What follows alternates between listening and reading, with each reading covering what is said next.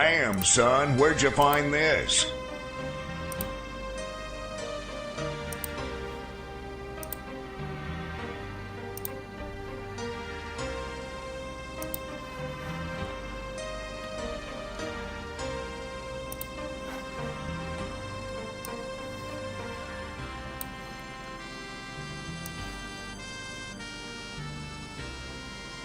Okay, hold on, guys. I'm just trying to set up chat so I can actually see chat, because chat be hard to see sometimes. So Shane, welcome. Just trying to fix it so I can see everything all at once. Happy Saturday, guys.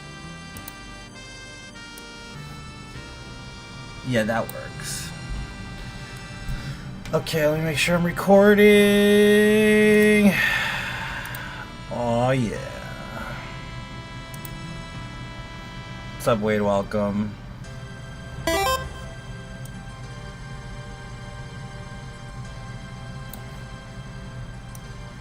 Damn, son, where'd you find this? What's up, guys? Welcome to the stream. Hope you're doing well. I got a treat for you today. I got a treat. You remember how good Flame of the Redmanes used to be? Do you guys remember how good it used to be? Everybody remember how good it used to be? Can you hear me okay? Everybody that can hear me okay? Damn, son, where'd you find this?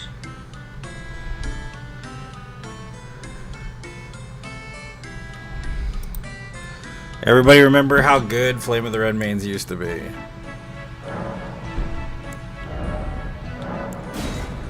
Well, I have the unpatched version of Flame of the Redmanes.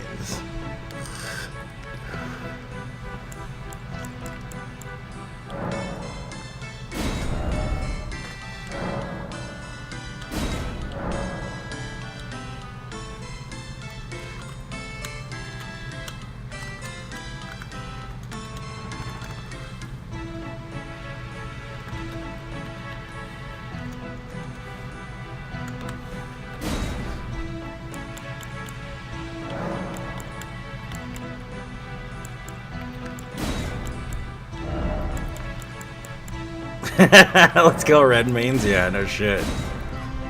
Oof, yeah, dude, yeah. Oof, indeed. Flame Broil, baby. Welcome to the stream. Welcome to No Death February. It's gonna be a good run today. We're gonna try to get at least 2 runs today. More than likely, we'll get more, but I don't want to push it beyond 2 runs, honestly. We're just gonna say an estimation 2 runs. I hope you're having a good weekend and life is good, guys.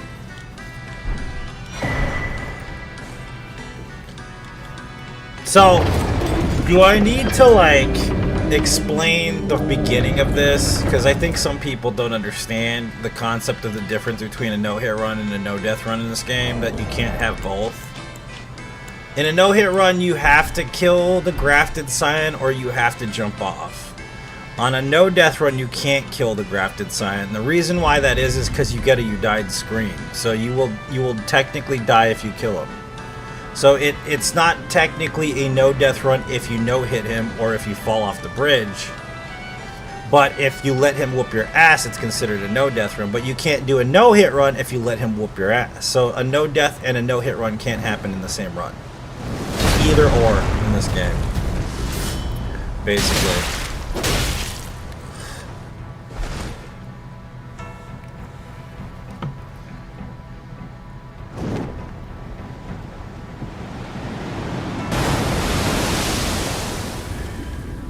That's how this works.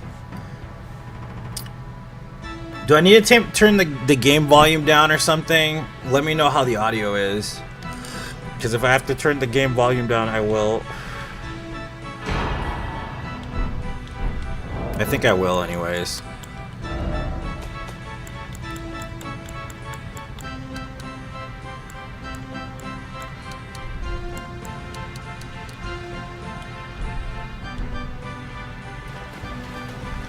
Everything seems good? Okay. So I'm playing on PC today. It's been a while since I played on PC. You know what I mean?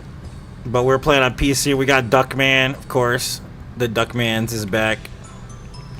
It's been a while since we've been on PC, but the only way to get Flame of the Red Mains back to what it used to be is to play on PC, pretty much. So this is an any percent run. We're not doing all, you know, anything basically, just any percent. And it's a warm-up run, so it'll wake us nicely up as we go along. So how's your weekend been, guys? Positive vibes, or have you been struggling this weekend?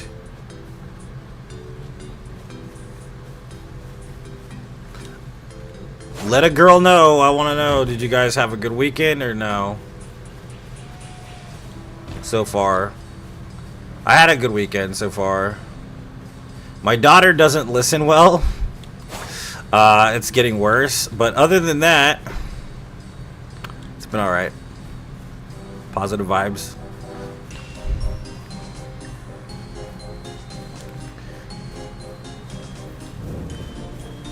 Adrian, you make me depressed by asking that. A bit rough today. I know it's one of those weird days for me too, kind of. I got in an argument super late, super early in the morning with somebody. That was pretty weird. I was like, God damn, bitch. I'm like half asleep arguing with this bitch. Like, yeah, it was not a good time last night. Losing weight, but I need some tips and advice to start. I mean, you can start anywhere, bro. You know what I mean? It depends on what you're going for. So I think the first thing, Shane, I would say is to find a goal. A realistic goal. Find exactly 3 or 4 different realistic goals and then find a way to strategically get to those goals. Use the SMART program if you're going to try to create a goal, which is specific, measurable, action-oriented, result-based, and then, of course, the last one. So, SMART is really important, I guess, but you could find a trainer that would help you, too. What's up, Gina? Welcome. Not a good night last night? No. Not really. I mean, it was okay. It just was uncomfortable.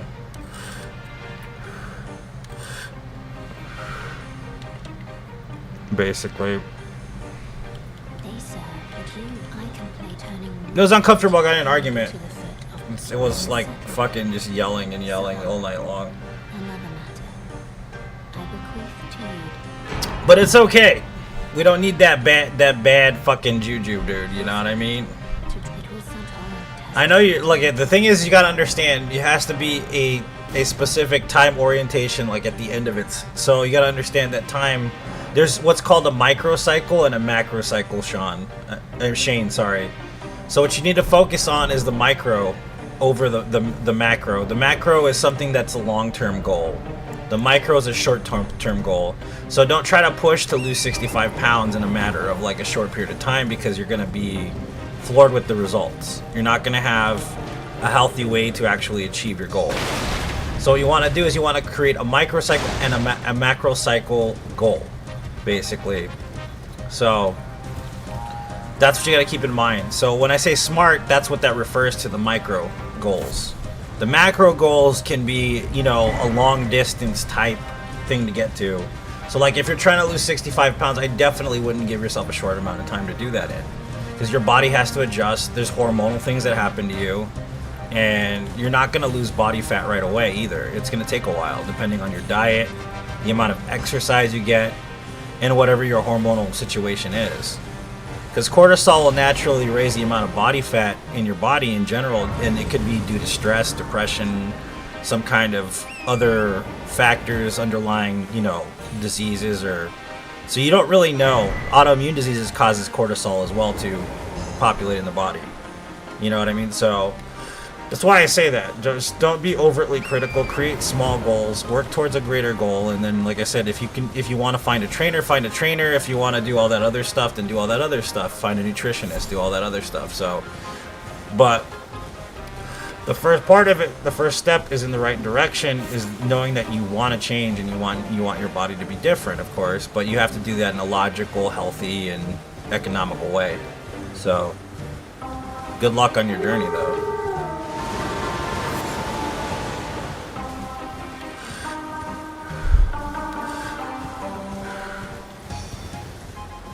Yeah, I got in a huge argument. It wasn't with my partner though. It was with an ex. So I mean, there you go. That's the use though, you know. That shit happened.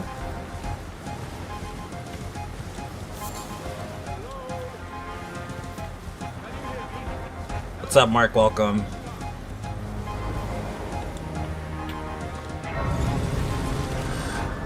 What's up, no caller ID? Welcome, dude. I'm always and forever gonna call you no caller ID. I hope you're alright with that, dude, because that shit's always gonna happen. Yeah, no problem, Shane. Yeah, you just need to, like I said, you need to, like, realistically fixate on what you want and how you want to achieve those things. Because a lot of people get this really unhealthy expectation of themselves, and honestly, it's not good. You know what I mean? Because it ends up leading down a pretty dangerous path to some extent. And then you end up failing in the end anyways, you know what I mean? Because of it. What's up, Jeremy? Welcome.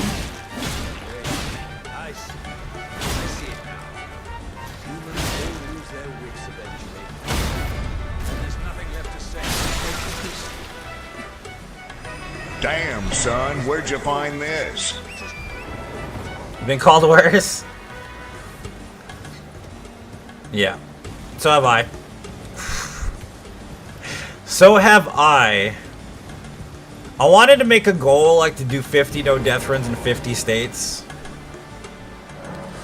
You know what I mean? Gina, happy Saturday. I hope you're doing well. I hope you're not working, by the way. If you are, then have a good day at work, but...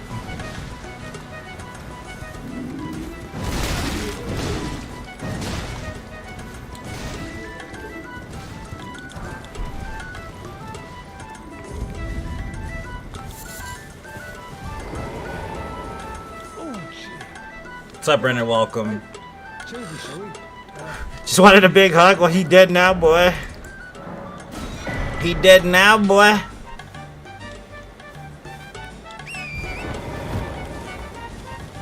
Damn, son. You're actually where'd off you today. find That's good to this? hear. I'm glad you're off.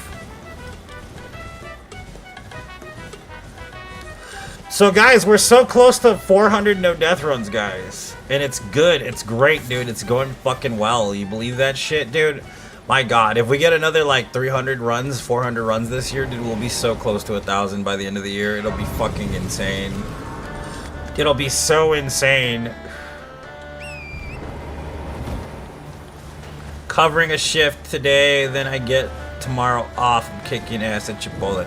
That's good to hear, Michael. I'm glad you're having a good work experience, sir.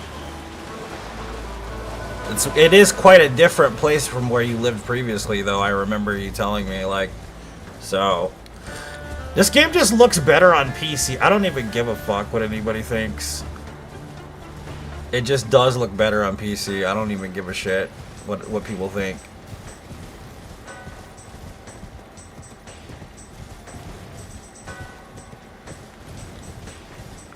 You're not gonna get notified.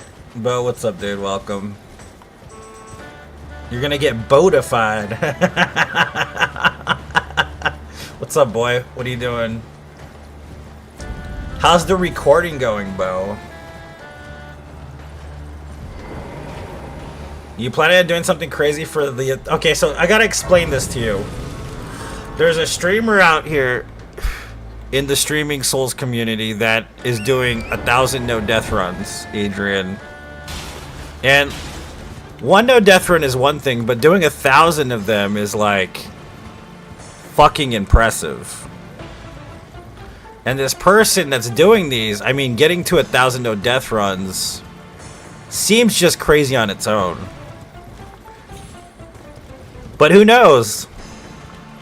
This dynamo and this fucking beautiful human creature that's doing 1,000 no death runs, I think that's crazy enough. I'm just saying.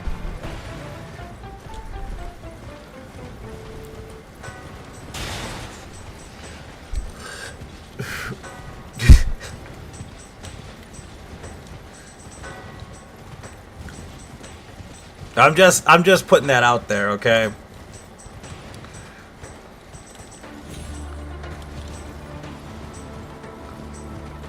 But maybe we'll see. We'll see when we get there.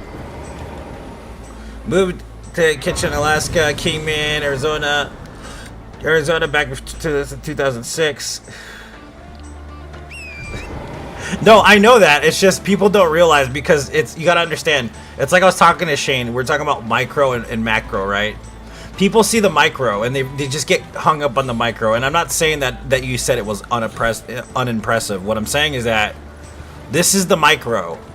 The macro run is fucking ridiculous, bro. You gotta understand this. So, like, it's funny saying, like, to do something crazy for the 1000th run because technically it's already crazy. Do you see what I'm saying here? This is what's funny about it. It's funny to me. I'm not even mad about it. It's fucking true, though. It's batshit crazy to get 1000 runs, dude. Damn, son, where'd you find this?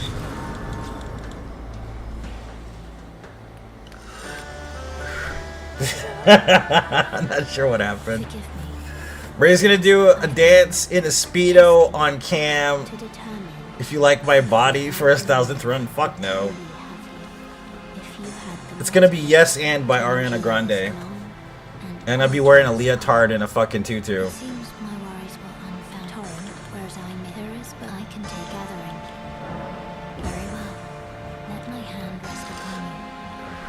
But more than likely we will do something crazy, but I don't know what we're gonna do. I'd have to think about it. That's like a long ways away though. That's at least a year, Adrian. So I'm not sure, actually.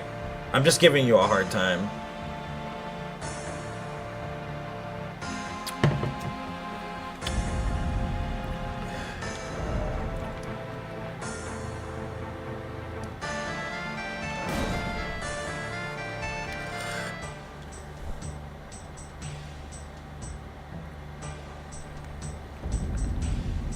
Okay, I remember I suck at doing this, so I need to pay attention here.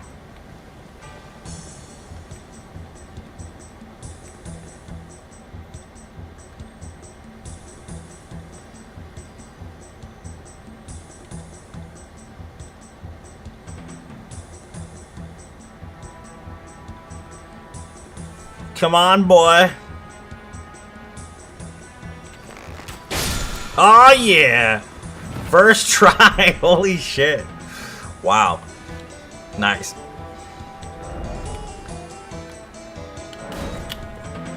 I mean, should I get an upgraded weapon and use an upgraded weapon just for the hell of it? Would that be awesome or no?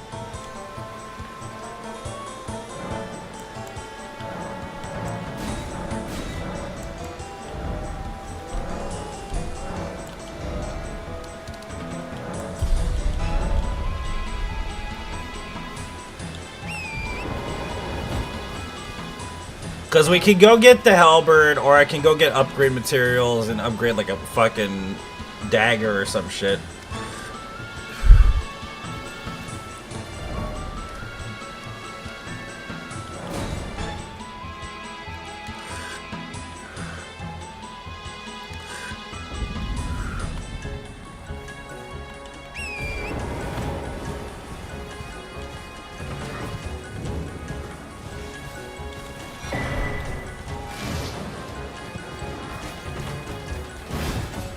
Extreme damage! I mean, it's not a lot of damage, it's the posture damage that matters. Like, it's not even the physical, like, the actual flame that hits them that's supposed to be, like, the whole point of the fucking thing. It's mostly about the riposte. So, I don't know if we should just, like, grab a dagger, too. Like, we should get the misery cord and maybe the dagger talisman. And just, like, fucking go to town on most of the enemies with it. Because a crit on that motherfucker, dude, on the Misercord with the fucking dagger is like 200% or some shit like that. It's ridiculously broken.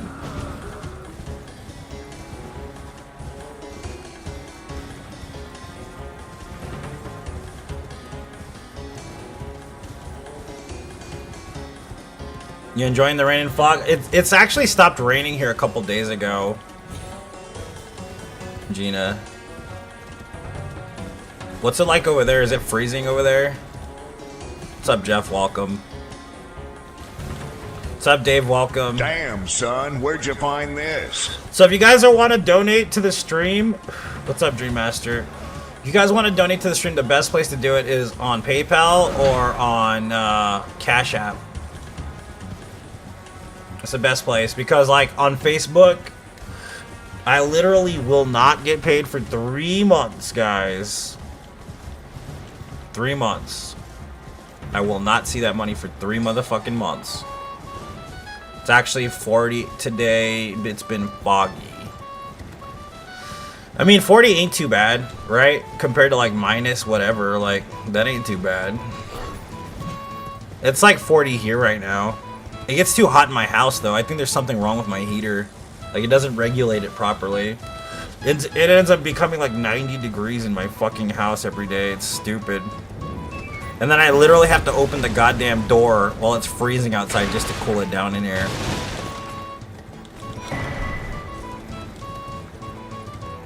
I mean, it's not really cold. It's colder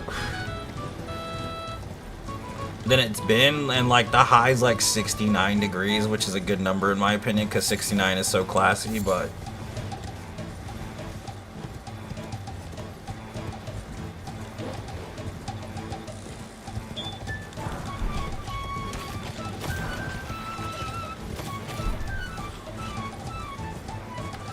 better than freezing. Yeah, it's not bad. It's at all for dog walking. Guess what I'm trying to quit, guys? It's gonna suck. Vaping. I love vaping. I fucking adore vaping. And I'm gonna quit vaping soon. Trying to, at least. And I'm not doing well, let's just put it that way. Hopefully, like, I'm gonna, like, the end of the day, I'm not gonna vape at all for, like, hours. Damn, son, But whatever. where'd you find this?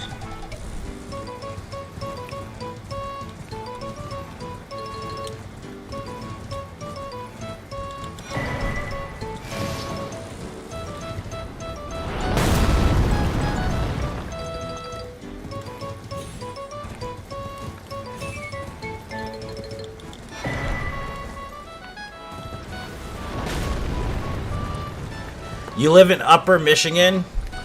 In Flint, Michigan? No, I'm just kidding. Don't drink the water, boy. You're gonna end up a mutant, bro. Like a fucking Ninja Turtle. Go, Ninja, go, Ninja, go.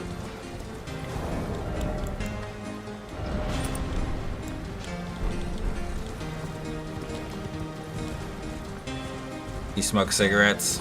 I mean, I quit smoking cigarettes and I started vaping and I'm like, yeah, I finally quit smoking. And then I fucking, like, I puff way more than I ever smoked. Now at this fucking point, like... Wow, dude, he almost motherfucking killed me, bro.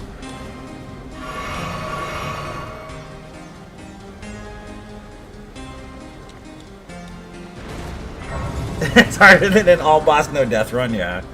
Super mutant.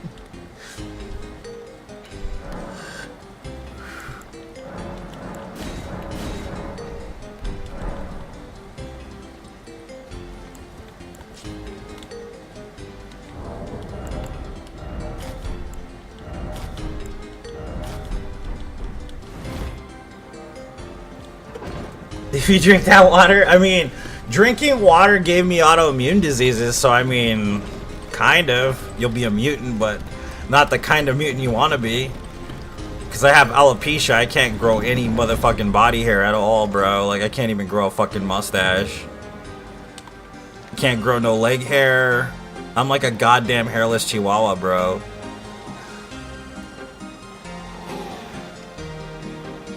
Turn into the Toxic Avenger, yeah.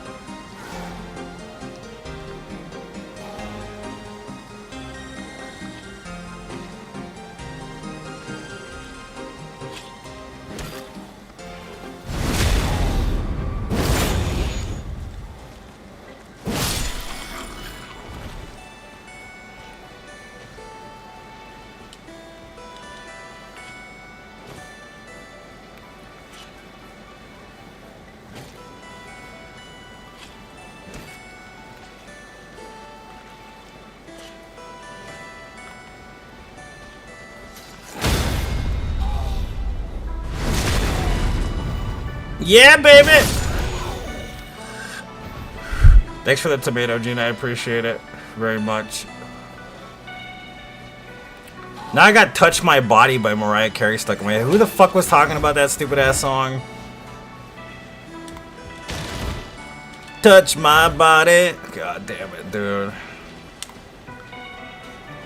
Why couldn't it be We Belong Together by fucking Mariah Carey? That's a way better song.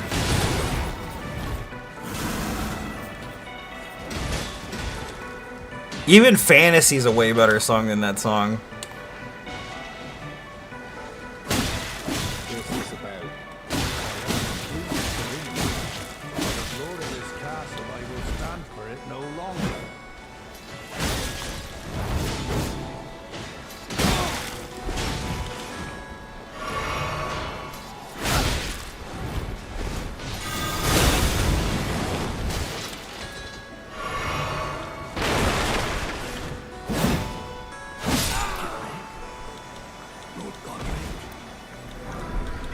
I wanna run to you. I mean, dude, fucking Whitney's amazing, bro. So you're not, I mean, there's nothing wrong with having some Whitney in your brain. Like, I love me some Whitney, dude. Seriously.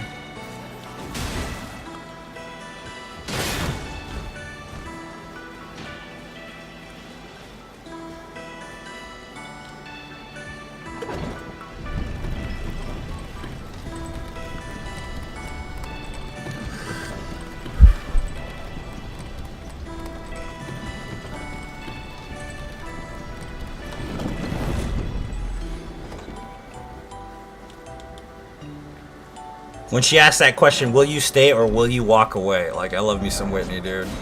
Whitney's awesome. Who's seen The Bodyguard? That's a classic.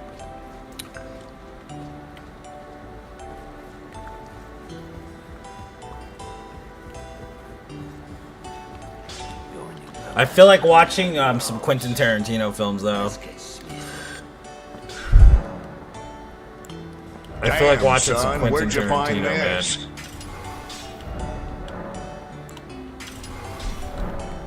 Alright, so full bore fucking Flame of Redmane's classic.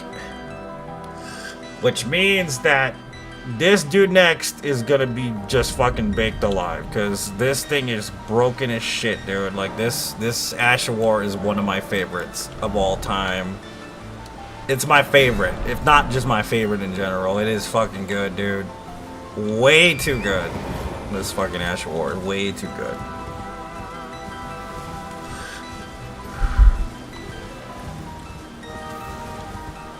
I've never seen Once Upon a Time, and I actually don't kind of want to, dude, honestly.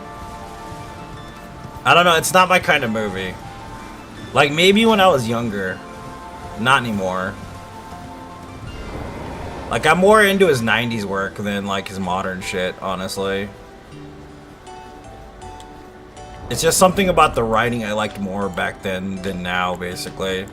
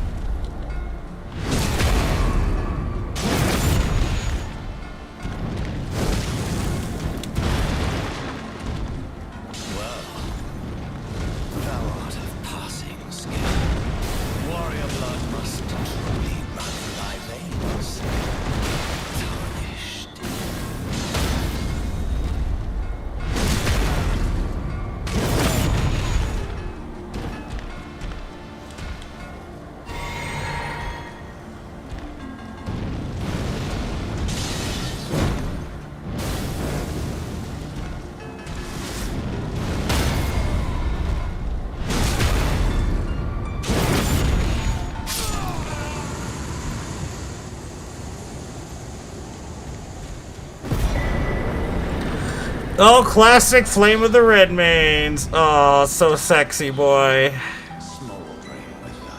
Hold on, let me make sure these graphics are running properly, because they're looking fucking splotchy as shit here.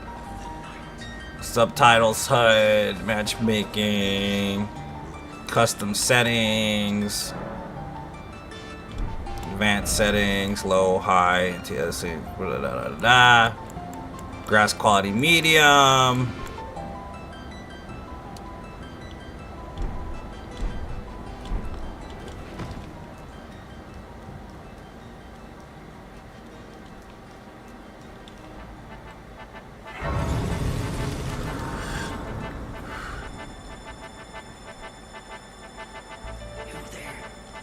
Come over here. It's tight. The guards don't. You breach the gap. The command gap moves. Fair enough. Well, but of course.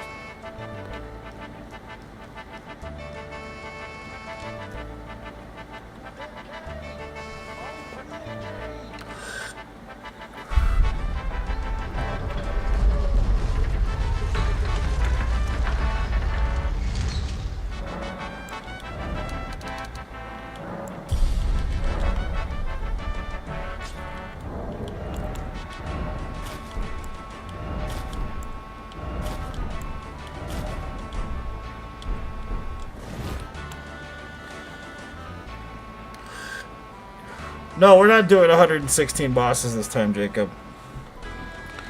By the way, it's 116, not 115. I mean 215, sorry.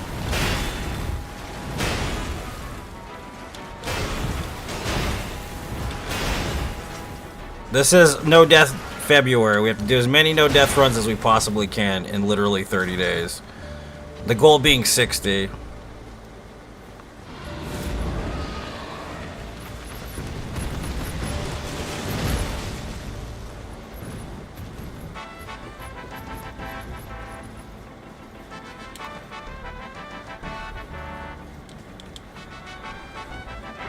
It's all about Duckman.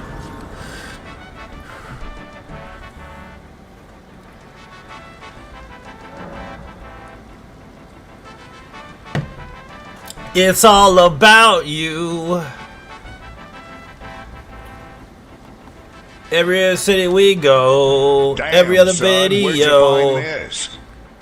No matter where I go, I see the same hoe.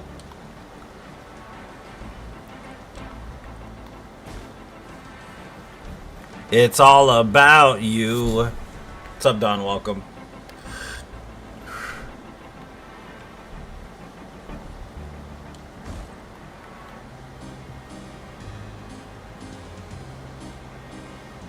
Damn, son, where'd you find this?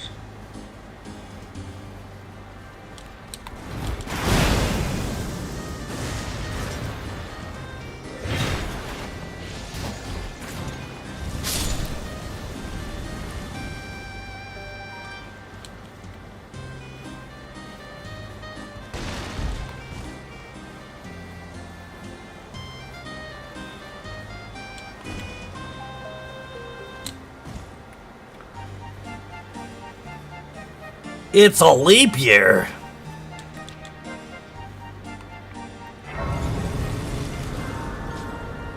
So what do you guys want to talk about? What's up, Justin? How you doing? What are we talking about today? Nipples? Hardcore pornography? Coquette fashion and fucking makeup, or what? What are we talking about? Dance? Fosse? 1960s dance? Or are we talking about like interpretive dance, or what's on the subject matter today, guys? What are we talking about? What's gonna happen? I'm interested. I want to have conversations, the kind that will get me in trouble on YouTube. You know how it is.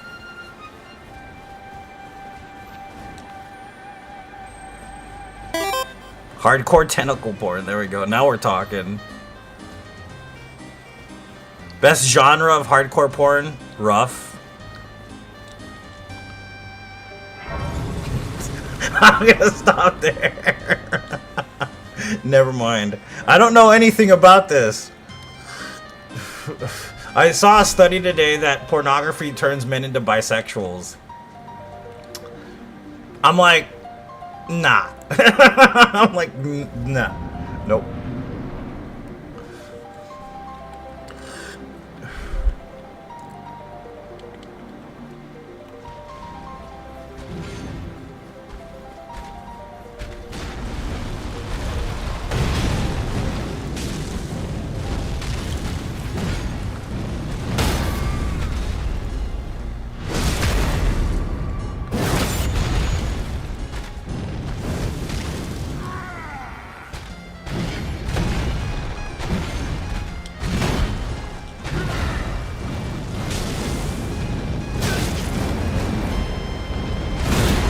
Really?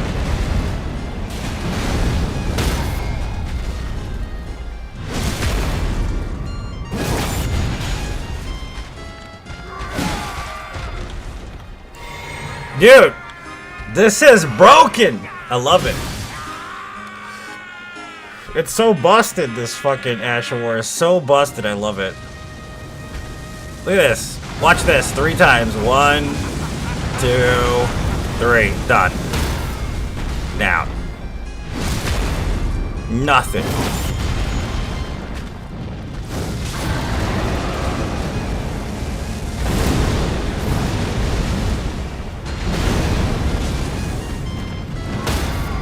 Jesus Christ, Ola, dude. I missed this fucking Asher War. Look at that shit, dude. My God, it was so good. Holy fuck. And one day, we'll That was so good, dude. Seriously. to our home, bathed in rays of gold.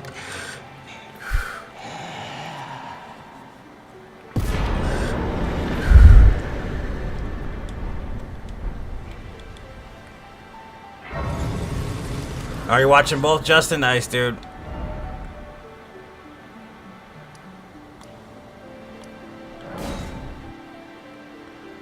How much worse is it now? It's like 6 or 7, bro, before he even gets staggered. So they like, cause like they nerfed the poise damage. It was 30 points of poise damage back in the day. Now it's like, I don't remember, 10, something like that. Some shit. Like they just really fucked it. I mean, you know which patch I want to do though? If I'm gonna do all bosses again, Adrian, I want to do pre-nerf Hoarfrost Stomp and this, bro. Pre-nerf Hoarfrost Stomp is broken as shit, dude. Like, so broken.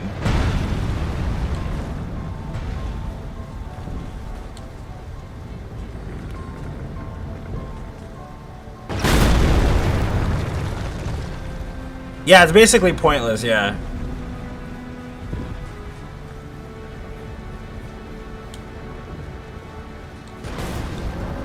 Sounds nice. Hell yeah, dude.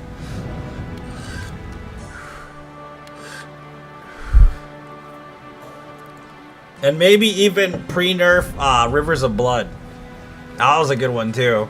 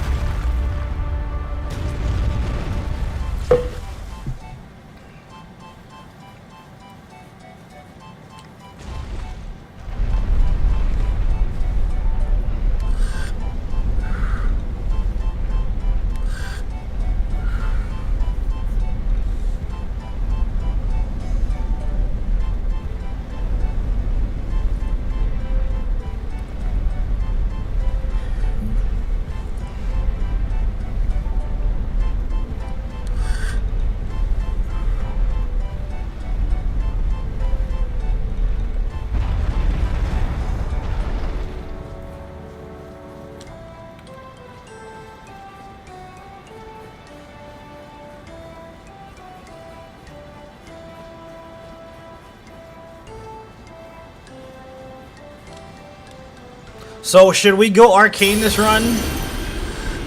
I think it'd be interesting to go arcane this run, actually.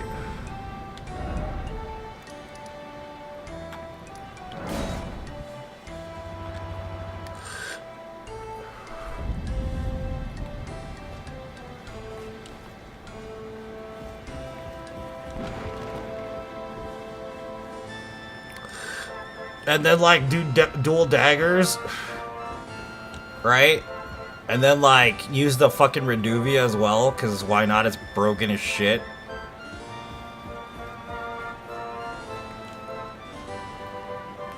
What was I doing here? I can't even remember.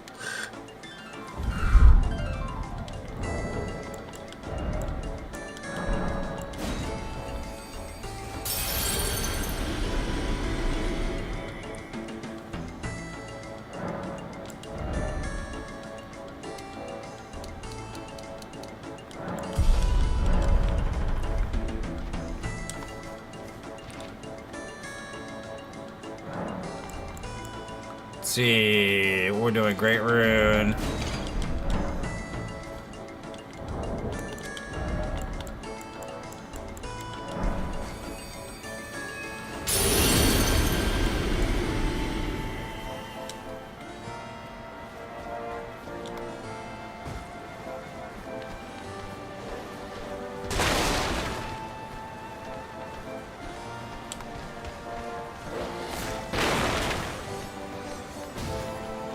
RuneScape.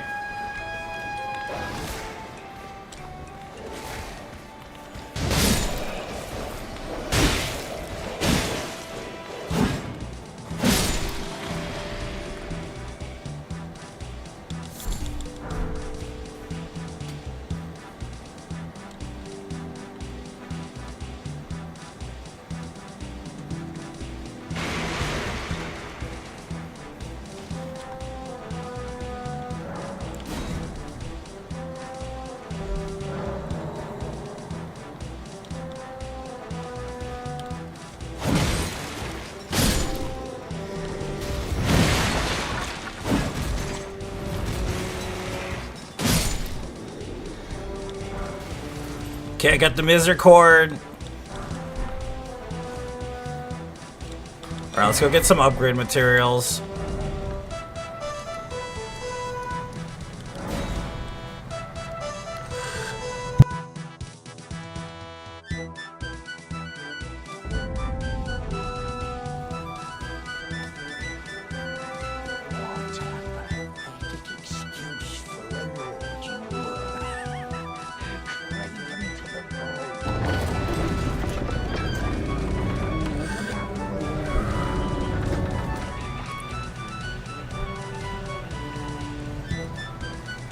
Does anybody remember where the dagger talisman actually is? I know it's in Volcano Manor, but I don't remember where in Volcano Manor it's in. Is it where you get like the +7 stone or what? Does anybody know?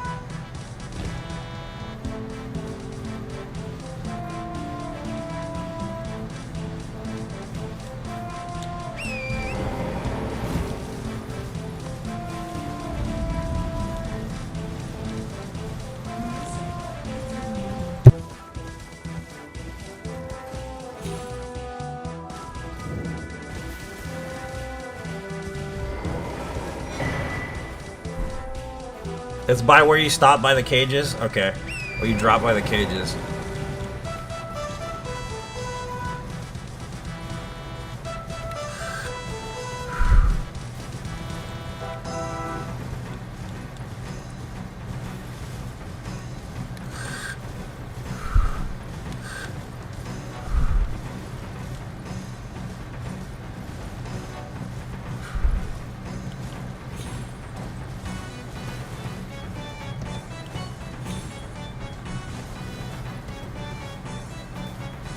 I can't really read that, but I get the gist of it, Bo, yeah. Thanks, man.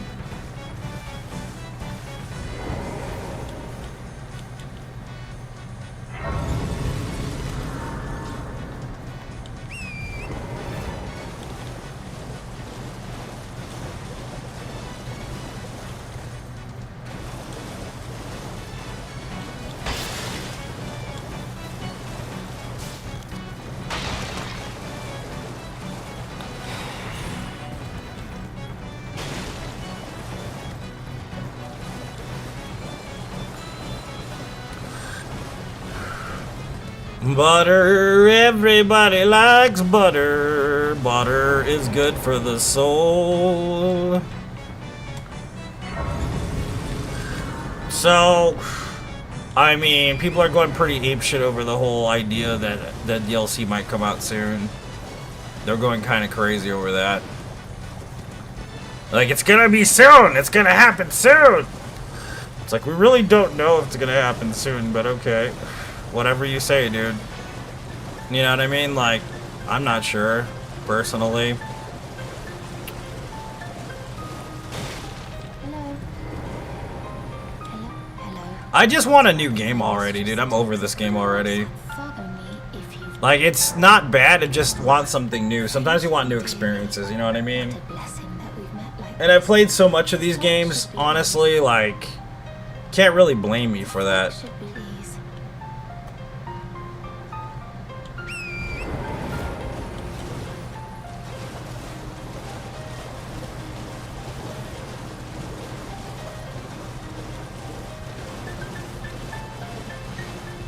It's not gonna be out on February 2nd. You don't want any spoilers? Yeah, me either.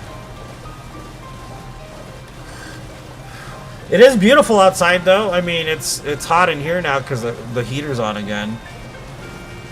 Completely silent on DLC because they're not finished with it yet. That's why. They're not done making it yet.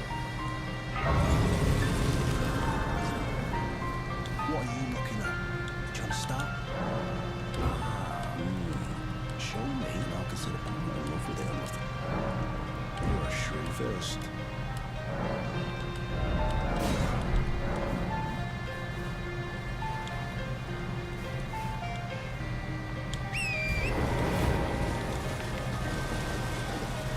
Still 2 years out. There you go. That's the kind of spoiler I want to see.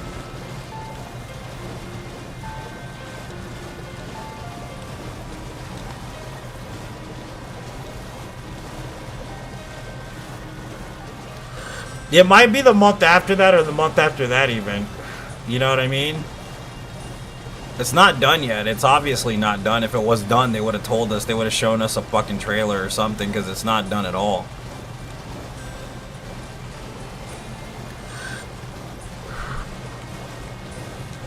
I mean, but why? Adam. Black Myth doesn't come out for a while though, dude. You think it's gonna take that long for it to come out or what? I'm trying to understand what you're saying.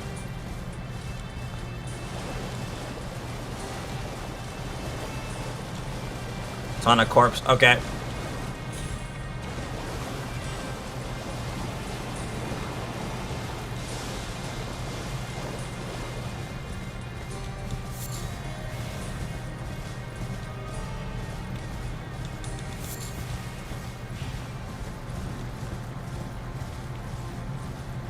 Not the DLC, more than likely, yeah. But that makes more sense. That's more realistic.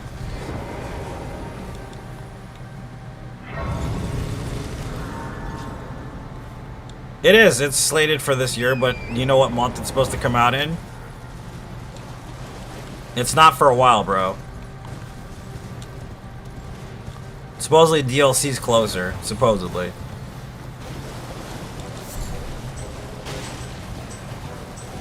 I just hope they don't nerf that game into the ground like they did to fucking Liza P, bro. Because Liza P used to be so good before they nerfed that shit, like, beyond repair, basically. Granted, it's still a beautiful game, and the story's amazing, and it's quite fun, and the music and the overall design is just fucking amazing in general in that game, but they nerfed it too much.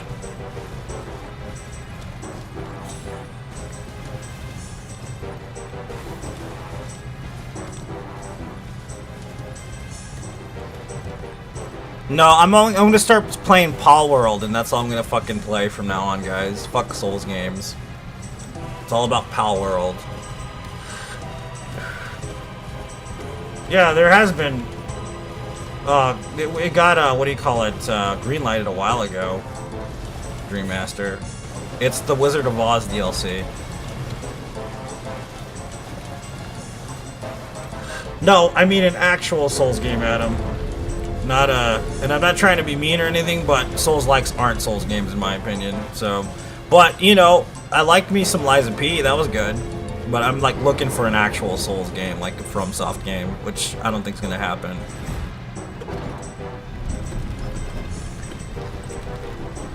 What's up, Robert?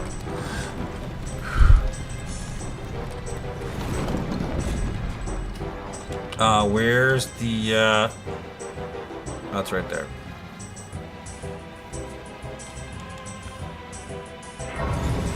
Turns people into furries? Fuck that, then. Is it like I was saying that pornography makes men into bisexuals? The same concept? The same bullshit study? Yeah, that's what I mean. Like, not specifically Souls-like, because there's plenty of Souls-likes.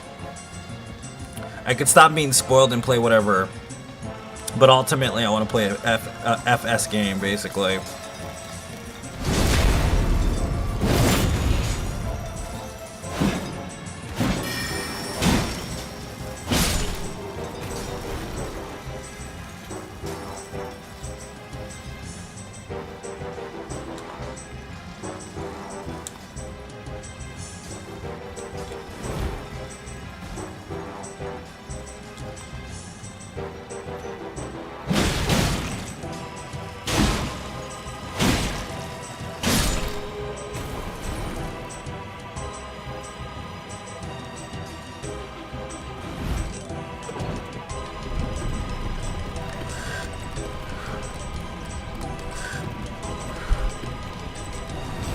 I don't know what you're asking, RTX. We're not even in Kalen, so I don't know what you're talking about.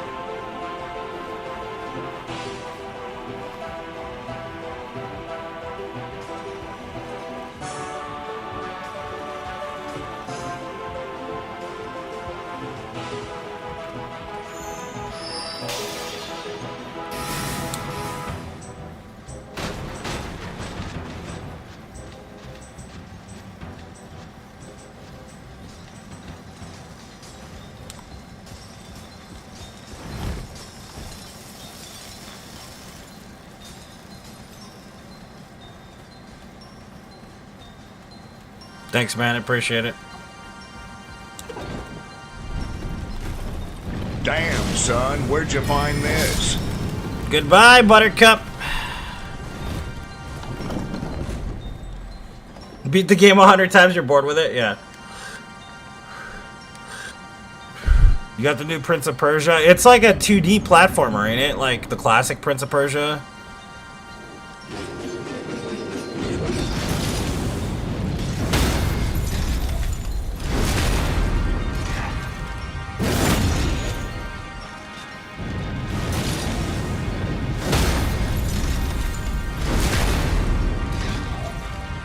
God, I love this Asher War before they nerfed it.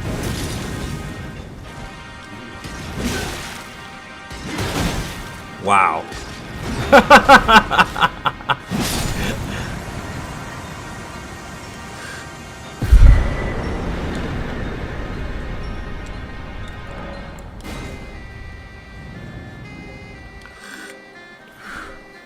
They're not going to, Bryce. I've explained this before. Copyright won't allow it because of Bandai Namco only being the publisher of like the Souls games, and like PlayStation basically only owning Bluepoint. They're not going to do it, basically.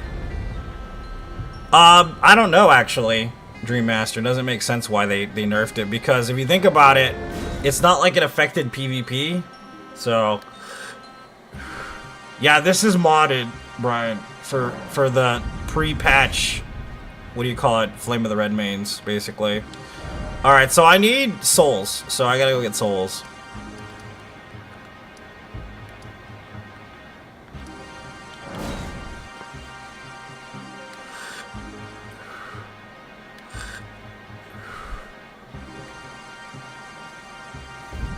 Oh, you mean like the, oh, Champions of Noroth and stuff? Okay, yeah, I get what you're saying now. Or the Onimushas. I mean, the only time they do that is when the copyright's up, Bryce. That's when they'll do something like that. Or they'll remaster based on copyrights. That's how the legalities of that work. That's why a lot of the film remakes are terrible, because it's mostly about copyright law. Quite literally. Contractual law is weird, man. I fucking hate contractual law, but there are reasons to understand contractual law.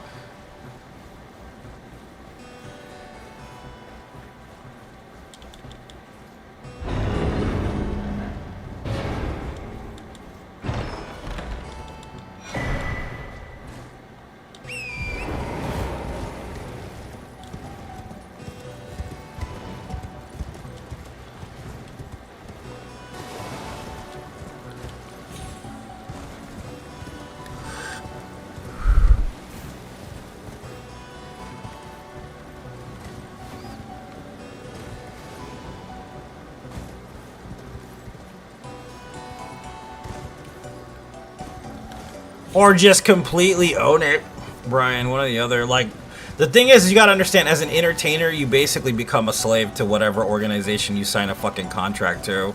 That's why, like, what do you call it, working for Facebook sucks, because if you make money on their system of stars, like, legitimately what'll happen is you won't see that money for 3 to 4 months. And even then, you're not sure if they're paying you the correct amount. Because by contractual law, by signing the contract to earn money through Facebook, they have all the rights. You're basically the dude that's stuck in that situation. So, like, it's just terrible in general. Contractual law, you have to be wise with shit like that. And I wasn't when I signed the contract to become a partner here on Facebook. So, if they decided to kick me off, for instance, like off Facebook, they still would own the rights to most of my videos anyways, because I signed a fucking contract. And all the money that I would have earned at all, if I had earned some after they kicked me off, they could keep it themselves. So yeah, contracts can be vicious. Very vicious, especially if they're created a certain way just to hurt people, which they are a lot of the time created that way.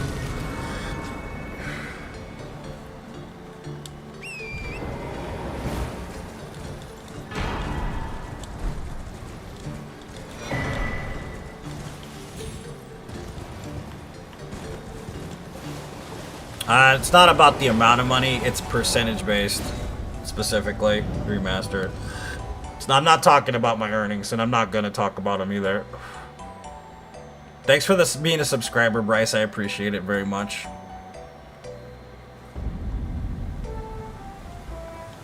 Well, basically it's modern day slavery, if you think about it.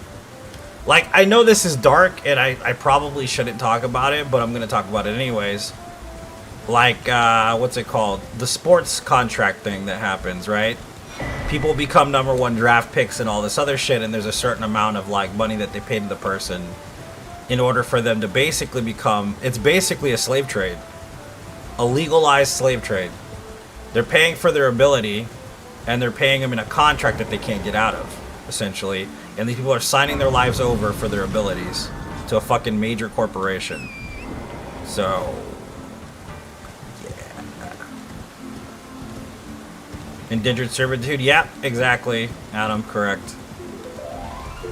That's why, like, as a musician, like, that's rough, because basically you're creating art and you're putting your heart and soul in something, and then, like, Damn, BMG son, music can where'd you basically find own your this? memory if you die. Which, I mean, like, the Ink Spots, for instance, I don't know if you guys are familiar with the music of the Ink Spots, but the Ink Spots, they made a lot of really classic, like, songs that were put into a lot of modern stuff, a lot of video games and all this shit, right? Well, the dude that was the original writer and stuff of the Ink Spots and some of the songs that they wrote in the beginning of the actual career of the Ink Spots aren't owned by his family at all. They're owned by a company. Son, where'd you find this? And the people that are actually the descendants of the dude from the Ink Spots don't see any of that money at all, which is depressing as fuck. Think about it. The dude lived his whole life, wrote all these songs, performed, created basically a movement for music that inspired, like, Elvis Presley and shit, and then has nothing to show for it, and his family has nothing to show for it either. So yeah, that's why, like, contracts are rough. They're just not, they're not necessarily the most kosher shit you can get into, unfortunately.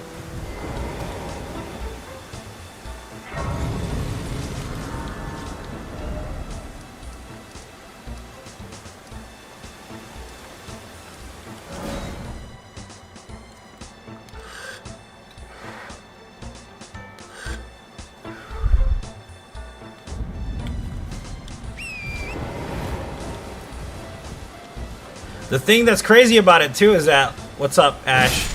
Like the copyright for those songs had fucking like dispatched like a while ago, and they should be technically open domain, right? But they're not, because they re-copyrighted them by putting them in fucking video games and shit. Yep, you lose control of even your look at fucking what happened to Britney Spears, bro. You know what I mean? And I had a dude a while back. Like, okay, so if you know my deal, like my private life, you know what kind of person I am, and I don't really need to go over that or whatever. But I had a dude that was basically trying to run my page because he was a business guy or whatever. And one of the reasons why I ended up getting rid of him is because he wouldn't let me be myself. Like, he was like, are you this? Are you that? Are you straight? Are you gay? Are you this or that? You know, and like, that's automatically where he was like, you need to put that shit away. You can't be that way. You gotta act this way. This is how you're gonna make money and da-da-da-da. And I'm like, you know what? You can fucking hit the bricks, bro. Like, I don't want none of your shit. Quite literally. And that's kind of where that was going. You know, and I could see where it was going, and that's why I got out of it. But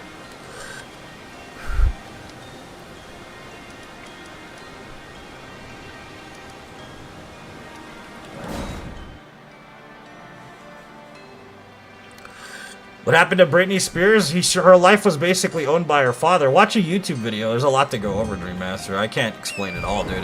There's a shit ton of stuff that happened there.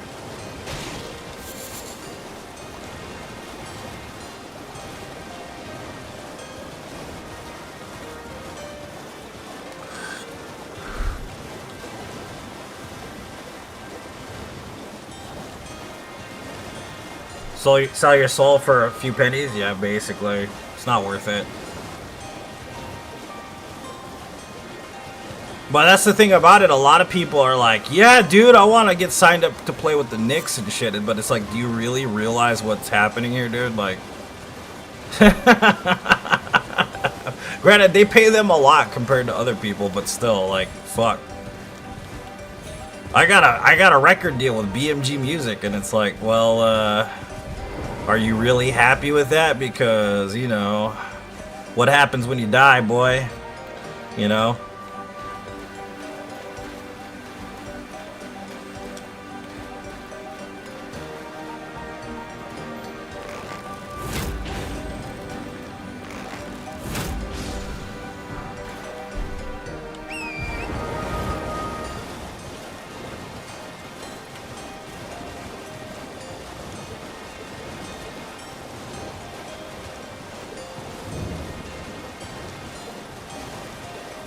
What's up, Max? Welcome.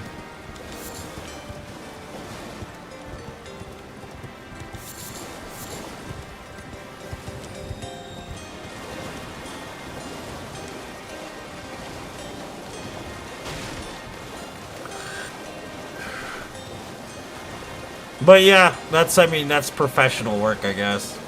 The thing too, the other part of it is sex work. Like, it's funny, people get all like butthurt about sex work, but they don't realize that it's entertainment as well. And the thing that's crazy about sex work, though, is the amount of dudes that simp and, like, basically have those private chats and, like, pay, like, thousands of dollars and shit, right?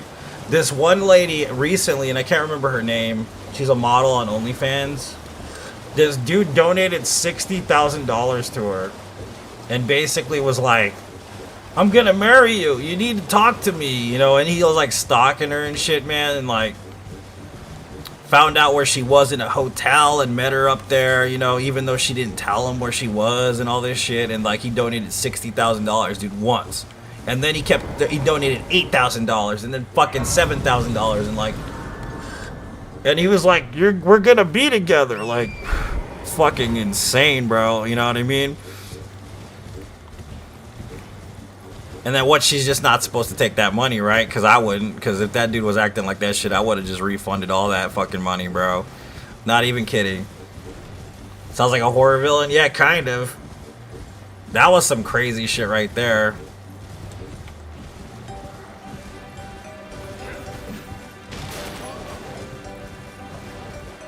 But she kept the cash, dude. You know what I mean? She kept the money, and it's like, you want this dude gone, just give him back his money. Fuck that. It ain't worth it. Craziness? Yeah, dude. That is crazy as fuck. That is nuts. Like, that's not cool.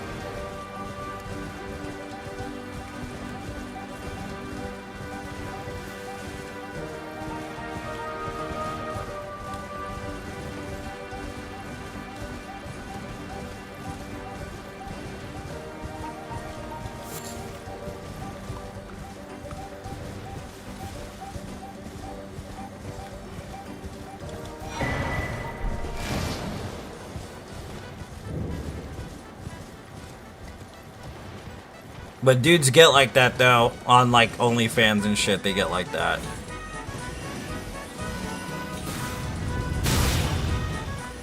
They get weird that way. And then like they truly believe like it's them fucking, you know, messaging them back when you know that's not the fucking case. It's usually like their boyfriend or a friend or some shit they're paying to do it, like.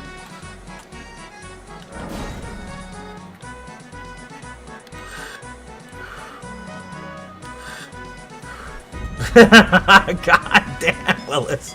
That's rough, bro. That's so rough.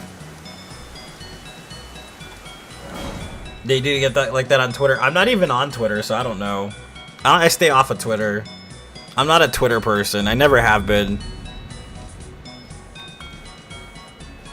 I stay off of Twitter, 4chan, and Reddit. Those are the three places I stay off of, and I never go on them.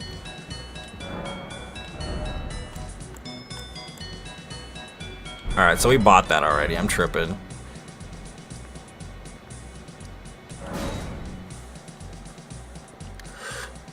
That's rough, Willis, dude. That dude must have been fucking pissed, dude. He must have been so mad when he saw that shit.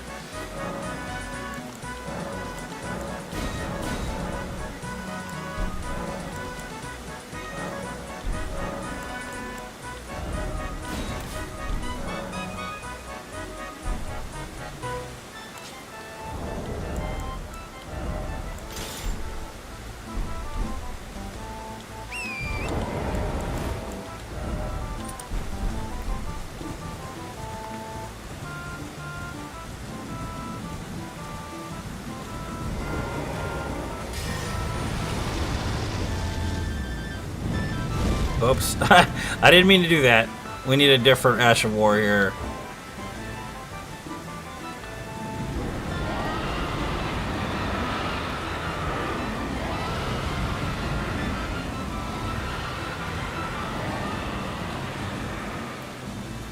It's called X now. X gonna give it to you. Damn, son, where'd you find this? Oh, I can't even change the Ashes of War because my ass didn't even get the fucking stone, bro. Or the knife.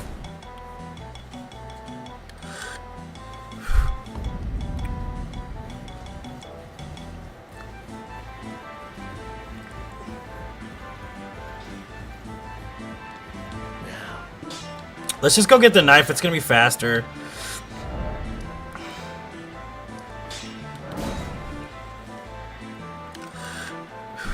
I mean, the thing is, you gotta understand, dude. If you gotta in this, look, it's different being like in an era where they married based on like the caste system. Okay, like there are still places around the world that do marry upon the caste system, which I mean, arranged marriages work for some people. Okay, but honestly. Like, in this era with free fucking reign of whatever you want to do and whoever you want to marry and all this other crap, dude, paying a $10,000 fucking donation is the stupidest shit you can do thinking you're going to be with a woman. Like, it's dumb. It's dumb as shit, man. That's like the stupidest shit ever. Like, what is wrong with you? No one has to adhere to those rules ever again, basically. Ever again. And there's a good reason why they don't have to, honestly. At least in my opinion, I think it's good that they don't have to.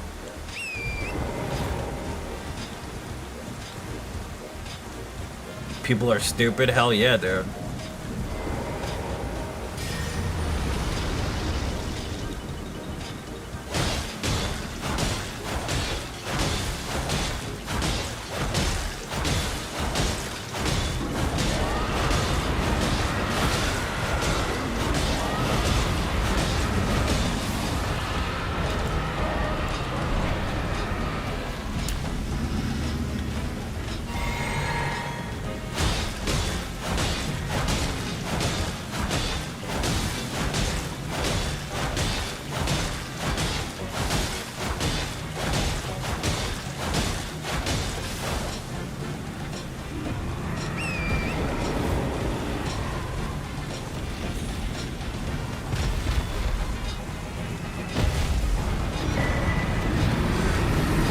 Oh yeah, try to make a stripper a housewife. Yeah, that shit ain't gonna happen.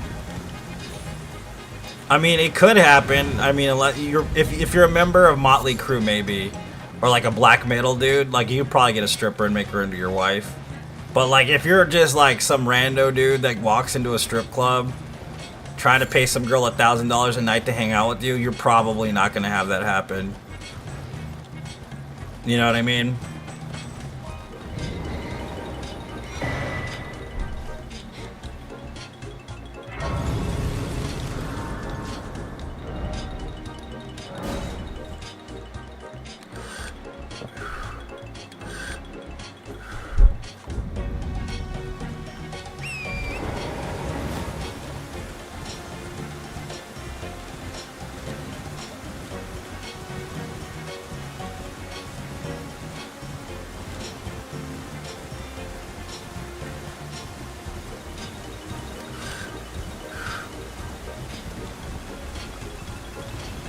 But that's the thing, betrothal, that's very old-fashioned, you know what I mean? Being betrothed to somebody, that's extremely old-fashioned. I do think some of it's romantic, though. That's why coquette was such a big thing back in the fucking Victorian era. You do realize that, right? When you were a high society bitch, and like you're teasing all these suitors and shit. That's like a big deal, and like a big fantasy for a lot of people. And that's why people try to relive the Victorian era a lot of the time. In their mind, they think they're fucking Victorian era bitches, and it's like, doesn't work that way anymore. It hasn't for a very long time. And the thing is if you were in the caste system back in the Victorian era, you'd probably be a fucking slave anyways, or an indentured servant. So there's really no point in romanticizing a fucking era where you couldn't take a goddamn bath, and the only way to avoid BO was by wearing fucking perfume. So don't give me this bullshit. Granted, Damn, I love the son, architecture. where'd you I love find the this? fucking, I love everything about the Victorian era, but my god was it disgusting. It was a nasty-ass era to live in, bro. There was no air conditioning. No fucking ice. Like, come on, dude, really?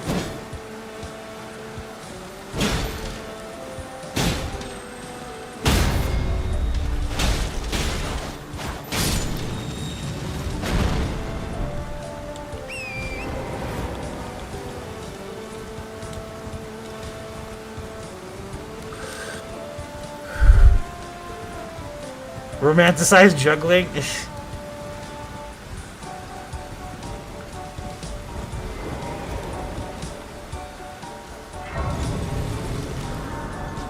Sewers in the streets? Yeah, dude. The fucking chamber pot, bro. You know what's funny is gruel. That's the funniest part of it. Gruel. You guys know what gruel is, right? Anybody ever heard of gruel? There were these places called workhouses in England back in the day, right? And they used to serve people gruel. And workhouses were basically where you had nowhere to go. You were destitute. You had no chance to make it in society. And they fucking would just like put you up in this little house, and like there was no room in it because there were so many fucking homeless people in it. And then you would work your ass off, and they would pay you in motherfucking gruel, bro.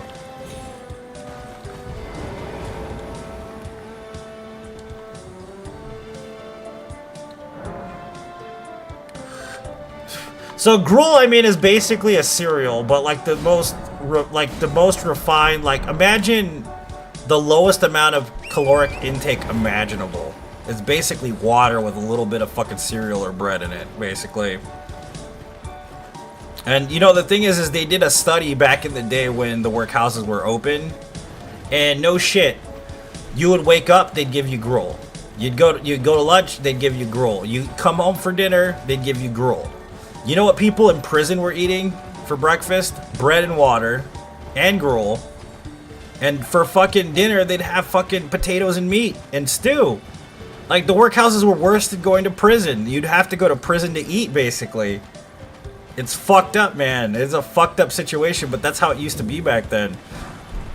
Like, if you're trying to do the legit thing and take care of your family, you were gonna get punished more than breaking the law, basically.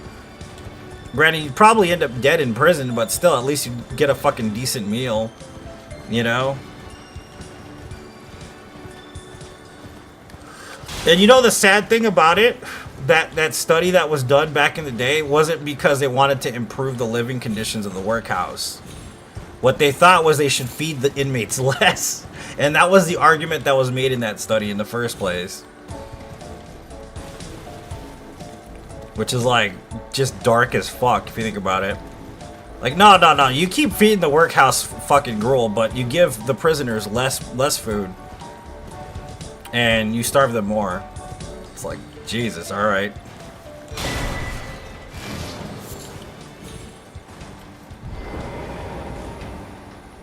I am all set.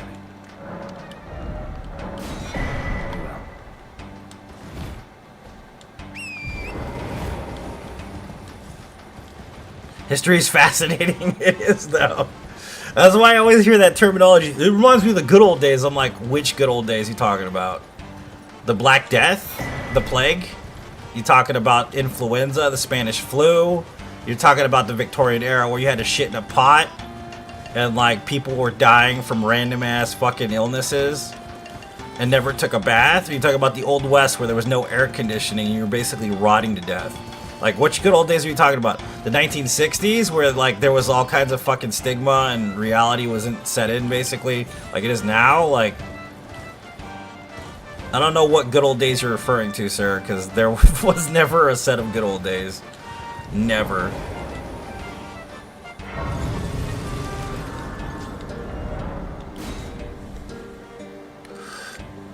Now's the best time to be alive? Hell yeah, dude. I wouldn't be able to survive back then. I'm not gonna lie to you.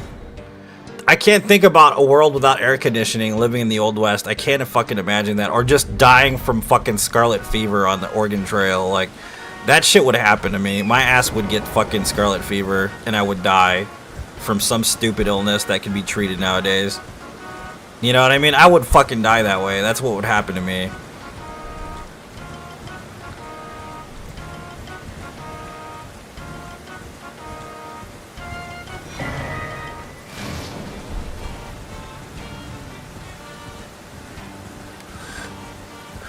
You wouldn't know any difference? True. Dysentery? Yeah, don't forget the dysentery.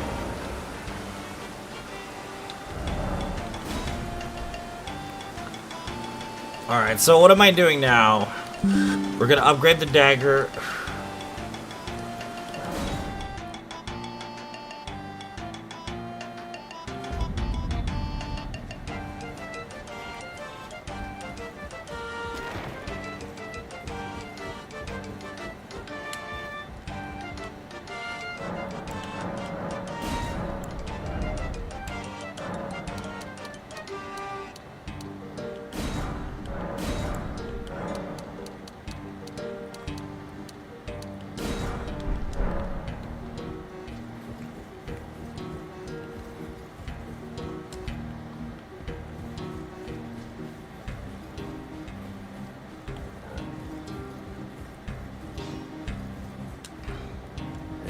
Those are the chalified and wet.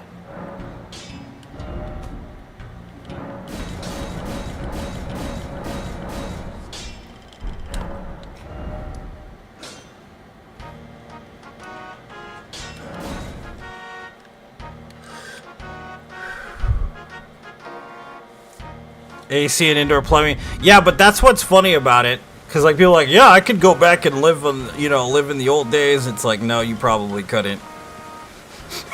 Let's be realistic here. They didn't have deodorant, bro. There's no body wash. They didn't have toothpaste. So, no, you would not be able to survive back then. And then, not to mention working for, like, 15 hours a day in a field and not having enough food to basically survive. You'd probably die. More than likely. Not to mention the era before firearms. Because think about hunting. Bow hunting is one of the hardest things you can do as a sport. Like, they say your success rate as a bow hunter in the modern era is quite literally like 10%. So that means if you go 100 times to go find an animal to kill with a bow, more than likely, unless you're extremely skilled, you're only going to get 10 animals out of 100.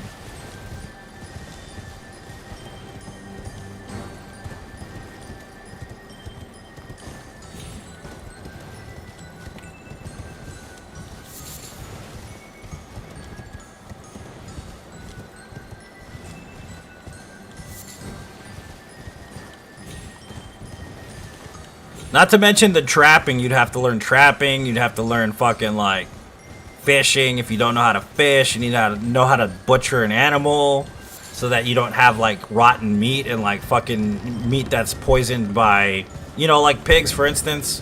If you don't slaughter them properly, then you end up getting poisoned by the meat.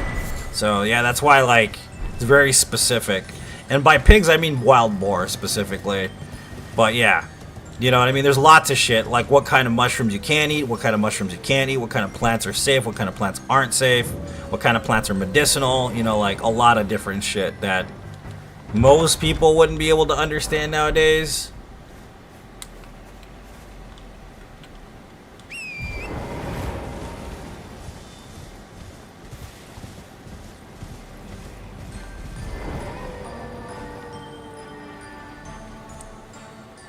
Are you a history buff? I don't know if I'm a buff.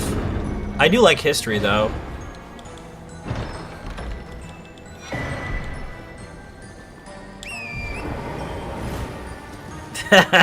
Syrup. I mean, you could become, like, the first fucking Scarface. Imagine going back in NDR in real life every day. Yeah, basically. Imagine going back in time with a fucking Uzi and a pound of cocaine, dude. You would rule the world, bro. Easily.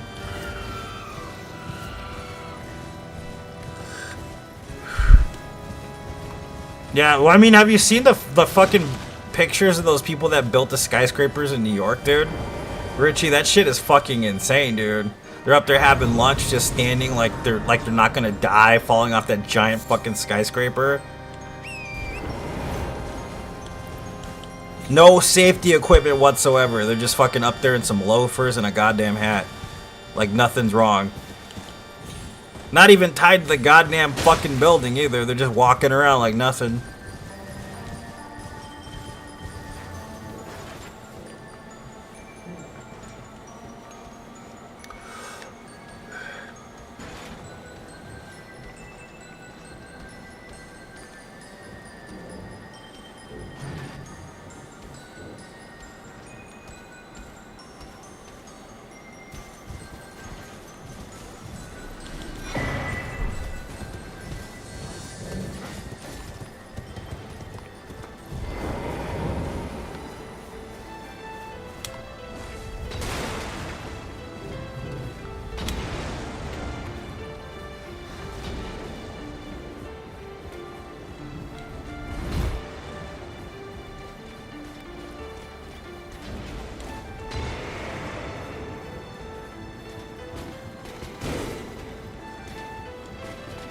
Fucking terrifying. Yeah, dude, that's a whole other era of shit. That's terrifying, dude. In the 80s even? Yeah, there's probably a lot more footage of that, too. For sure, that's insane.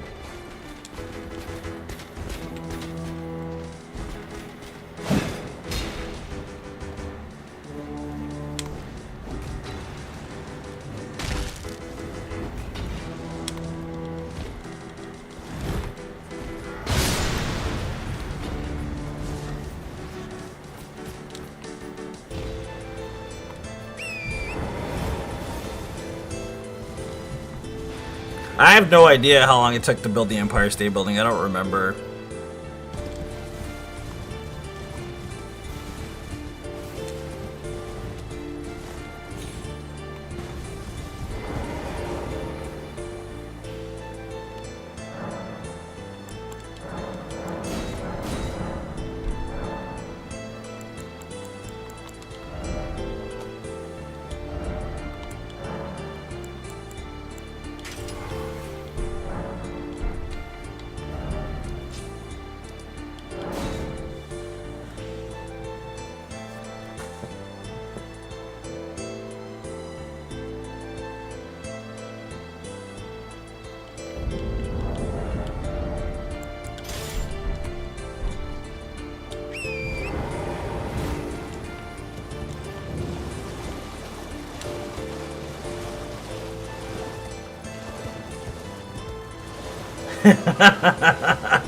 Max, it'd be pretty bad to be on a building trying to text while you're fucking working on it. Like, it wouldn't be a good idea.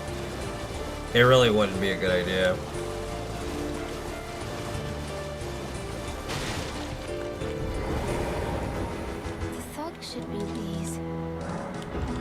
you come. Did I forget? I see. You are very interested in such. Please. Brave Donald.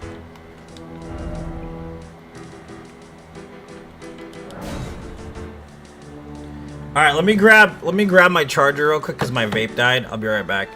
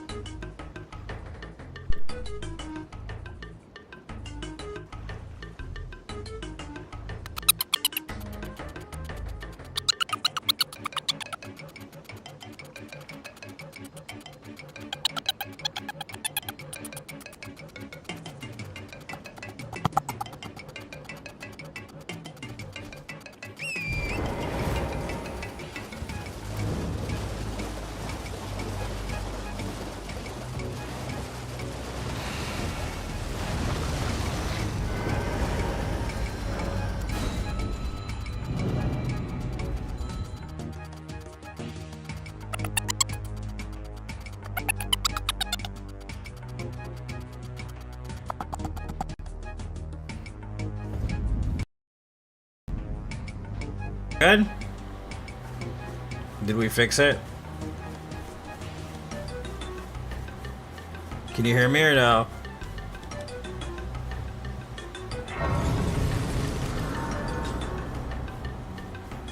I need to know if I fixed the microphone, guys.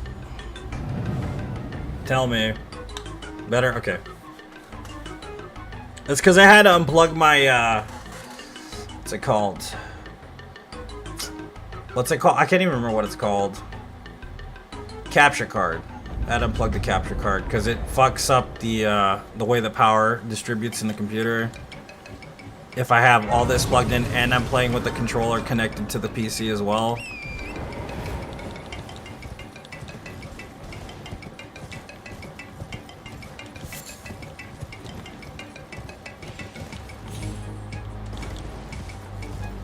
Like, the easiest way for me to charge my vape is by having it plugged into my PlayStation.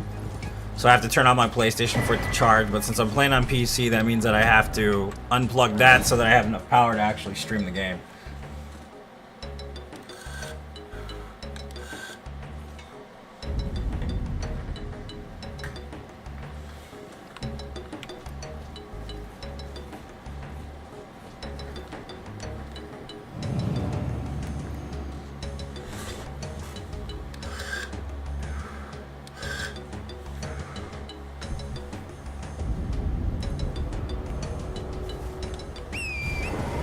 So the reason why we're doing all this is because we want the dagger. I mean, the dagger talisman. Like, it's easier just to go grab it, basically. So we can get the extra critical damage when we fight people and bosses and whatnot. Makes it a little easier. There's never enough electric outlets. Yeah, especially for me. I'm a tech kid, would expect.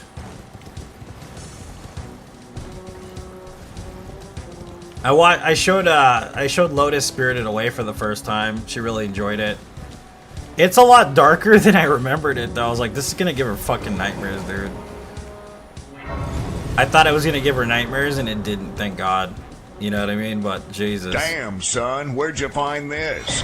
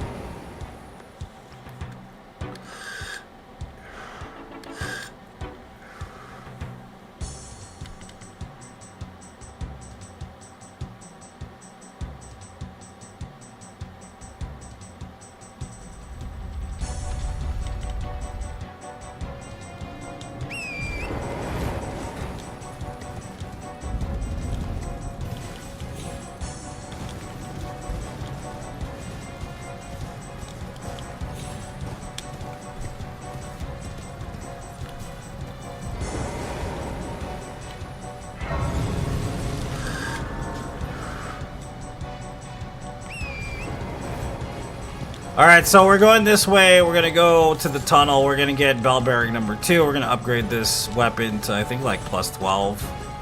Then we're gonna go with Raya. We're gonna go to Volcano Manor. We're gonna kill Godskin Noble. And then we're probably gonna kill Renala. Or we'll kill Radon. I'm not sure which one yet, though. Honestly. One or the other.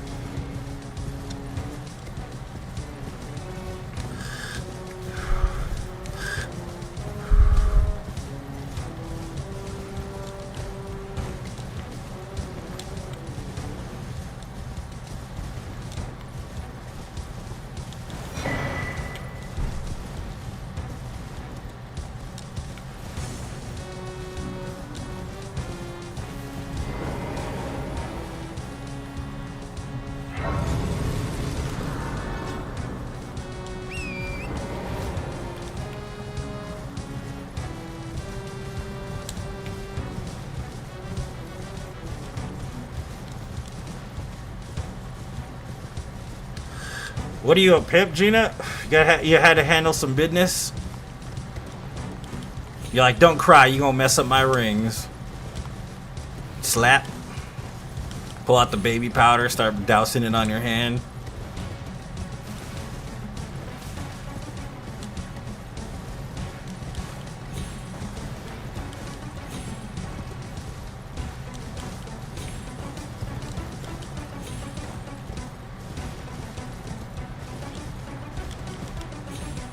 Don't tell that one. Gina.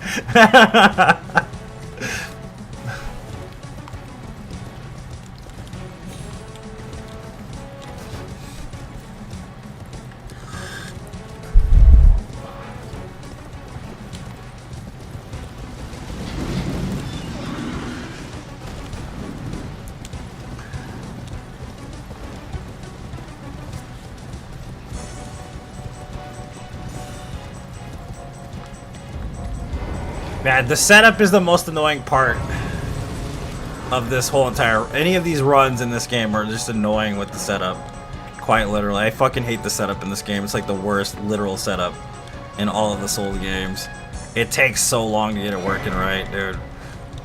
You know, like, it just takes so long to do all this.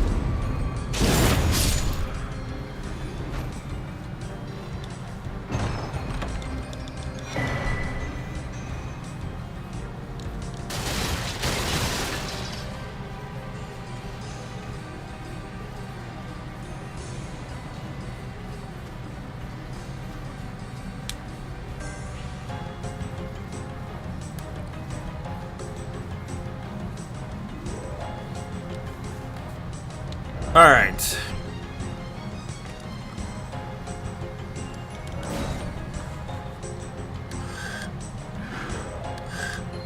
A lot of times you use glitches, Jacob, for shit like that. I mean, it depends on what you're gonna do, what kind of run you're doing, because there's different types of speedruns, dude. There's not only one type of speedrun, there's quite literally like 5 or 6 different types of speedruns. There's no major glitches, there's glitch, there's current patch, patch 1, patch 3, like there's different types of runs. It's not just all the same run. It doesn't work that way. On a no death run, though, we're not allowed to do glitches at all. So that's just kind of how that works. That's why the setup for a no death run takes a lot longer than a speed run, because we're not allowed to use AI breaks, boundary breaks. It's all gonna be as is, basically. So it makes the game a lot longer that way.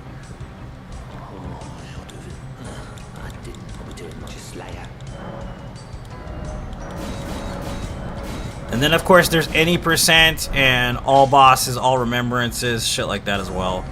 So, I mean, there's all kinds of different stuff that happens there. You ever had Korean barbecue hot pot place? I'm supposed to go there. Which one is it? What is it called? If it's Cup Bop, I don't have a good... I'm gonna be honest with you, I didn't like Cup Bop if that's where you're going, but...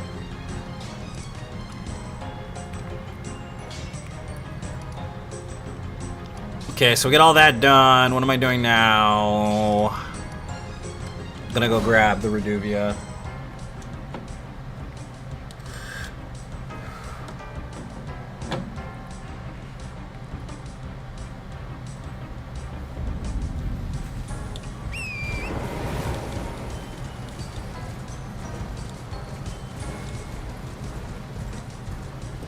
K-Town? No, I've never even heard of it. It might be way better than Cup Bop then, because Cup Bop was nasty. It was really disgusting. Hot Pot's always good, though.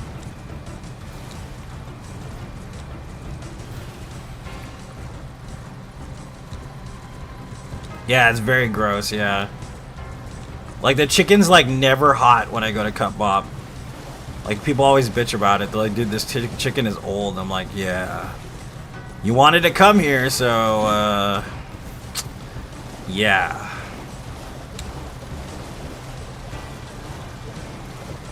Never heard. It's a chain, like, it's basically the Taco Bell of Korean food. It's basically what Cup Bop is.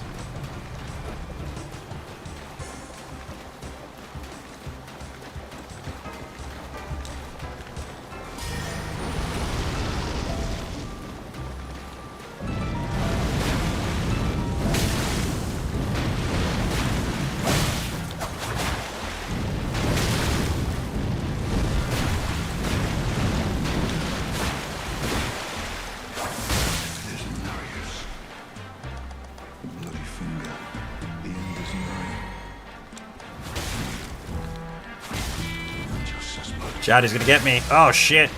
Told you he's gonna fucking kill me. Come on, help me out, dude. Help me.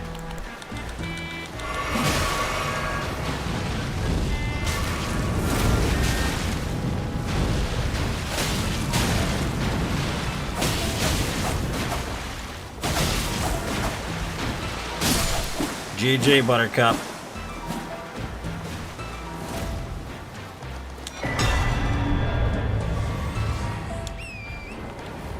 Yeah, Cup Bop is disgusting. It's not good. It's not. It's definitely terrible. But, like, people keep telling me to go there with them for some fucking reason, and I know it's bad already, and I'll warn my friends, and they'll be like, no, let's go there anyways. I'm like, okay, sure. And then we go, and they're like, this is disgusting. I'm like, I told you. I just wanted to go to a Korean restaurant. Like, there's one down the street that's way better, dude. Like, Korean barbecue's not bad if it's done right. That wasn't too close. It was alright. Could have been worse.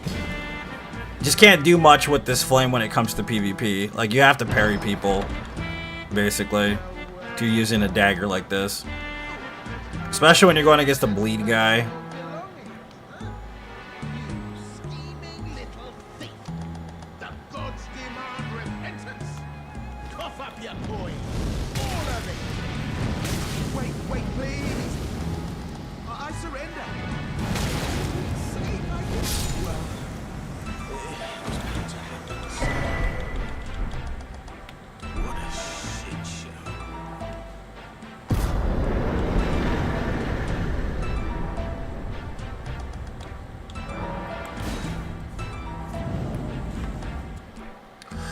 Go for food to get a side of diarrhea? Yep. Diarrhea. The chorro. When you get the chorro, it's good for you.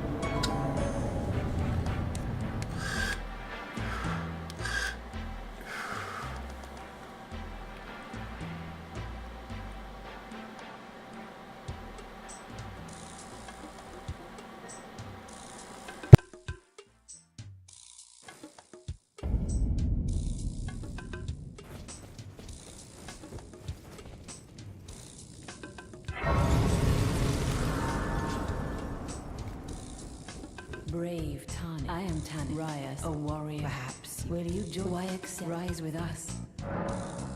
Interest now you believe the drawing room, but be sure.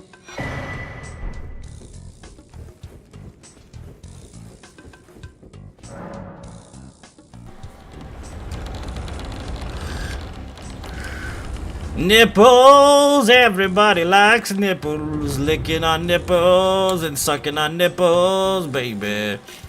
Everybody likes nipples. Nipples! Everybody likes them. Some people have them, everybody has them. Is there a function to most of them? Not really. But they're there. Nonetheless, like a button on a jacket just for an ornament of some kind.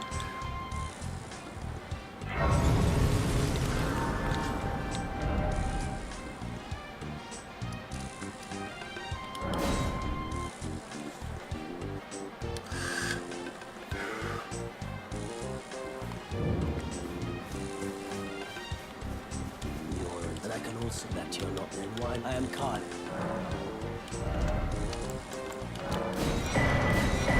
Goodbye.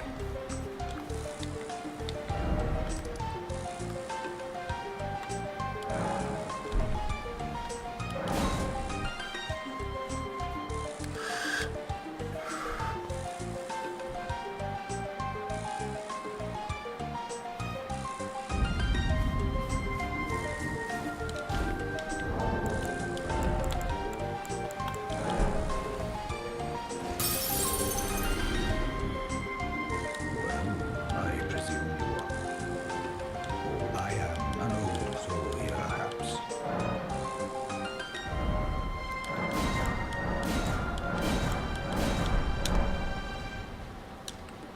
Something.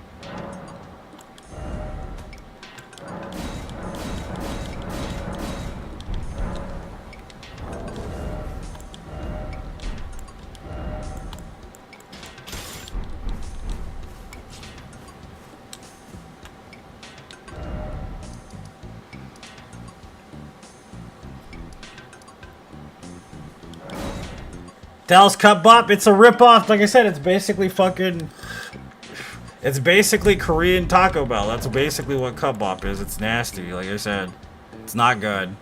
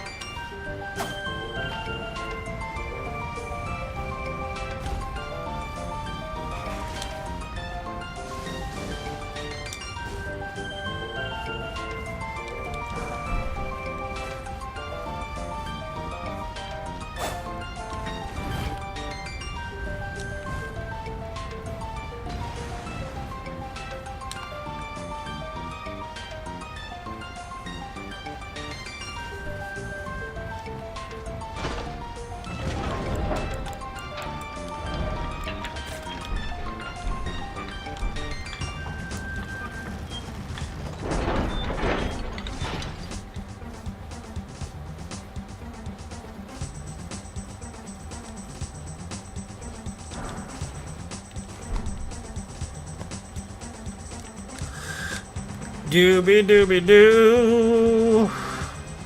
Doobie doobie doo. Doobie doobie doobie doobie doo. 2 should be enough, I think.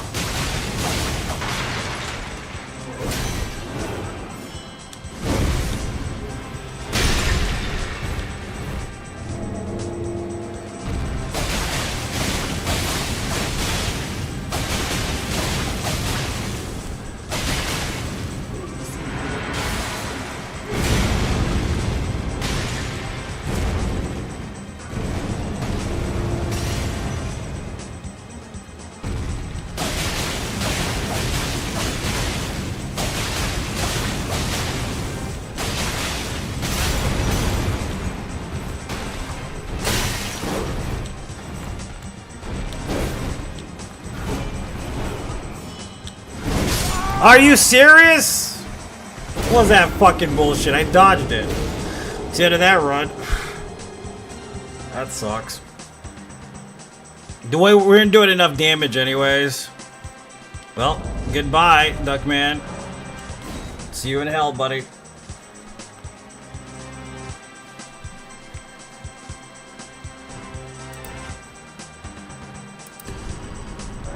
There we go.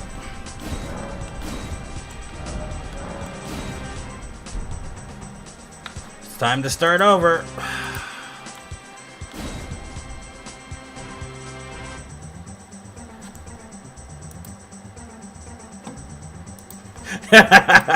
Cheetah.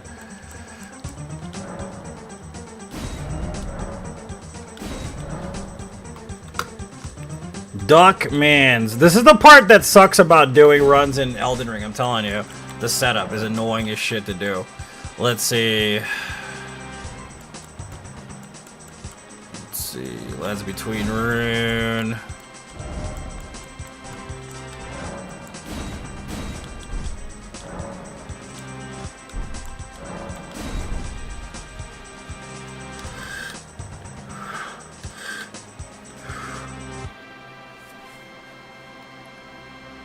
Well, it was fun. Not really, Jane. I'm not gonna lie to you. This game isn't really fun anymore. It hasn't been fun for a while. I'm not gonna lie to you. Still morning in Arizona? Yeah, it is. Technically still 11 right now.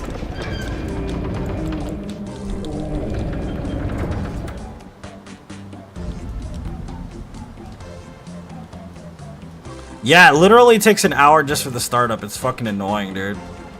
That's why I hardly play it on February, on a no death month, because it just takes so long to set the fucking characters up. Quite literally, it's dog shit with the amount of setup it takes.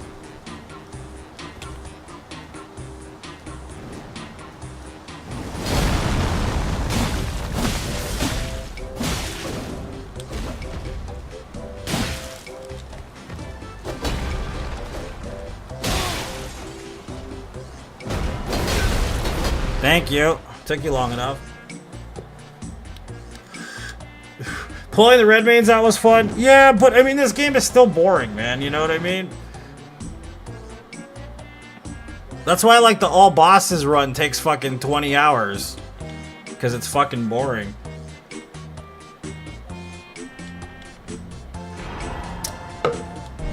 And, like, I would rather just use goddamn Unsheath on the first 3 bosses as opposed to fucking actually having to go get Flame of the Red Mains, and it's just a waste of fucking time, really. Go for it. Yeah, that's what I mean. That's why this game is boring as shit, dude, compared to the rest of them.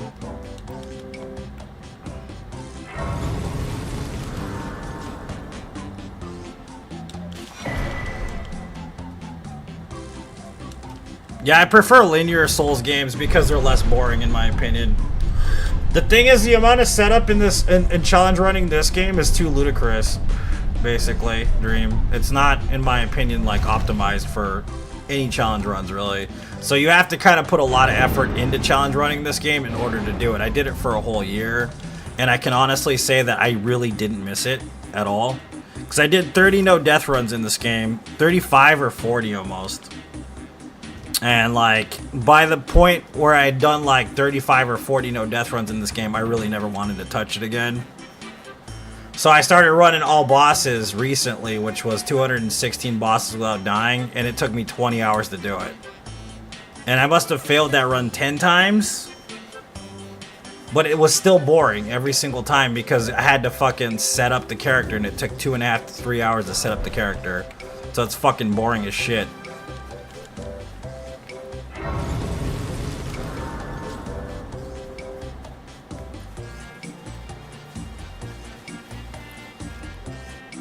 What's your favorite challenge to do? No death runs, Forrest. That's why I have 388 of them.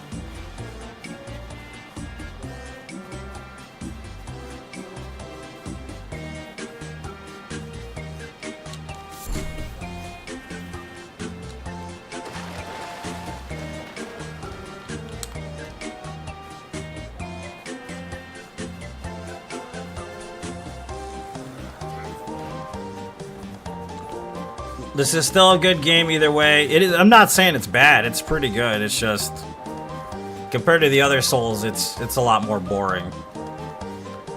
Plus the bosses aren't as good either. That's another thing that makes it boring. I don't really look forward to fighting any bosses in this game like I do in like Dark Souls 3.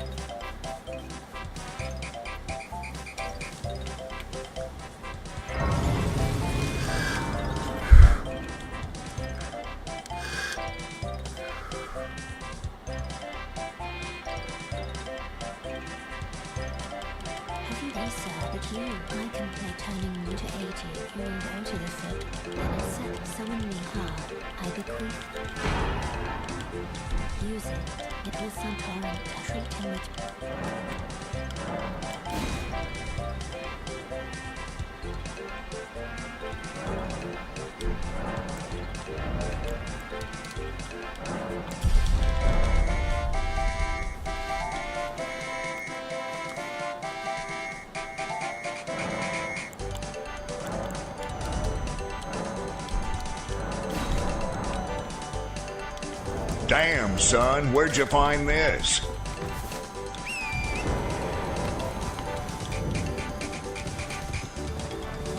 But yeah, this game, like I said, it's not bad. It's just boring. Like, and the thing is the majority of the reason why this is a thing that you gotta understand that I've been playing these since 2011. I've watched people do a lot of content in Souls for a long time, since 2011. When Dark Souls 3 was out, we had a steady amount of years with people actually making super popular fucking, what do you call it? Content from Dark Souls 3. This game has already fallen less than Dark Souls 3 in the amount of content created for it, because of how little fun it is to replay in general. Like, it is not that much fun to replay through it. So, quite literally, that's pretty much the truth. Because you think about all the Chase the Bro videos and all the prod videos and all the fucking, any of the videos that they put out during that period of time, the height of the popularity of Dark Souls 3 versus now, which there's hardly any content on Elden Ring anymore. And it's definitely lost its popularity already. And the majority of people that started by playing this game only don't understand that part of it because they've never played the other games, basically. Or they weren't invested in the game series until after the fact. So it kind of just ends up in this situation where you're like, what do you call it? I don't know. You're grasping for shit. So the first year that I did like pretty much everything I could possibly do in this game, there was really no point for me to ever play it again. It's the same thing that happened with Sekiro, like quite literally, there's only so much content you can actually derive from a video game. But Sekiro has even less content than this game does. So, that's why it's like weird, you know what I mean, to some extent.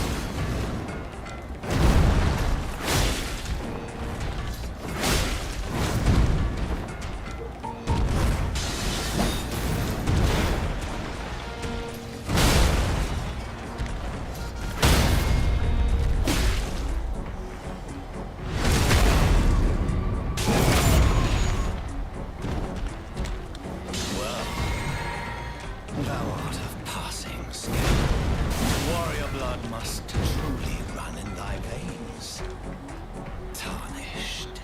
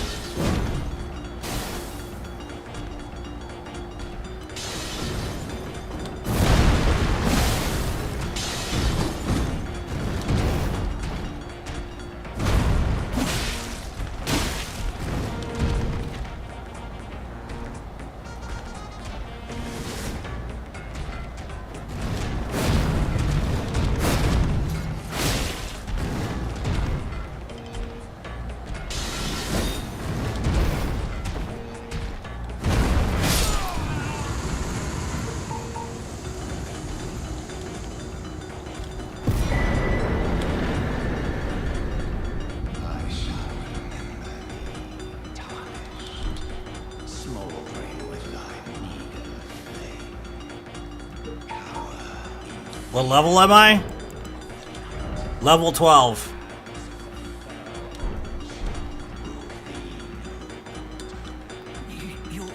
It's tightly. You breached. Yes, your type. The Guardians. Of course, when you broke it only.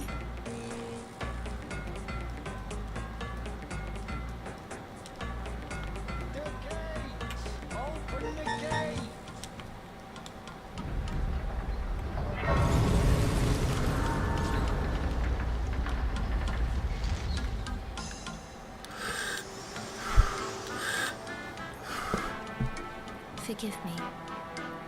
I've been to see whether it seems torrent, whereas I'm in. There is, but I can take gathering. Very let my hand.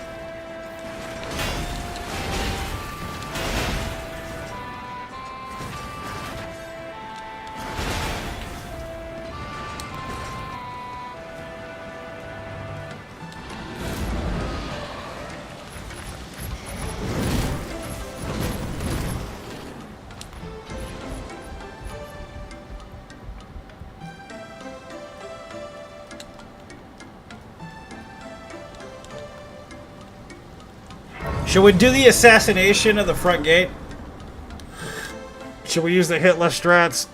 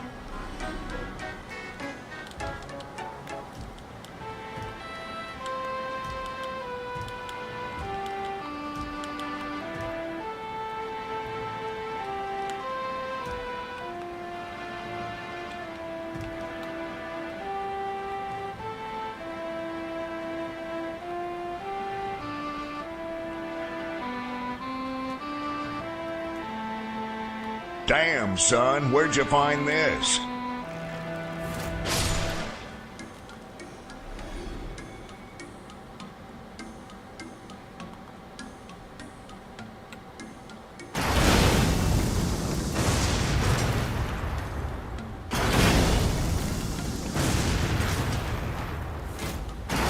Perfect.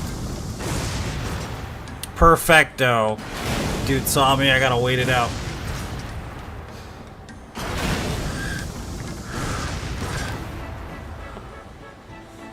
I hear somebody walking around in my front yard and I can't fucking tell what's going on out there. I actually don't like that at all. I hate when that shit happens because that means that my fucking... What do you call it? Either my neighbor is being a shit. I don't know what happened there, by the way. Either my neighbor's being a shit or my landlord is outside, which means that she's being a piece of shit out there.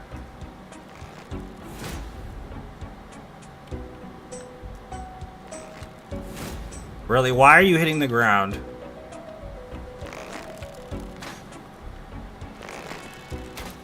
Really?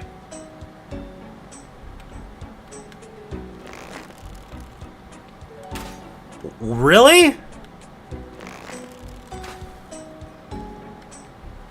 Why is it different on PC?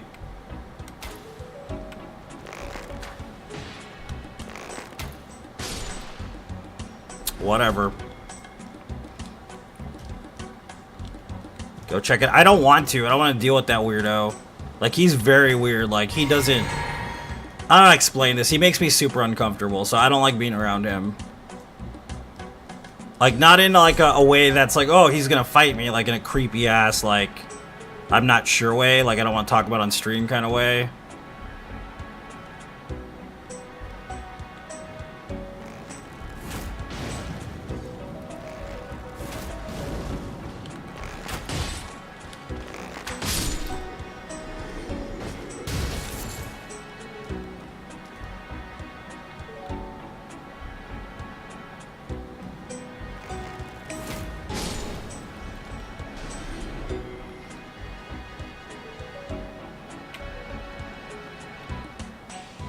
Yeah, Jane, yep. Alright, so that's the hit list strat. If you were wondering how to hit list this area, if you were going to come up this way, this is the easiest way to do it. You don't even need like a great bow or anything, honestly.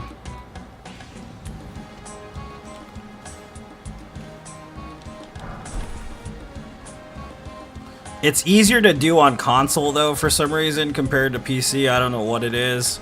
Collision, I guess, maybe. Might be different slightly on PC because of the port. I have no idea.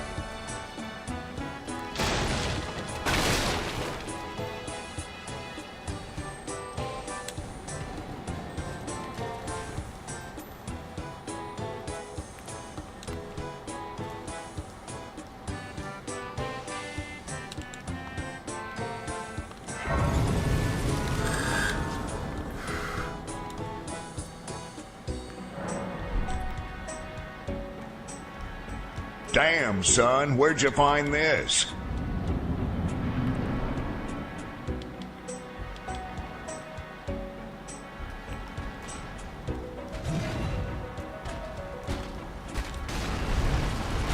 What's up, Juicy? How you doing?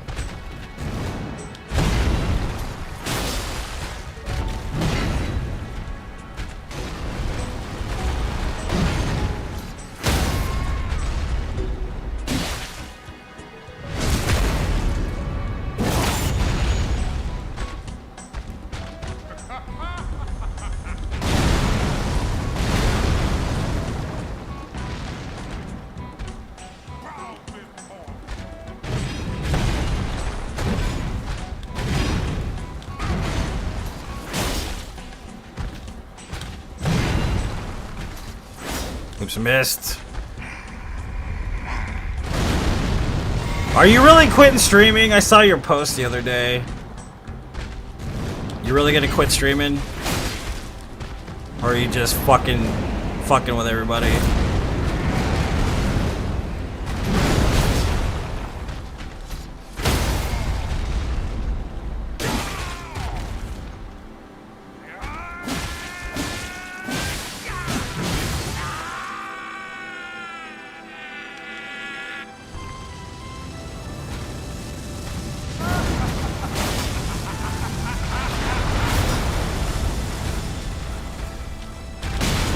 Oh, the dragon got me. No. Close. Missed. Oh, I got him. Okay. That was a terrible fucking juke, man. I went the wrong way there.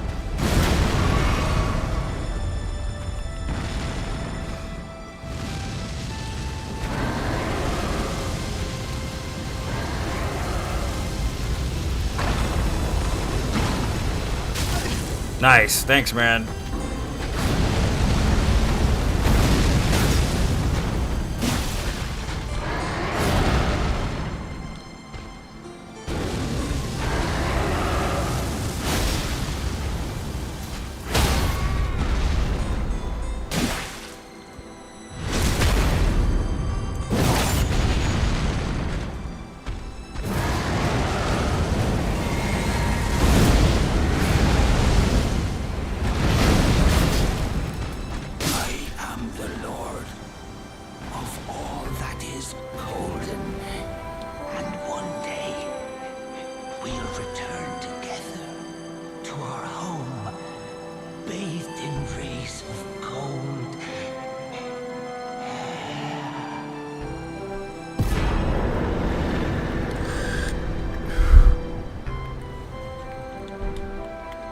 Time to start ignoring Daniel. I think this is the time in which I ignore Daniel completely.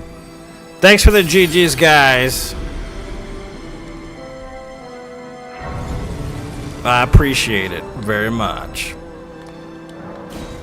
Daniel who? I don't even know who that is.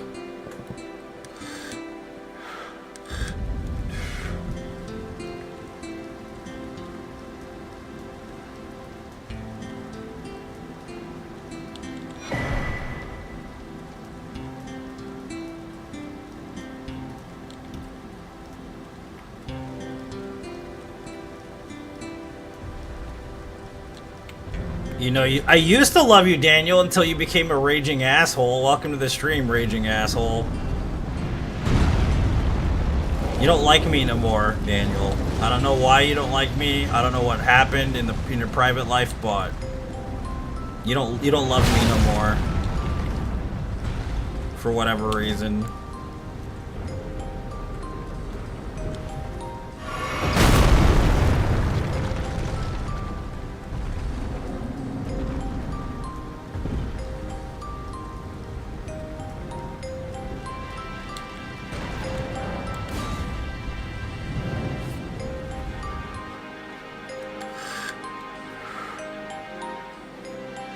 It was a catastrophe.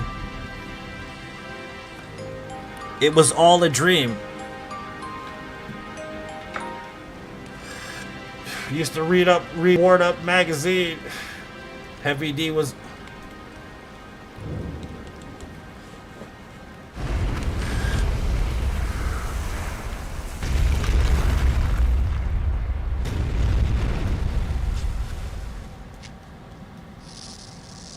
Yeah, we're gonna still use the Ash of War. I'm just not using it yet. The thing is, you gotta understand, I have to sidetrack the whole entire, like, fucking run just to go that way in the first place. It's better to get it all done at once as opposed to having to do it later on, you know what I mean? I mean, earlier in the game.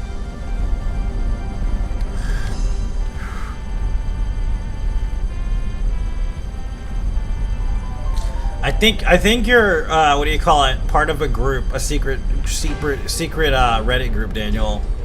You're the He-Man Woman Haters group, and you don't like me no more because I'm a princess, and you don't love me anymore.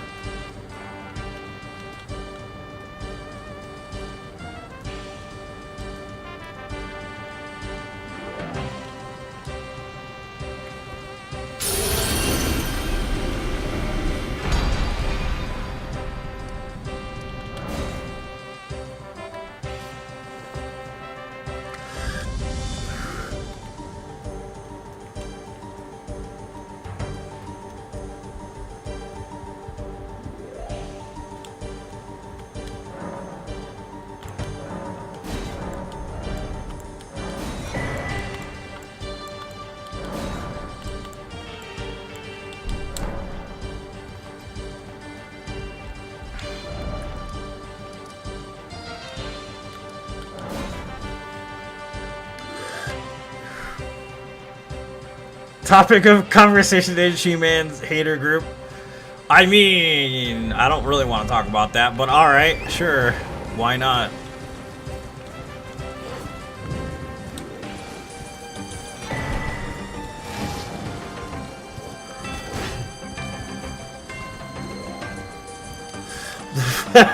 Daniel. I was joking. Yeah, no, I mean that's a hot subject, man. You know what I mean? It's pretty rough. I know you were joking. I know you were. But you gotta watch out how you say shit, Jeremy, on the internet, because people will believe you.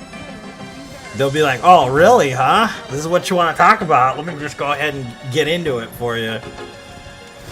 You know what I mean? People on the internet be like that, just straight out.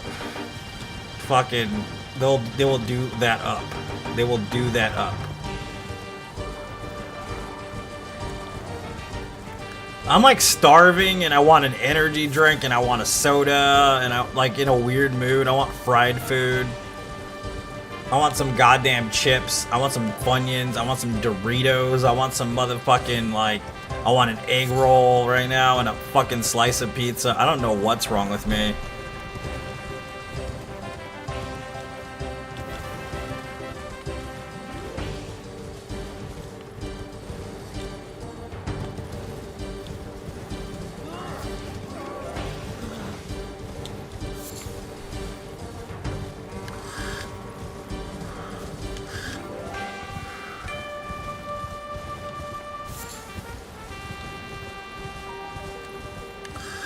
Yeah, but I did that the other day though. I went to breakfast with my partner and we did that. I can't really afford to be doing that. Are you pregnant? Maybe. I'm just kidding.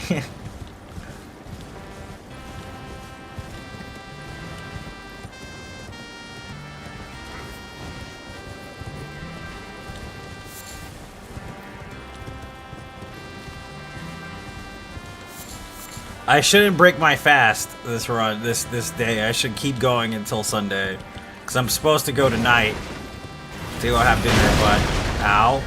Please don't kill me here. Thank you.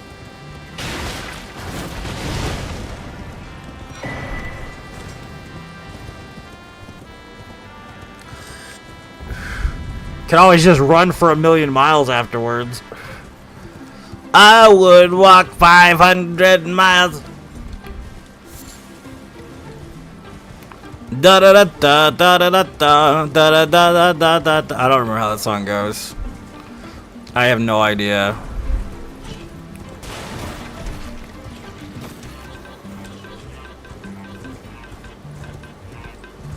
Jane gets banned all the time. She doesn't even say shit that's terrible either. That's the fucked up part. And I keep telling her she's a bad girl and she's in trouble. Because she is in trouble.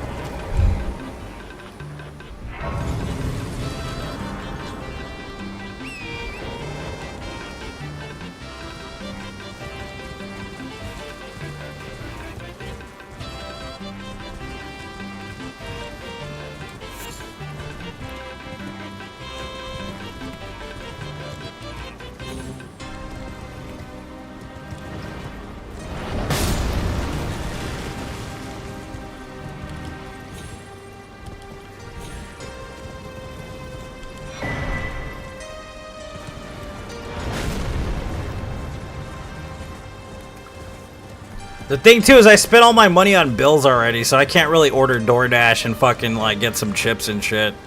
Either way, I'm gonna have to starve myself until I eat dinner, basically. That's where I am right now, financially. It's called a diet, but it's also convenient because I have no money for fast food. So there you go. I mean, that's perfect.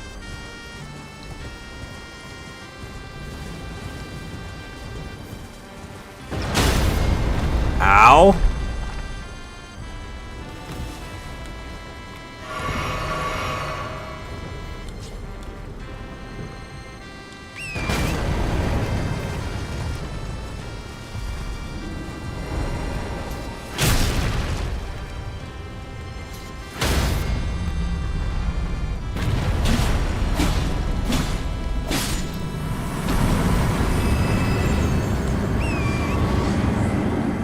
Your diet, poverty, yeah. Well, it's not poverty because my bills are paid. Poverty would be me not fucking having a place to live, basically.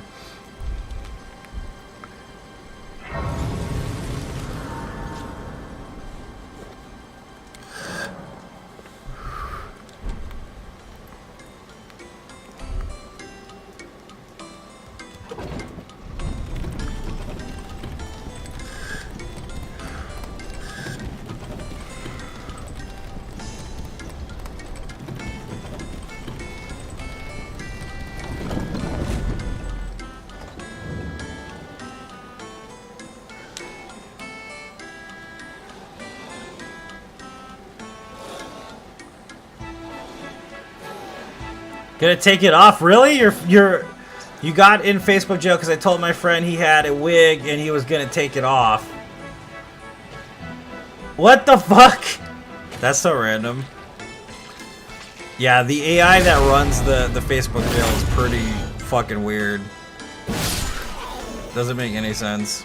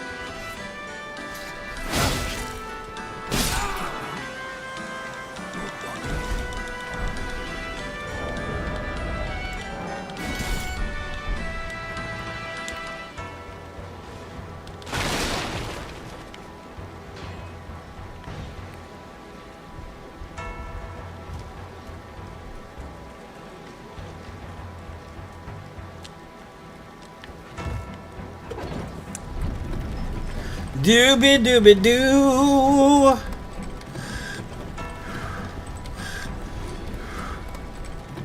You know what? It's funny is I've never been in Facebook jail. Maybe once, and that was it. But you want to know why I think that is, that I've never been in Facebook jail? It's because I'm never on private Facebook. I think that's probably the reason why I've never actually been in Facebook jail. Because I don't really think they had a reason to put me in there at all at any point. I've never given them the reason to do so.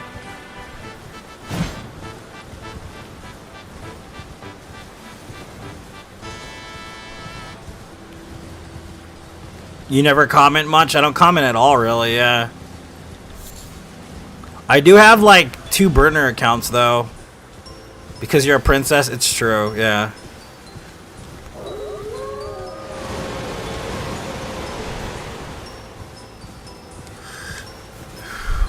I have 2 burner accounts and 1 actual account. And the actual account, like, nobody really knows about, so... I'll post really not safe for work shit on there, though.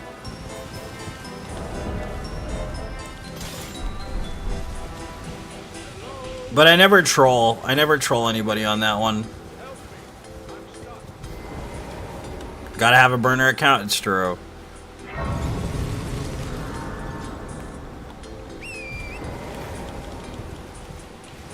I just like post shit, and that's pretty much it. I just shit post all the time on there.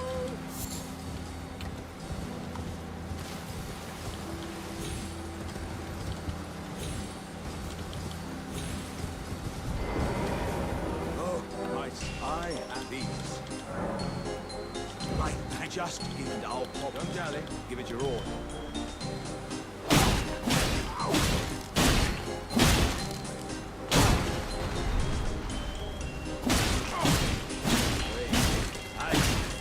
I see it now.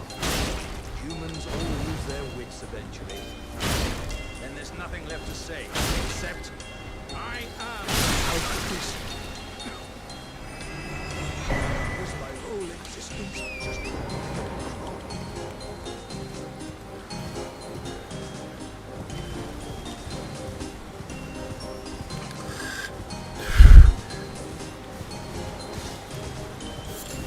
talk shit in your main. Well, the thing you gotta understand is I don't have a reason to talk shit. I think that's mostly what it is. Because I protect my energy as much as possible from people.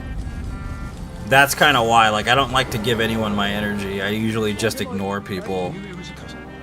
People don't realize that there are a lot of vampires out there that try to get you to fucking give them your energy, and that's why I just don't do that.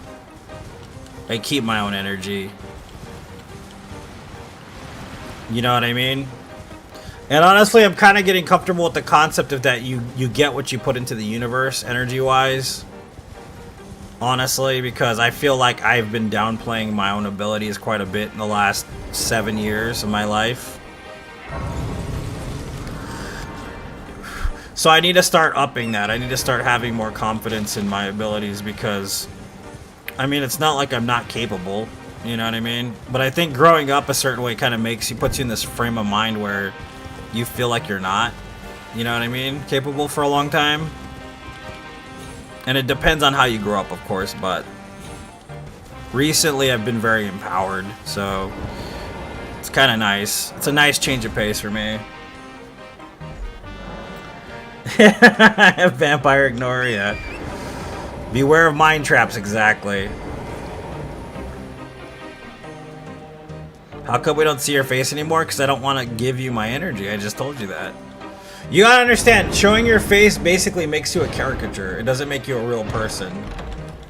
At least in my opinion for myself, I don't believe it's actually a good way to like process your abilities over a broadcast. It's a personal choice, honestly.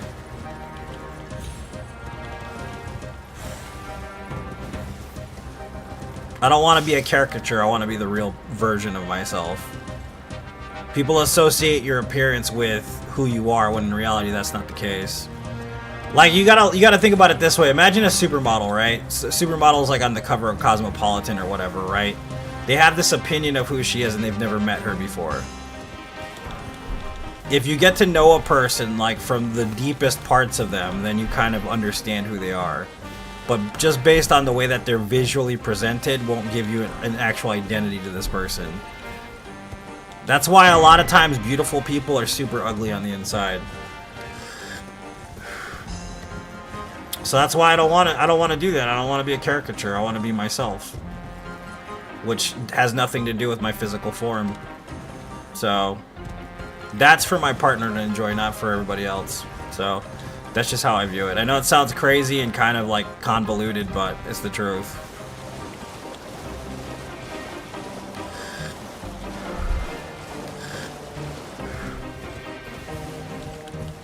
It makes better content. I agree, Jane. It really does. In my opinion as well.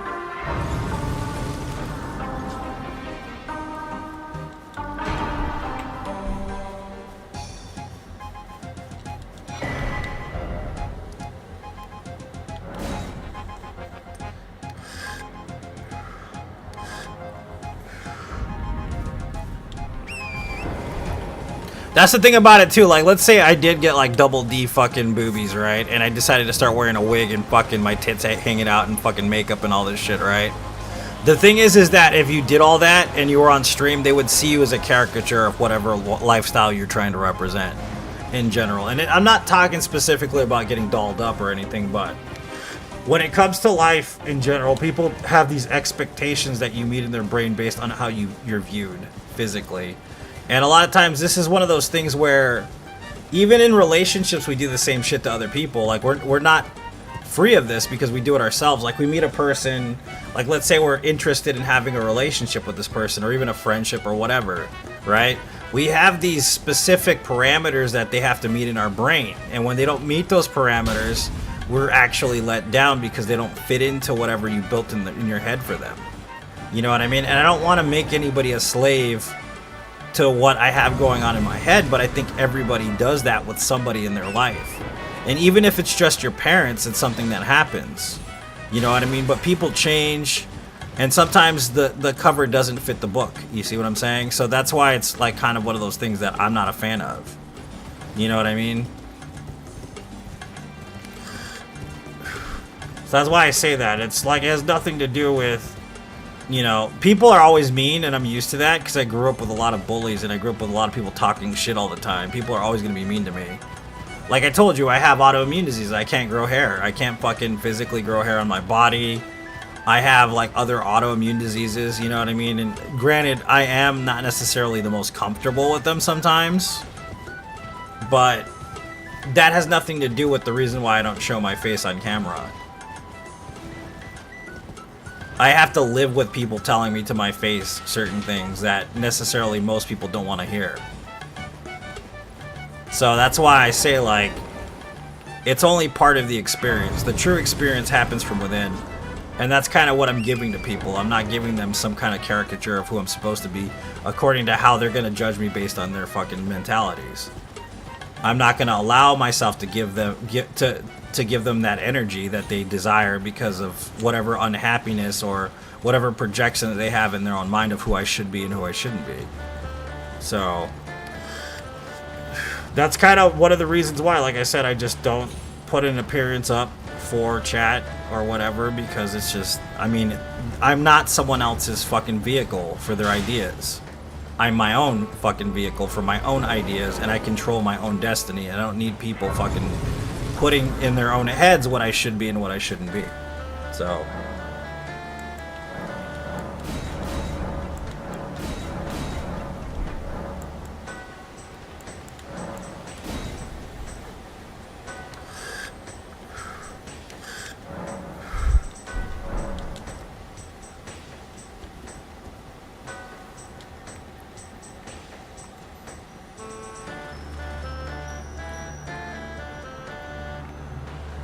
what's up, Jose? Welcome. Damn, son, where'd you find this? Like, James was in here a while ago, and James is kind of still on the verge of breaking through as a streamer, obviously. And people were being extremely judgmental of James, the way that James looked or whatever in chat. And I told him straight out, I was like, look, unless people are making fun of you, you're probably never going to make waves in the fucking streaming market at all. You know what I mean? And at the same time, people are going to do that to you because that's how the internet is. Welcome to the goddamn internet. You know what I mean? Sadly, that's just the case. That's how the internet works. There's really no need for people to be as toxic and cancerous as they are. But the internet allows anonymity from being judged and being persecuted for the fact that you're being a total piece of shit. You know what I mean? And a lot of these people get really comfortable with that, you know, not being noticed, not being able to be seen truly as who they are, because they can exact their fucking toxic shit on other people. That's just how it goes. And most of them are motherfucking cowards anyways, that probably wouldn't ever stream at all because they don't have enough balls to do it in the first place. You see what I'm saying? So that's why it's one of those weird fucking situational things with the internet. You know what I mean?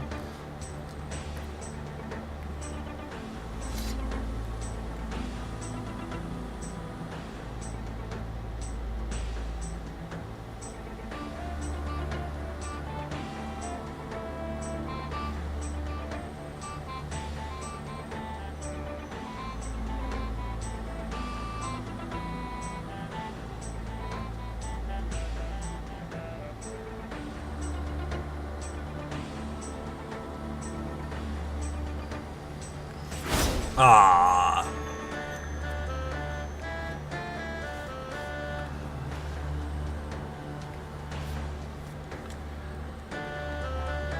I mean, it fucks with your mental health if you don't make peace with the concept of what's actually happening.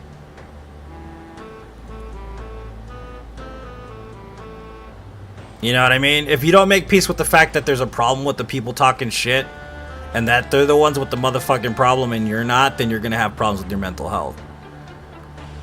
That's usually how it goes. Like, the people that do make those kind of comments in the first place are not fucking comfortable with themselves at all. And that's the reason why they act that way, because they're literally not comfortable. You know what I mean? They're just not. If they were, they wouldn't make those kind of fucking comments, you know what I mean?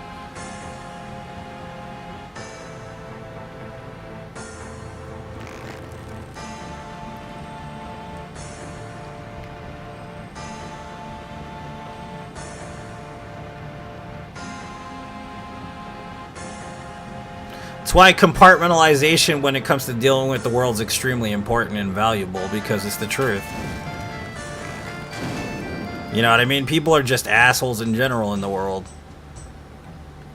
And that's not your fault that they're assholes, they're just assholes, you know what I'm saying? Like, I'm actually taking my time on purpose, if you're wondering. I'm not really struggling, I'm just fucking around here.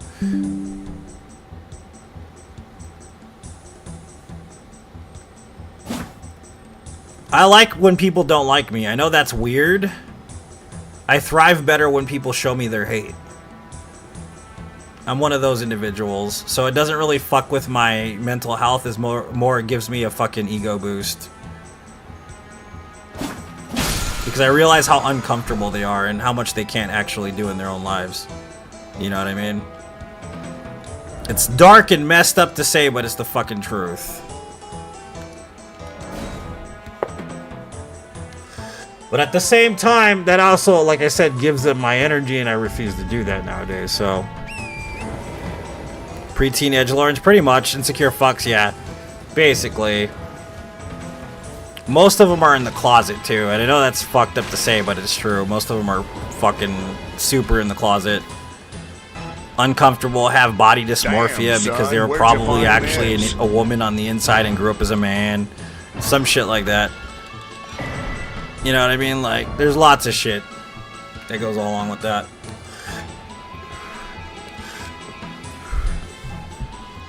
Alright, we'll see you later, Daniel.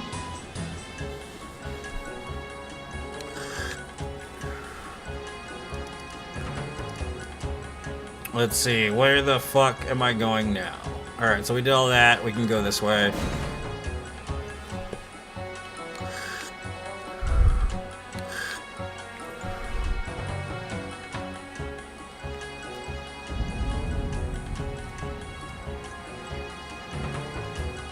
Yeah, but if you're not equipped to handle streaming because of the fact that it takes a lot of, I mean, dealing with people. And the thing is that there's people that say thick skin, right? And I really don't think that's the case. I don't think thick skin is where you need to be, like, emotionally. If anything, that makes it worse. Because thick skin just is basically you deny reality to some extent. You just like ignore their comments and stuff. That still bubbles up inside you. That still becomes something else, and kind of just affects you. If you learn how to truly just let go of certain things, that's when it becomes constructive. You know what I mean? When you start to let go of certain insecurities that you have and that people try to play on, and try to move forward beyond those insecurities, then you kind of deal with those a lot better than if you were to just bottle it up and pretend like you're fucking not listening, which you probably will hear everything they say. And even if you think you're consciously not doing that, eventually you will hear those things in your own head.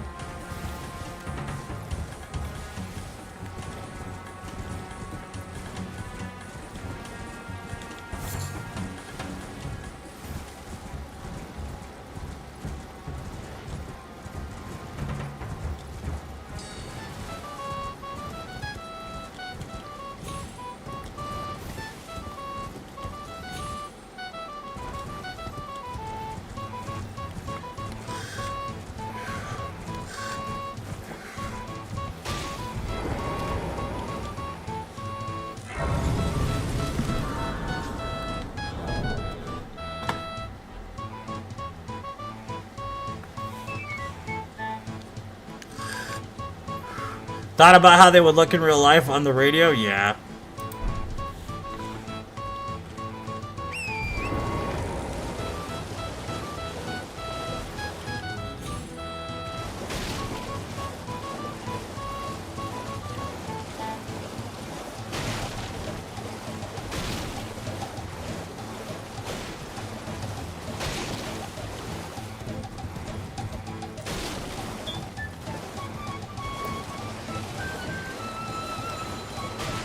How people look has never phased me. If they are nice people, accept them. Yeah, but you're one of the few, man, Richie. I wish the world were more like that. More people were like Richie in the world, but the reality is that's not like that. It's really fucking not. People care about how you look. People care how you dress. People care how you align yourself socially. People care a lot about a lot of that shit, and people are witty. So they love to hear the water cooler banter. They love to hear the fucking rumors. They like to hear how people are fucking up in their own lives because it makes them feel better about themselves because they don't feel like they're that bad anymore. And it's just one of those conversations that you have with people when you hear them like, oh, did you hear about so-and-so? Yeah. Alec Baldwin's going to prison for fucking shooting somebody, you know? Like, oh yeah, bro, that's hilarious. Damn, son, where'd you know what I mean? Like, this? people are not that mature, dude. They fucking aren't. And I wish they were. Most of them aren't, though. Like, they just aren't at all that mature, and they probably never will be that mature. It's human nature for people to be basically into disgusting, terrible shit. It really is like human nature to be that way. And sometimes it's even an excuse for other people to just dive into it themselves.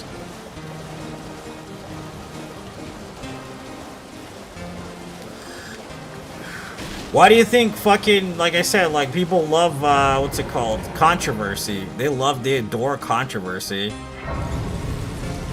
They fucking do. Like, it never changes, too. It's always the same shit. You know?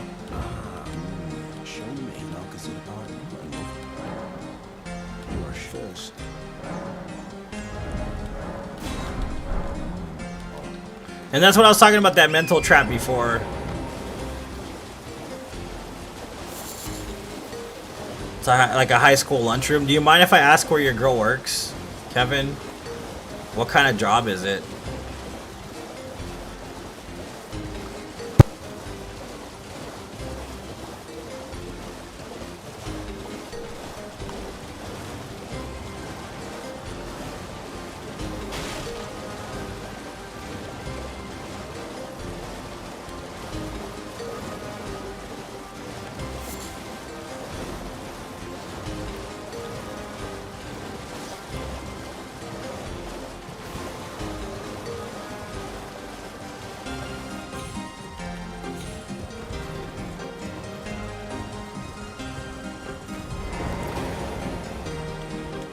VA hospital. Interesting. Oh, I don't have any arrows. Fuck.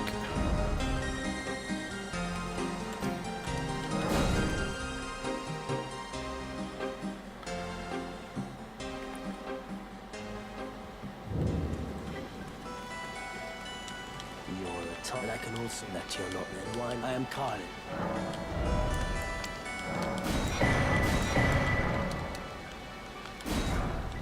Goodbye.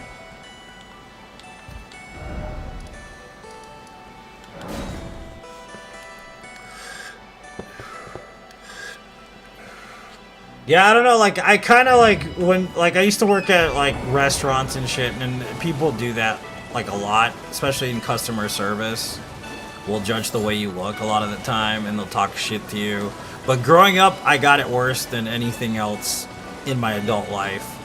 Like, people were extremely rude to me a lot of the time, and I was made to feel like it was always my fault growing up, until I learned that wasn't the case, and then it really did change my perspective on life. The physical, emotional, and sexual abuse I endured when I was a child definitely changed me, like, it wired me differently than most people. But ultimately, I can still see the patterns, no matter where I go. Still see the patterns of how people act, and what they say, and what they do, and how people never practice what they preach, and just a lot of bullshit. And of course, the undermining second... The actual, what do they call it? The 13th step? A lot of times people be doing the 13th step thing, whatever gets them, you know, the benefit of whatever they're trying to get by being nice, as opposed to actually truly being nice for the right reasons. Especially fucking dudes, man. Dudes be like nasty as shit, especially the girls or whatever. Like, oh yeah, here, have a free drink on the house. Have a free meal on the house. You know what I mean? And then, like, they want a BJ in the low, you know what I mean?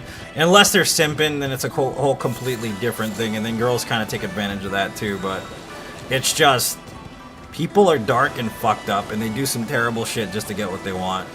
And at the same time, people are extremely judgmental, and all of that pollutes your brain. It's fucking, it's pollution for your heart, for your soul, and for your mind. It really is, like, fucking terrible. Dealing with all of everybody's savage, fucking bestial crap all the goddamn time. And that will weigh on your mental health, for sure. Like, it's why I don't watch TV, it's why I don't listen to the radio, it's like why I like being outside, it's why I like being in the mountains. To be away from all that bullshit, really. Because it's the only place I feel like I could think. You know what I mean? But being bogged down by social media and all this other crap doesn't help your brain either. And then, of course, you get the religious fanatics. And I'm not trying to talk shit about religion, because I do have a lot of friends that are Christians. But that's a whole other thing, honestly. You know what I mean? You're going to hell! You're gonna go to hell for being yourself, you piece of shit. You know, it's like, Jesus, okay.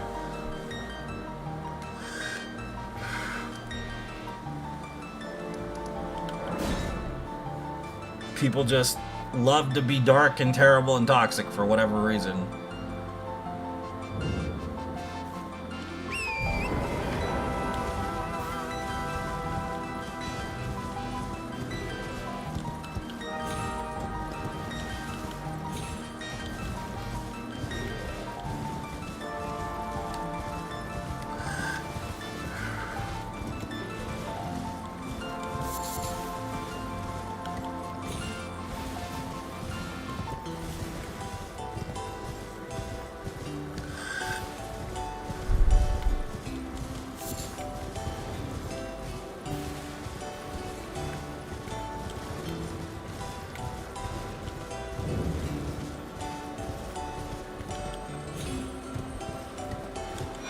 I guess also, like, developmentally, it's kind of dependent on, like, where you peaked, I guess, too. Because I heard somebody in chat, we were talking about a dude from Flint, Michigan, who was a total piece of shit that I worked with for, like, a little while, like, a few years ago. And he was just an asshole, like, just a fucking prick, right? But he had some Arrested Development. You could tell that he was in Arrested Development. But, like, he, like the guy hit it right on the head. He said he peaked in 8th grade. And it's kind of the truth. A lot of people, they peak, like, in high school, or they peak in fucking 8th grade, or whatever. And they kind of keep the same mentality for the rest of their life. It's really weird. It doesn't make any fucking sense that that's the case. People never move on from the past. A lot of the time. They get stuck there. They even wear the same motherfucking clothes they wore when they were in 8th grade. You ever meet somebody like that dresses like they're still in 92? Or in the 90s even, just in the 90s in general? Or people that just don't take care of themselves physically, and they just wear shit they've had for years?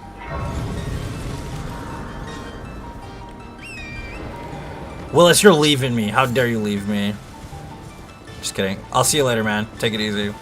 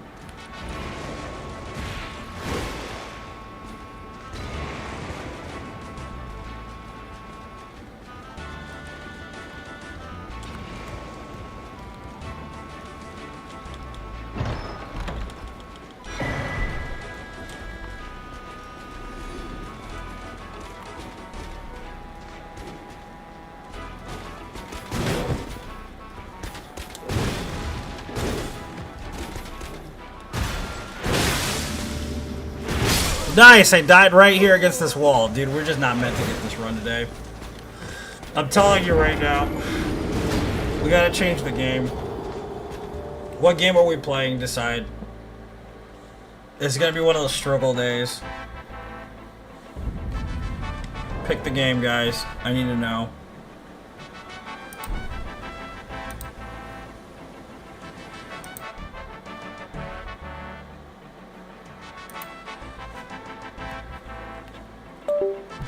I don't want to play Diss 3. It's gonna take just as long as fucking, like, Elden Ring, basically.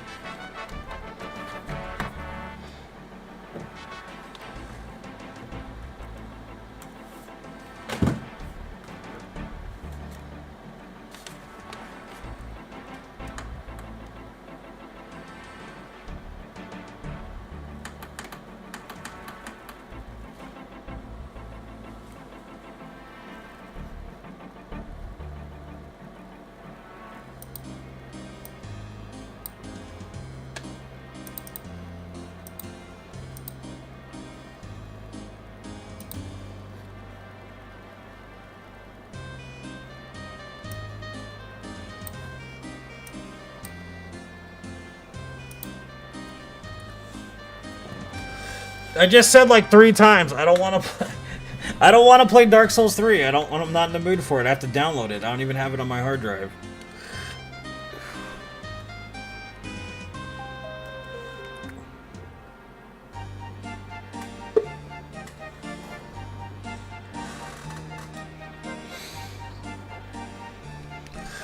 Back to DES. I mean, I guess. It's between Demon Souls and Bloodborne.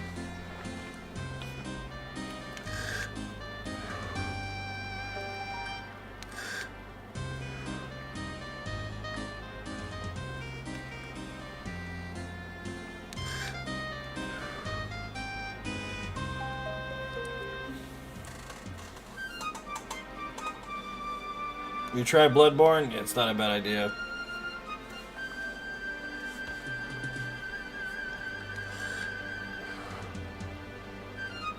We've already been streaming for 3 hours. We haven't gotten a single run. We need to get at least 2 runs today.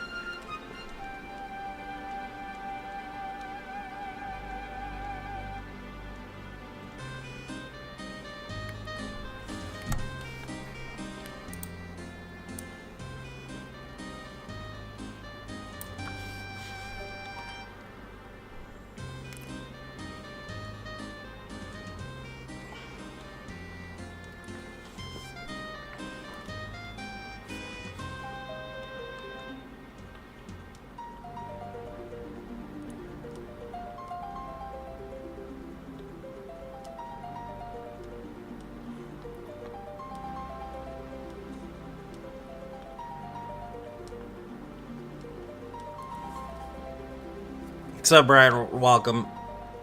I mean, I just sometimes want somebody to, like, give me a reality check here. Damn, son, where'd you find Like, this? this is why I talk about this stuff. Like, I don't think most people are comfortable with talking about certain things, and I understand that part of it, but sometimes they need to be tested emotionally, I guess, when it comes to conversation.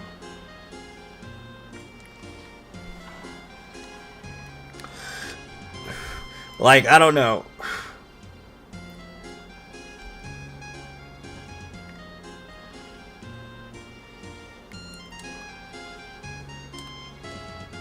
We're gonna take our time with this run. I'm not gonna go really fast or anything.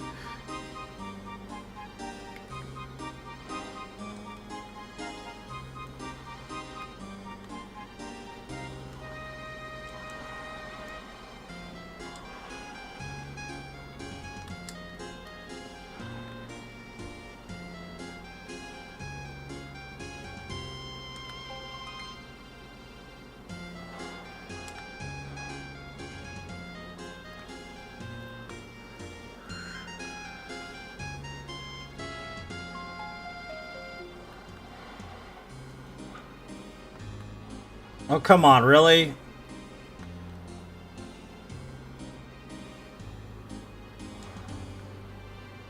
Miss, of course.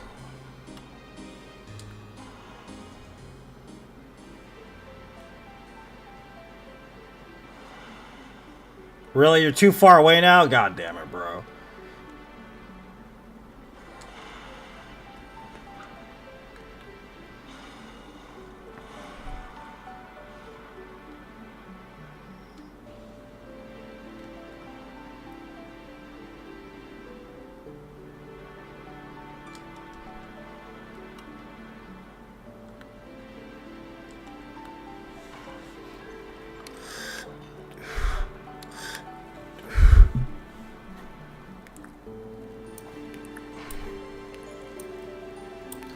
Got you, Ray. I argue that with actual and human nature to be kind because they benefit us so much. It's actually people who are unkind that are true sociopaths. I don't know about that. I guess I can see what you're saying, but I think it's easier son, if you're a where'd you sociopath find to pretend to this? be kind. So I don't know what would constitute as true kindness, though. That's the debate that I would say. True kindness is one of those things that I don't necessarily know if I believe completely in. Like, there is a good source of people that do believe what they're doing out of kindness. But the reality is, most things that you do have a reaction to them, and whether or not it's actually kind, I don't know. That's debatable. I think that's perception, really, but...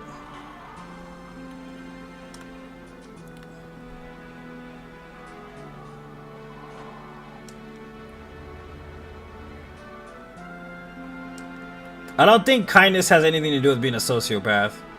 I really don't.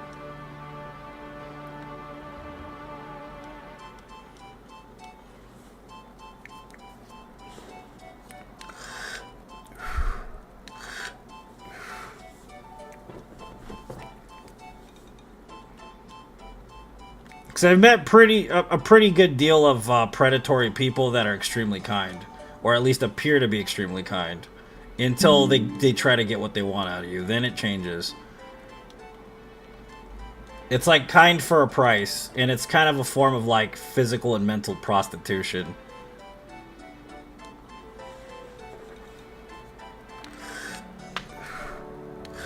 Yeah, exactly what I mean. It's like dudes buttering up a chick for prom night. You know what I mean? That's basically what it is. And then when prom night hits and you bought them a goddamn steak dinner, then the dude's like, all right, it's time to put out. You see what I'm saying here? Kindness comes with a price a lot of the time.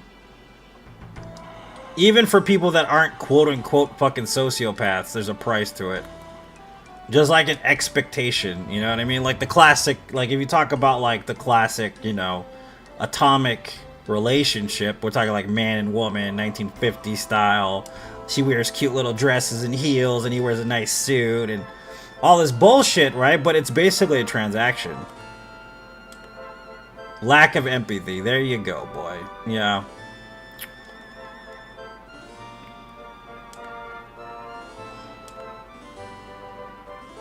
But see, lack of empathy isn't without the ability to fake being a kind person.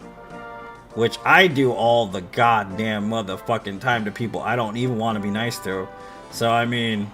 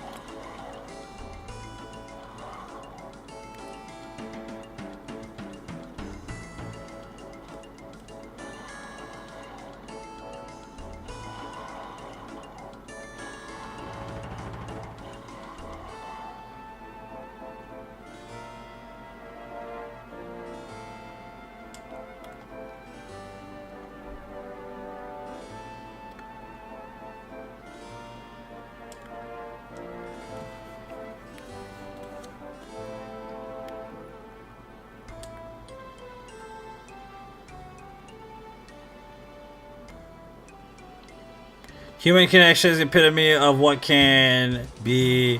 So if you're not longing to enhance others, then my argument is missing out on not living life to the fullest. Yeah, but I also think you can get caught up in the fact that you're enhancing others and kind of lose yourself in the process. I think there's a balance to it, Kenny. You're not wrong. But I think that unless you're taking care of yourself too, it's kind of a waste of effort. You know what I mean? At least in my opinion, I think it's a waste. Because you're a person too, you know what I mean? And like, if you're just foregoing your own desires and emotions to the point where you literally have nothing left for yourself, then you're actually hurting yourself and you're hurting a person in turn, and you may not realize that at first. You know what I mean? Like, I've done it so often though. I'm not, you know, free of doing that because I've done it most of my life too. Like, done things just because it's easier for people to understand or to deal with or whatever. Made certain sacrifices in my own mental stability. You know what I mean? So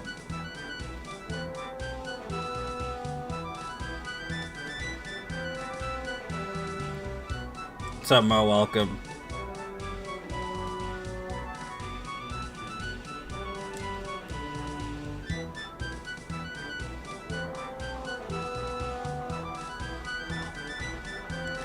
It's like there's a girl, like, and the thing is, okay, so I'm not trying to talk shit, alright? So if you know who I'm talking about, just leave it there, okay? Don't fucking pull this crap out of, like, bullshit, alright? Don't start shit with this person. I don't want you to, or whatever. I'm not gonna name names, so... Damn, son, where'd you find this? Alright. There's a streamer, she's been streaming for a while, okay? She's a super conservative person, and there's nothing wrong with being conservative. If you're a conservative, cool, whatever, I don't give a fuck, right? None of my business, number one. Number two, she started talking about exactly what we were just talking about, which is if you watch pornography, it'll turn you bisexual, okay? The first thing she starts pulling is this whole shit about you have to find Jesus because porn's gonna turn you gay, which we all know is bullshit because people watch porn because they're horny as fuck, and that's just what happens. That's life, right? But she starts pulling this whole you need to find Jesus stuff out. You know what I mean? And living in accordance to this person's comfort zone, you know what I mean, isn't necessarily something I'm looking forward to doing, to just deplete my own fucking mental state because this person is uncomfortable with certain lifestyle choices. Do you see what I'm saying? And even though her intentions in her own mind are pure and kind, the reality is that for me they're not, and for other people they're definitely demoralizing. So, and like, if I'm gonna like put up a front to make someone like that happy, what would be the fucking point? I would not be able to live in accordance with my own nature and to exact the true version of myself that deserves to exist. Do you see what I'm saying? That's why, like I said, family will do that to you sometimes. People aren't comfortable with the choices you're going to make, and sometimes you have to be able to just accept the fact that they're not going to like what you're doing. You know what I mean? And society is really big on finding happiness based on what your specific perspective and what you do for them. It's transactional, you know? So that's why it's like, you can live in accordance and try to please a bunch of people that are never going to be happy, or you can try to find a medium where you can vent and create your own space for your own mental well-being. And that's why I said, like, yeah, being sociopathic, though, tends to be you're narcissistic and you only give a shit about yourself, basically. But a lot of sociopathic people can appear to be kind and nice and whatnot. The reality is that they necessarily don't live in accordance with the concept of being kind.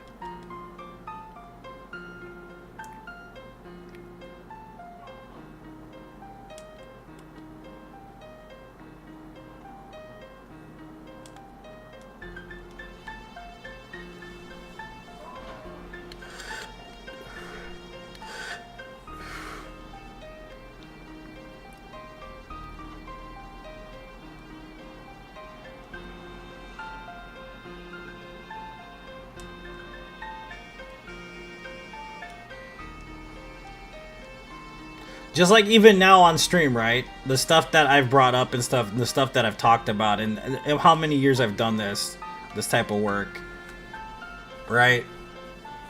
A lot of people never really like wanted me to express myself the way I've done in the last year, which I get, like, because it makes people uncomfortable or whatever, but I can't deny the fact that I want to be myself.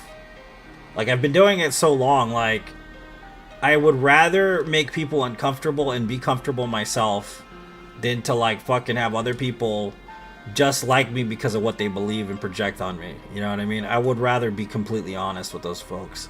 And if they don't want to be around me, then that's good for me, because at least I know for a fact that I don't want them in my life. You know what I mean?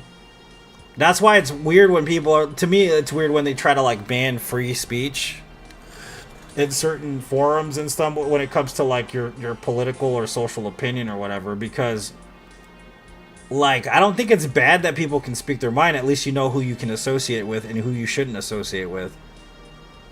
You know what I mean? I don't try to change their mind and try to get them to understand my perspective, because I just don't want to be around those people.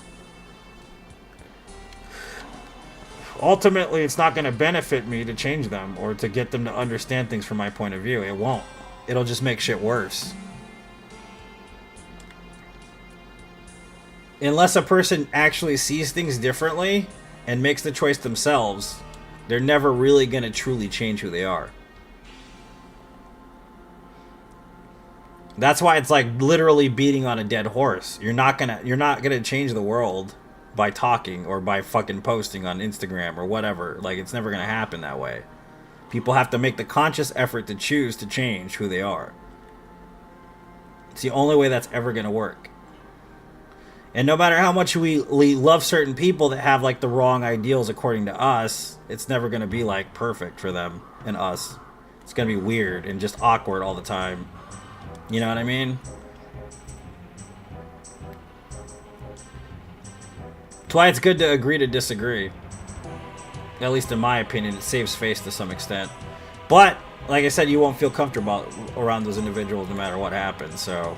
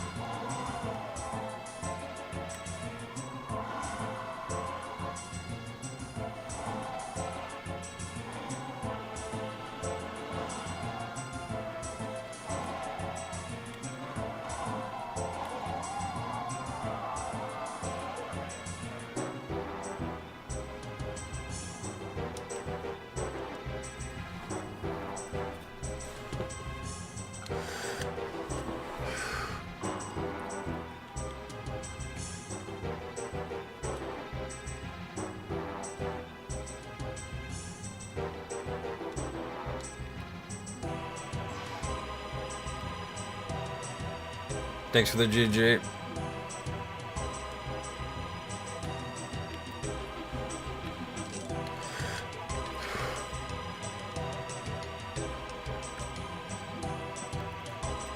Oh yeah, you mean like they show you their true colors and they think you're okay with it? Jose, is that what you're saying? Damn, that's rough, bro. Yeah. Got muted. I left this group. Commenting facts on topics. Yeah, man. I don't know. It is what it is, man. You know what I mean? It is what it is.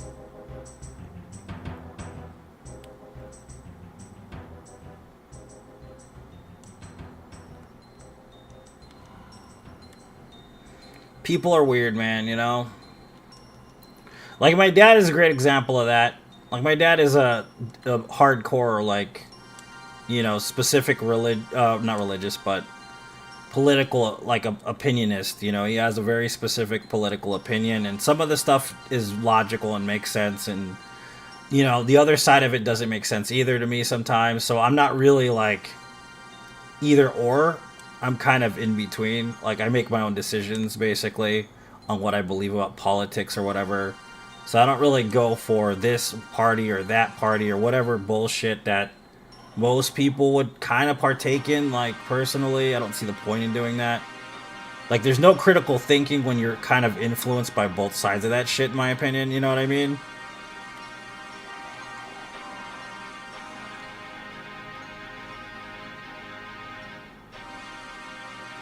So I tend to just ignore most of it because of that reasoning. Like, it's just, I don't know.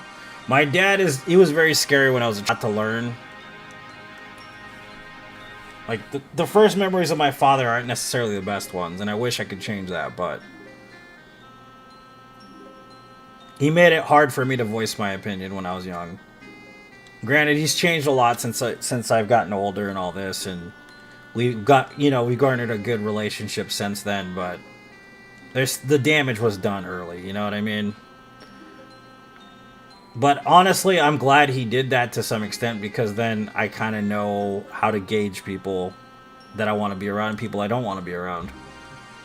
You know what I mean? Like, it just makes it that much easier when somebody tells me they don't like Mexicans, because then I can be like, well, I guess you don't need to be around me then. You know what I mean? Instead of fucking trying to explain that you're wrong, you should like Mexicans and you shouldn't be a racist and all this crap.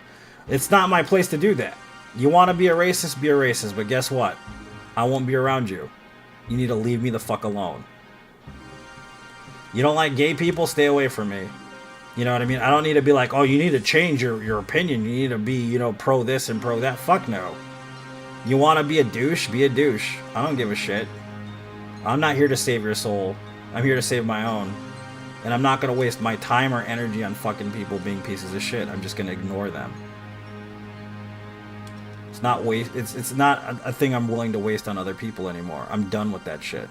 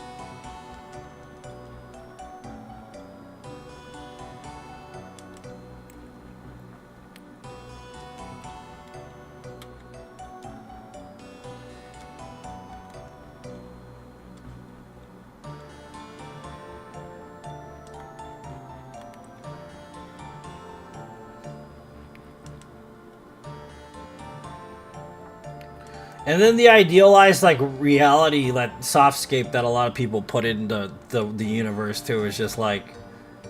I mean, I love the Beatles as much as the next person, but the ideals the Beatles had, man, they're not realistic. They're just not. You gotta think about cultural differences and cultural expectations. You know what I mean?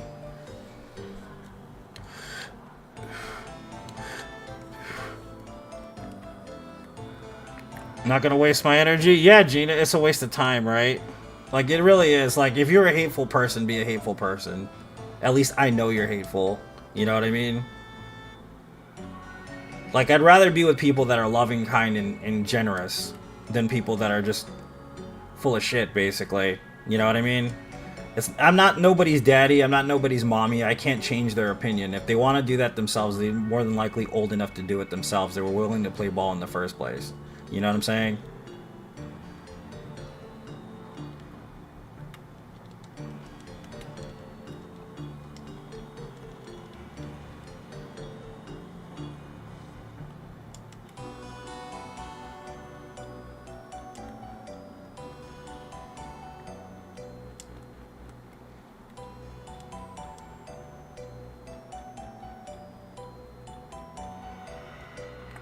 Yeah, cultural stigma is a thing, man. People don't realize this, though. Like I was saying, like growing up in a traditional Mexican house, I had grandparents, obviously, right? None of them were accepting of other cultures. You know what I mean? None of them. I'm not fucking lying to you. Okay, my grandmother is racist as fuck. She is a very racist person. The first thing she told me when I started dating was, don't date a black person. Literally, she told me this. My grandmother told me this. I will never accept it if you date a black person. Straight out to my face. So what did I do? The first person I dated was black. Why did I do that? Because I'm an asshole. But whatever. But still, it's like, at least I know she's a racist. I don't have to pretend. You know, I don't have to fake. Like, oh, well, my grandmother will be super accepting of this. And I don't mean on my mom's side. My mom's side, my grandmother on my mom's side was amazing. My grandmother on my dad's side, on the other hand, too old-fashioned, dude. Like, big time.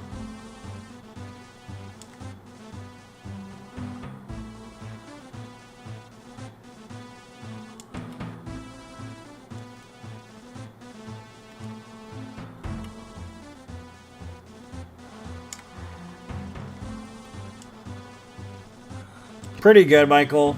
We failed like 3 runs already. So it's going to be a rough day, but we're still here doing the thing, you know? There's the 4th failed run there, yeah. Well, what do you know? It's pretty rough. It's a rough day. It's going to be one of those days where we don't get jack shit done, basically. And it happens to be the busiest day of the week, and I'm talking about really uncomfortable subject matter that'll make people uncomfortable. I was hoping for a really good positive stream, and here I am just talking about bullshit that doesn't really help anybody to make them feel better or anything, you know what I mean? I'm sorry for that, guys. I really am, but I can't keep it bottled up. I have to talk. So, looks like we're running Dark Souls 2 again, because I don't think we're going to get this run in this game anytime soon. It's just not right for it right now.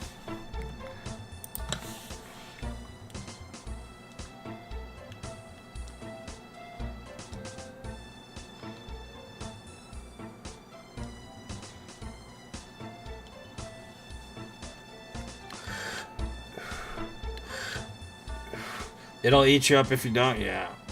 I don't want to be that person, though. I hate doing that shit, man. I really do. God, I don't even feel like playing this game, bro. God. Damn. Let's just try Bloodborne one more time. I do not feel like playing Dark Souls 2 at all on any level. Yeah, I died right now. I got surrounded by fucking werewolves and died, basically.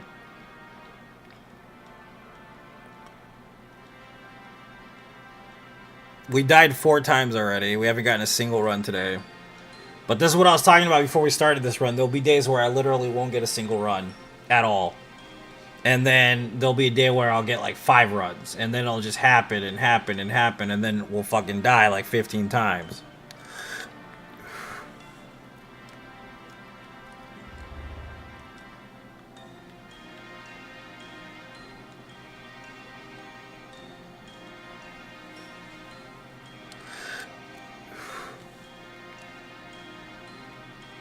Alright, we'll see you right now, Jane.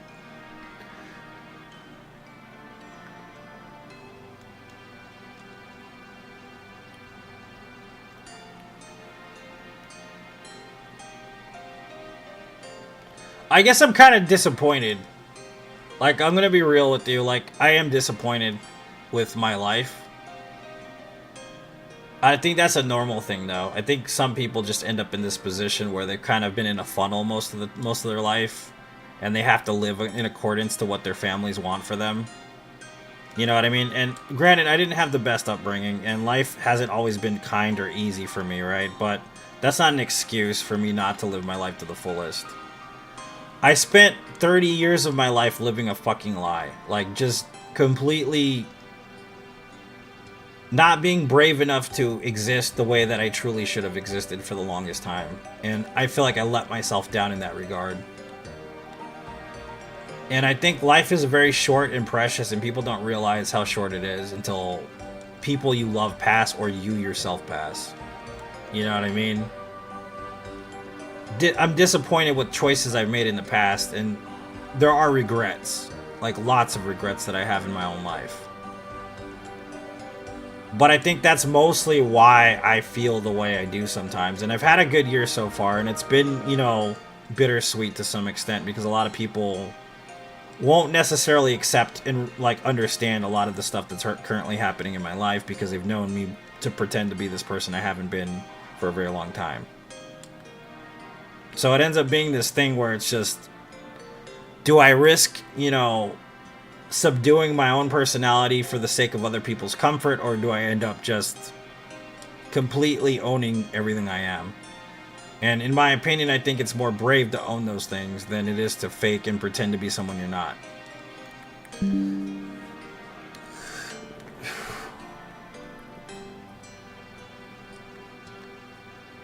And it's made me uncomfortable the majority of my life. Like, not knowing, not figuring certain things out, not being a part of those things. You know what I mean? That I should have been a part of a long time ago.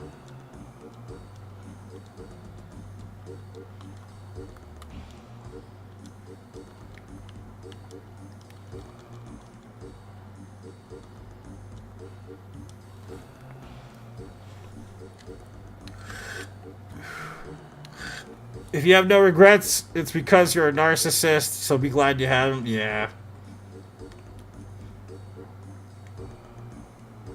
I agree. I don't know. I don't know. I don't really have many people to talk to in my life. My dad doesn't understand at all. Like, he doesn't get it. I love my dad. He's not a bad person. But it's just like, changing ships, doing this thing, you know, differently than I've done in the past, and becoming more comfortable with myself is not something I really ever thought would be a thing in my life. And until recently, I wondered why not. You know what I mean? Why the fuck can't I be more comfortable with myself? Why do I have to live in accordance to what other people want me to do? Why do I have to make sacrifices that make me unhappy and make me not want to be alive anymore? And I know I'm not the only one that feels that way, because the thing is, if you've been in a relationship you're trapped in, if you were in abusive situations, you know exactly what I'm talking about. I'm not talking out of my ass. You've been in certain circumstances and situations in your life that make you fucking uncomfortable, and you've been there because it makes other people comfortable. Because it's good for them and it's not good for you, but you don't care, because as long as they're smiling, you don't give a shit about yourself. But that's not healthy. That's not the thing to do. It really isn't, in my opinion. The thing is I think we can live our best versions of our lives as long as we choose to make those sacrifices. And the people that will accept you for certain things will fucking come around and love you no matter what, right? But, like, if you've been in a relationship with somebody and you're, like, at the end of your rope and you've been fighting for years and all this stuff, and you have a lot of fucking caring for this person and all this other shit, I mean, you kind of lose yourself in that relationship. You kind of become a person that is no longer who you are and more who they want you to be, and it ends up just fucking shit up. You know what I mean? I had developmental problems growing up. I didn't know who I was. I was abused. I had all this shit going on. I missed a bunch of stages of development, and fuck, dude. And I still don't even know who the fuck I am. I don't even know what's going on with me most of the time, and it confuses the shit out of me. But, like, at this point in my life, I should probably be better off than I ever have in my life in general. I'm good at Dark Souls. I'm not gonna lie, I'm pretty damn good at these video games. I'm not terrible at them. I've done a lot of really crazy shit in these games. That's why a lot of people watch. You know what I mean? Which I'm grateful for, and I feel blessed. I love that I get love for it and all this other crap. And it's just, life's fucking uncomfortable, man. You know what I mean? It's not fun a lot of the time. It really isn't. And it's selfish as fuck for me to say this, but it's the truth. I don't want to live some mediocre bullshit life. I don't. I don't want to live in accordance to what society tells me to do. I don't want to fucking live this life where I'm like, oh, well, I got better buckle down, get a job at fucking Home Depot, and like live a shit life with barely paying my bills and all this other crap. I don't want to do that. If I'm going to be broke as shit, which I am broke as shit, I'm going to do it on my terms. Fuck what society tells me to do. For real, like, I'm over that shit, dude. Like, even the stigma with fucking being a gamer, man. You know what I mean? The stigma with being a gamer. Like, people don't believe that you can be an adult and play video games. For whatever damn reason. They think it's a waste of fucking time. You know what I mean? Time and effort and all this other shit, and it's just like, you just don't get, either you get it or you don't get it.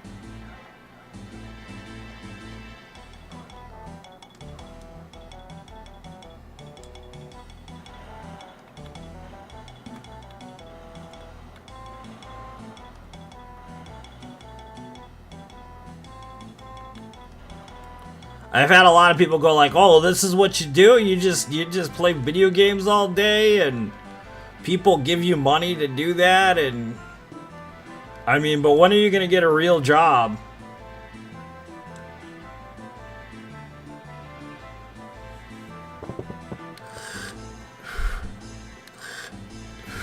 Live for the now. I like that.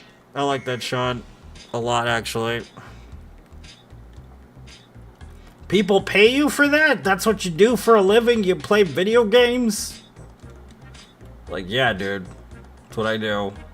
And then people, if you're like, you try to get into romantic situations, there are people that literally do not understand gaming. When are you going to get a real job? When are you going to stop dragging your feet and get a real job? It's like, dude, this is a job. This is like world-class chess, motherfucker. Don't you understand that?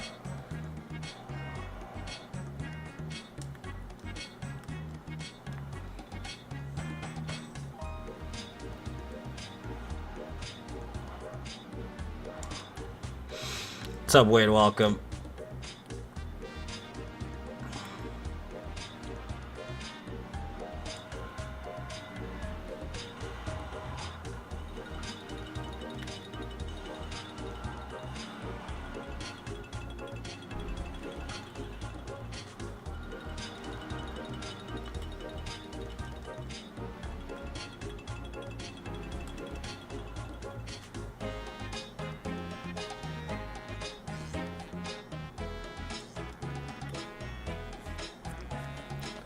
You know those pots, though, man? I don't know if you've seen this shit. Fucking, like, League of Legends, dude. Those pots are insane, bro. Have you seen how much they actually win at those tournaments? The League of Legends tournaments? They're fucking insane, bro. The team houses and shit and the sponsorships and all that crap, dude. Holy fuck. It's insane, dude. Like, how much cash you can make fucking playing League of Legends. And CSGO and shit, man. Fuck, dude. Like, yeah. You can make some money doing that.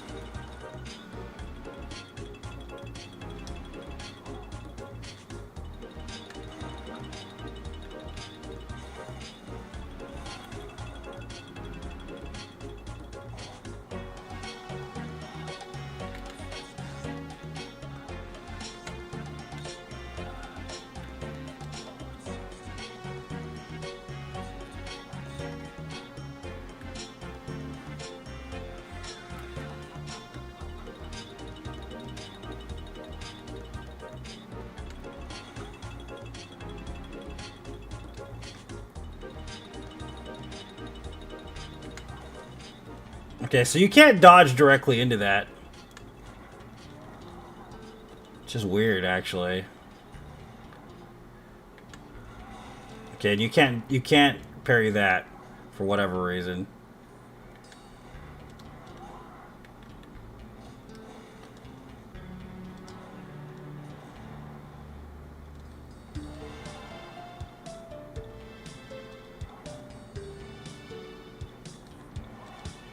That takes a specific type of parry there. I think it's like in the second thrust.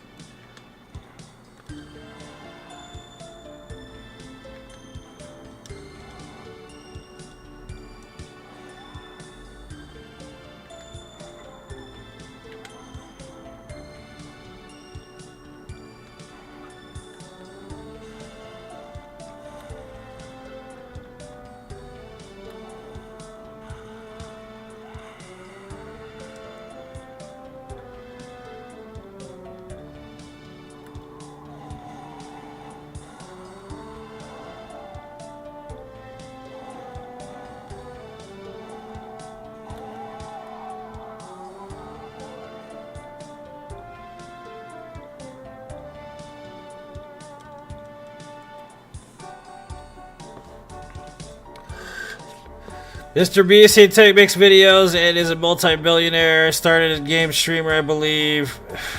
If it keeps a roof over your head.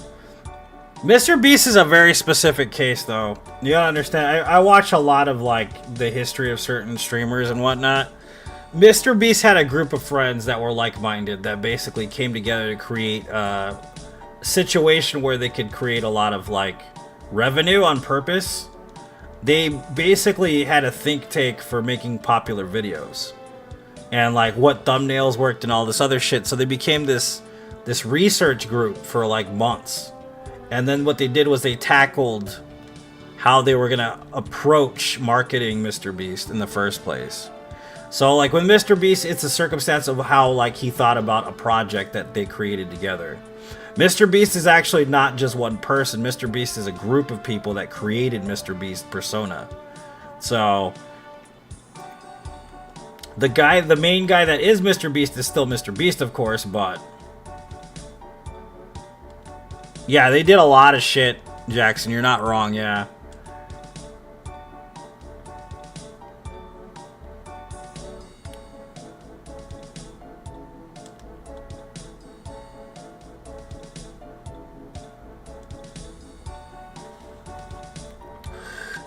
You're back. Yeah, the thing about Mr. Beast is that like when he was younger and the videos were different, like there was a different mentality with how that business was ran. Damn, son, where'd you find this? Kind of a fan of the way they did it, very guerrilla, but at the same time extremely focused and professional, which is rare as fuck to find in a group of individuals like that. You know what I mean? It's kind of cool, though. It's just nowadays it's a very different thing for Mr. Beast. Mr. Beast is a completely different person, basically.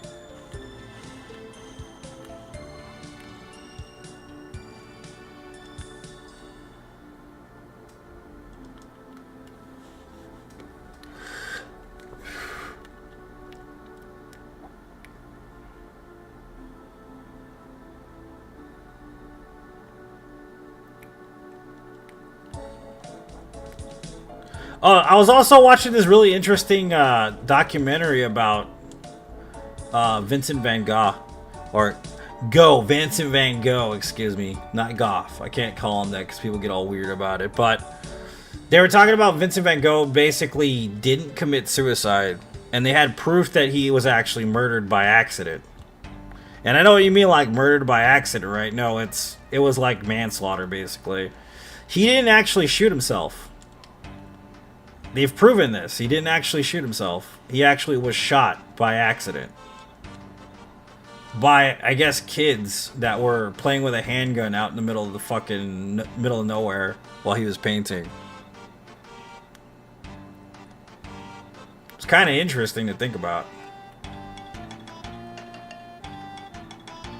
And basically, he swallowed the fucking fact that he got shot to spare those kids from going to prison, basically.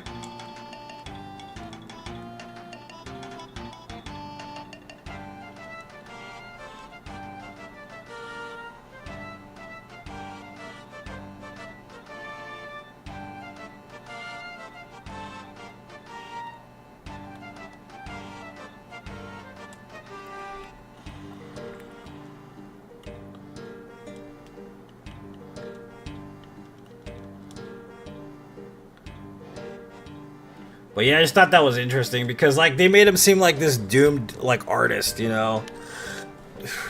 Because he was a doomed artist. He was batshit crazy. I mean, he was notorious for how nuts he was, but he was also a very kind person also. So it's kind of a weird mix with that guy. You know what I mean?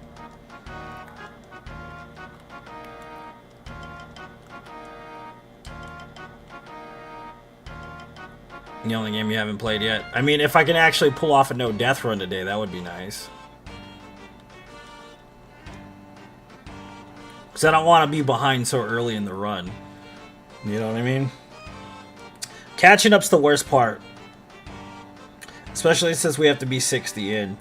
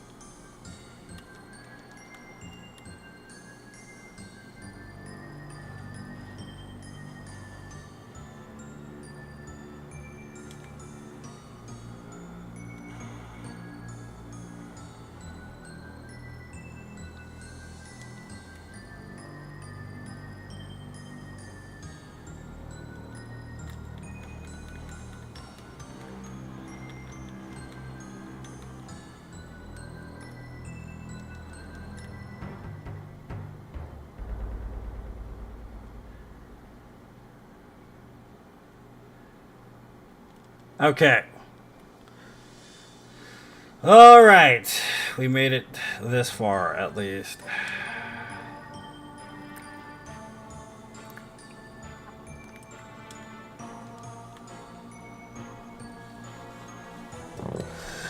No, like, I don't know. These games are good. I'm still playing them. We still have fucking 600 runs to do. I'm burnt out as shit on running these games. I really am burnt out. I do not feel like running this game at all right now. But we can make the best of it. You know what I mean?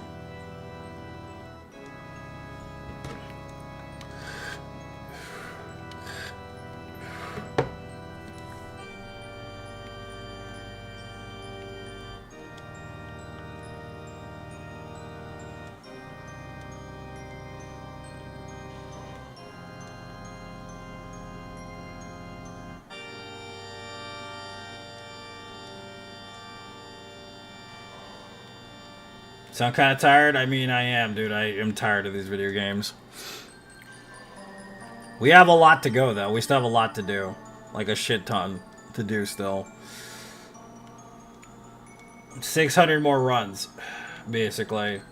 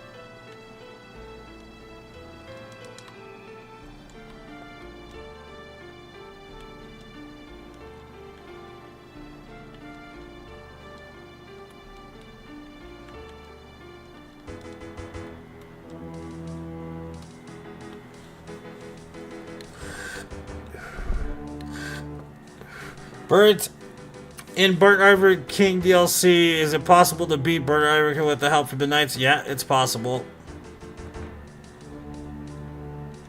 Do I recommend it? Probably not, but don't forget the frigid outskirts, Todd. That's all I'm going to say. A lot of people don't even realize that's there, so that's the best area in the game, dude.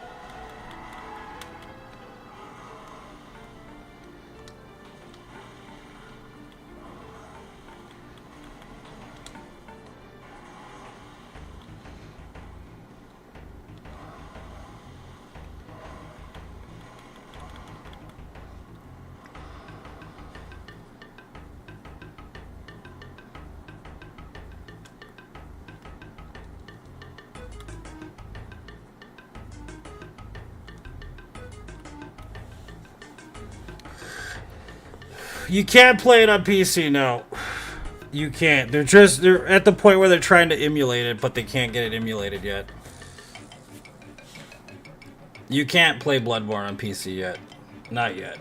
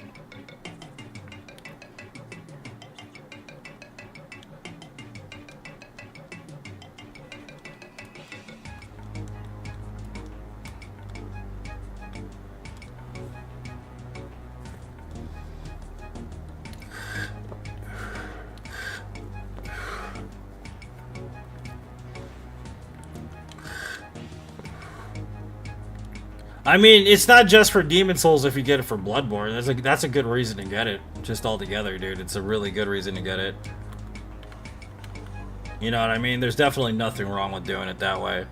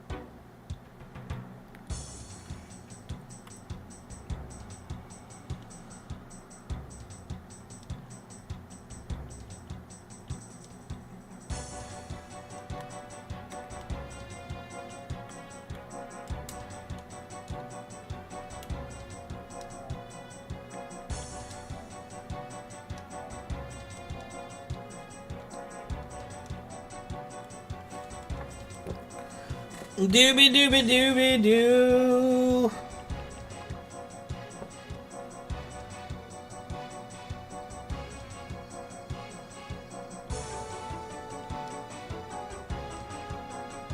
Really have to restart the whole game? Whatever.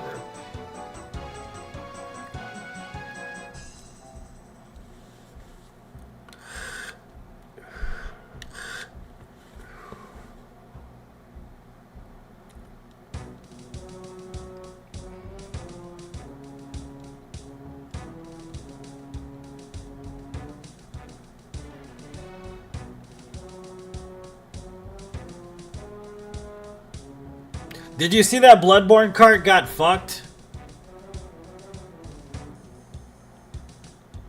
They fucked up Bloodborne cart. Sony was so pissed off about Bloodborne cart they made him change the name. Did all this shit and bring the game down itself.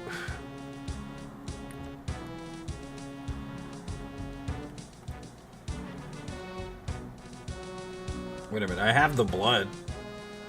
There we go.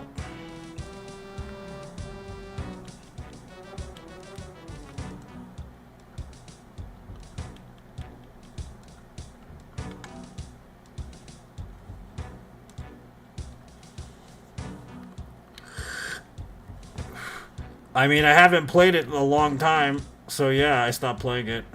Damn, son, where'd you find this? Can we talk about positive shit, guys? Come on.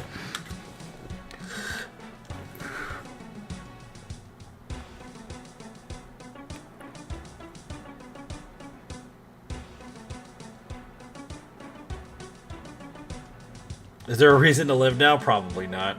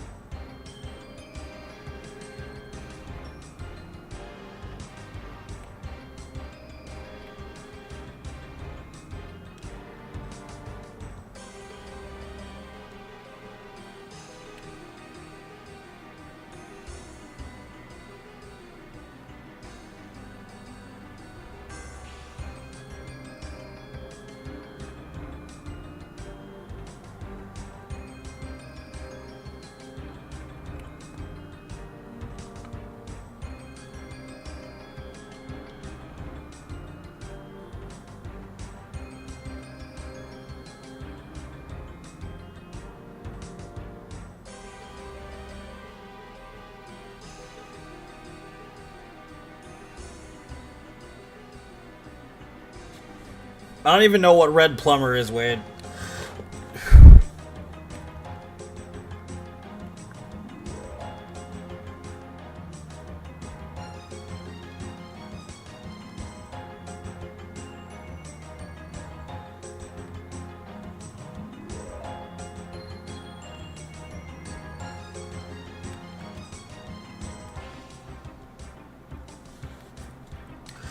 No, we wouldn't be able to use Mario Brothers music because it's copyrighted.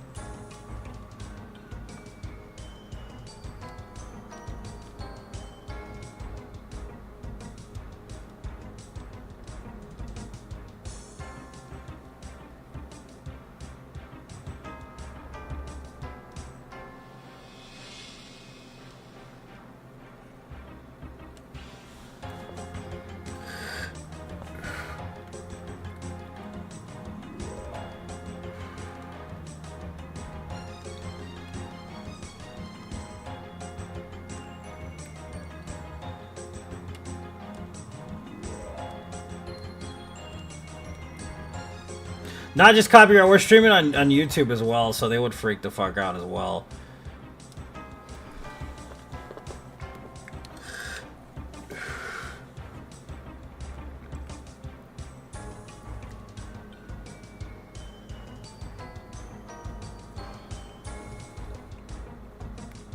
Yeah, YouTube is way more stringent with shit than Facebook is even, which is surprising, honestly.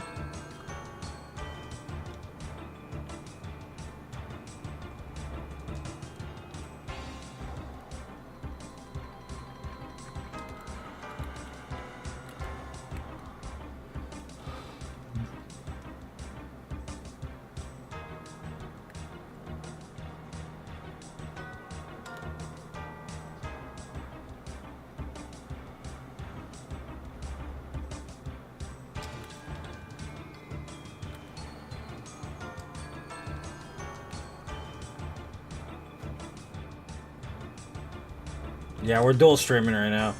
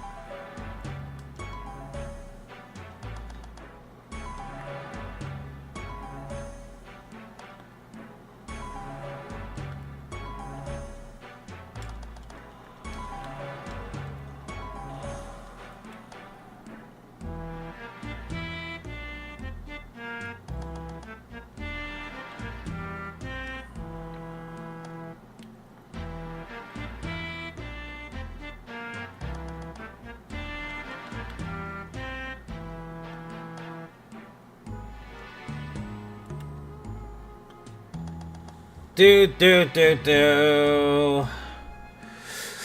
Anybody bored with Bloodborne yet?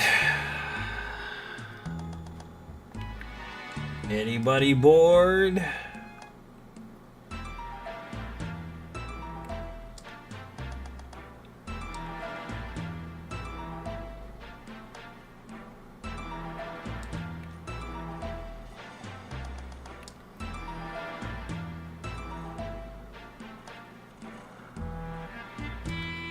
We love Bloodborne. Bloodborne's good, man. Yeah, it's a good game.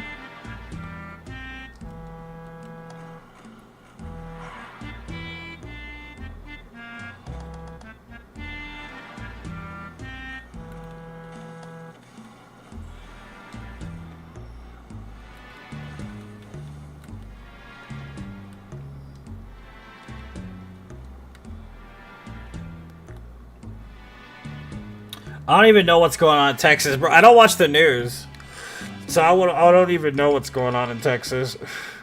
Well, I heard like they're closing the border or some shit. I can't remember. Something to that effect, right?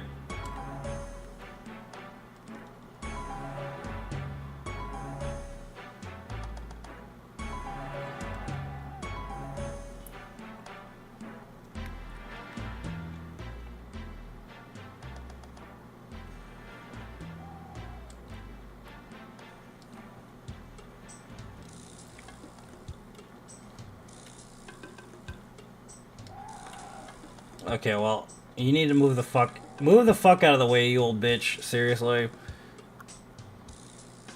Federal versus state standoff? Jesus, that sounds rough. I mean, Texas has been trying to secede from the United States for years now, though. Does that really surprise you? And I have a friend that lives in Texas.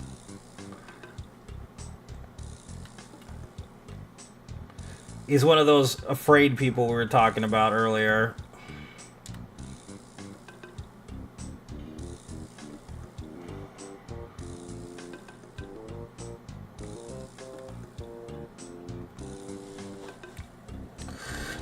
%90 of it's filler. It's true. It really is, yeah.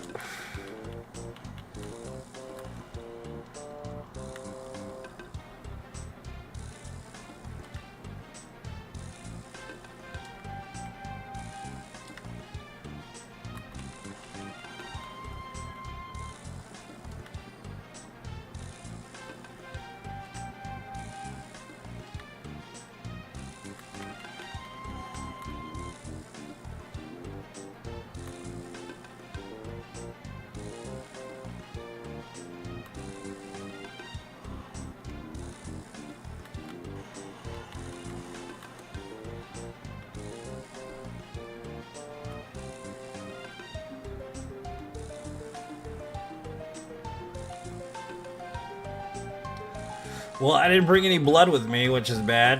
Whatever, I guess. Oops, I didn't mean to do that either. I hit the wrong button. God damn it, Elden Ring.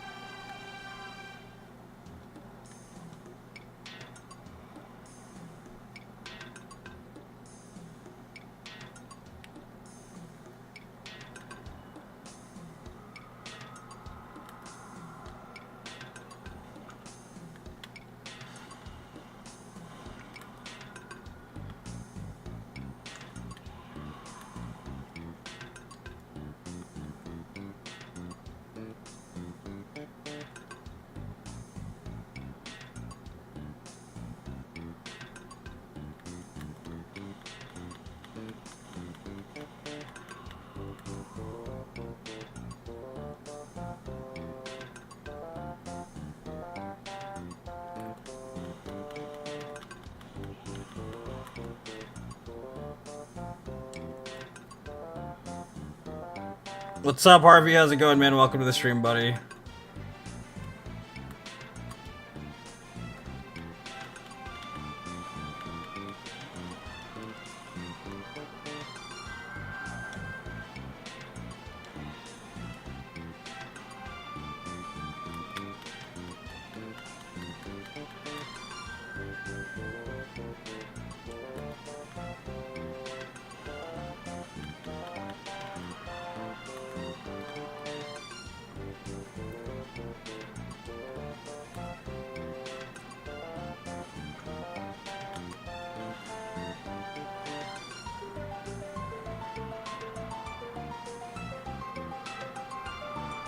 Sweet.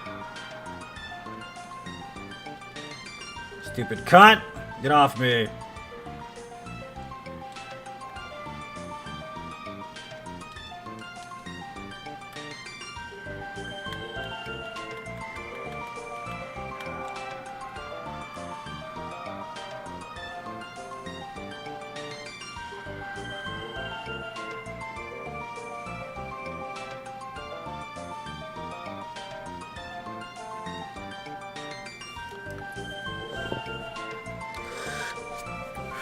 Bunch of civilians are driving Texas to protest the federal government's involvement.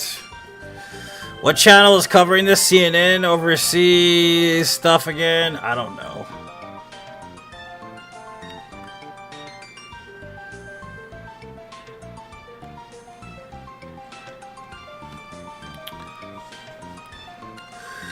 Stuff on X and online.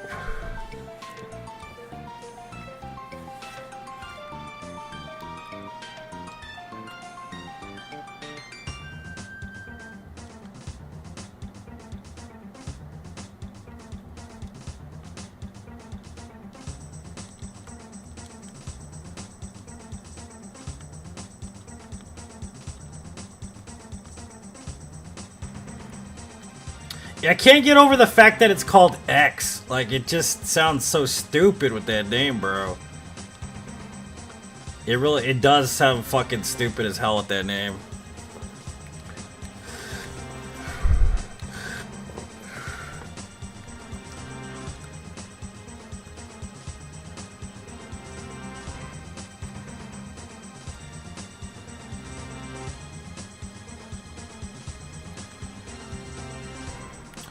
I still call it Twitter. It's fucking Twitter, yeah. I don't know. The name X is dumb. It's a dumbass name for it.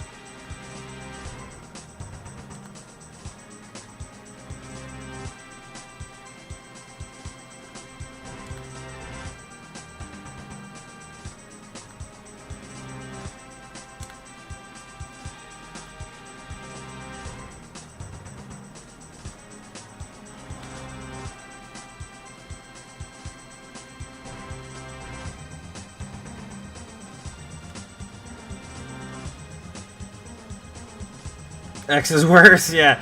I've never been on Twitter. I think I got banned as soon as I started using Twitter a long time ago when I first picked it up. And then literally the same day I got banned for, I don't know what reason. Making an account or something even. And then I went back and then I saw it was X and I tried to revive my account and it wouldn't let me. And I'm like, okay, well, I guess I was just never meant to be on here anyways.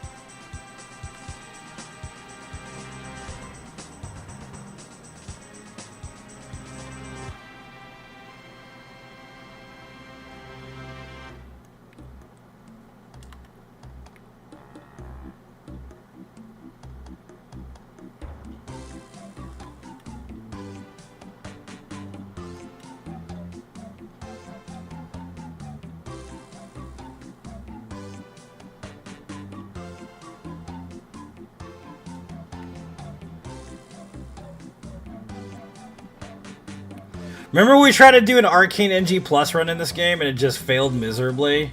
Because Arcane is trash in this game.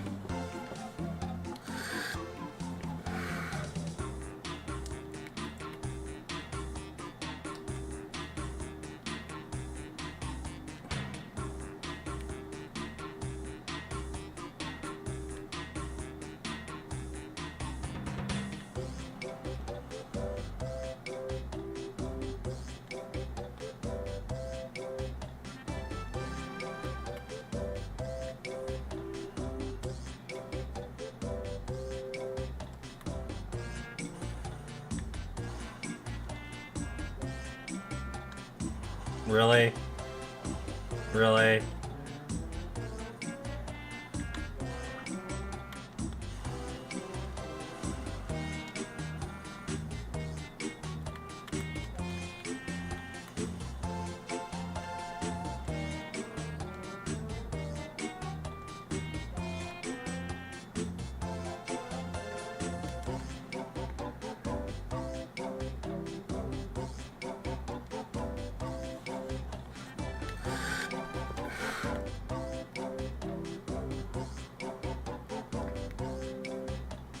Rapier's the best weapon in the game for early game.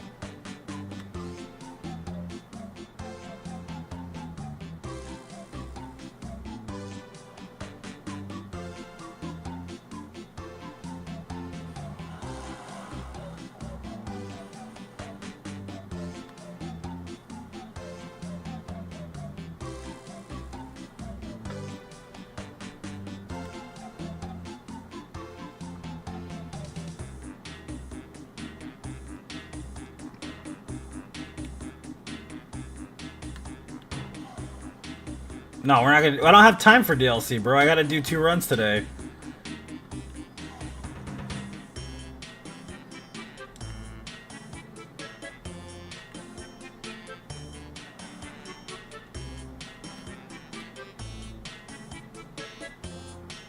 You guys know this is No Death February, right? The run we're currently pulling right now. Everybody knows that. You're all in accordance with that concept of what that means. I don't need to explain that to anybody, right?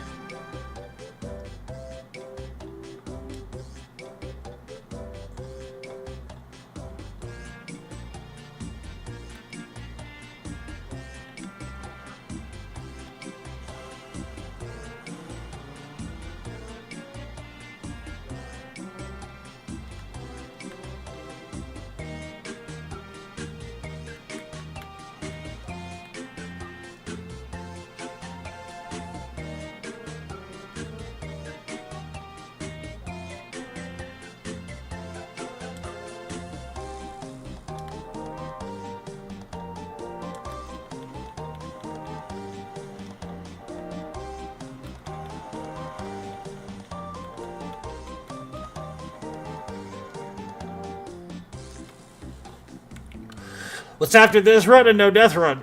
And you know what's after that run? A no death run. And you know what's after that run? Another no death run. Did you know what's after that?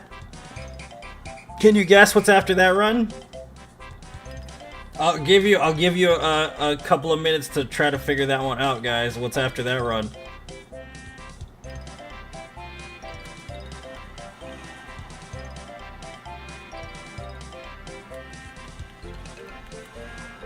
Not sure yet, man.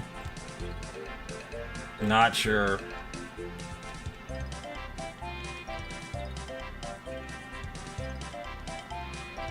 What's after that?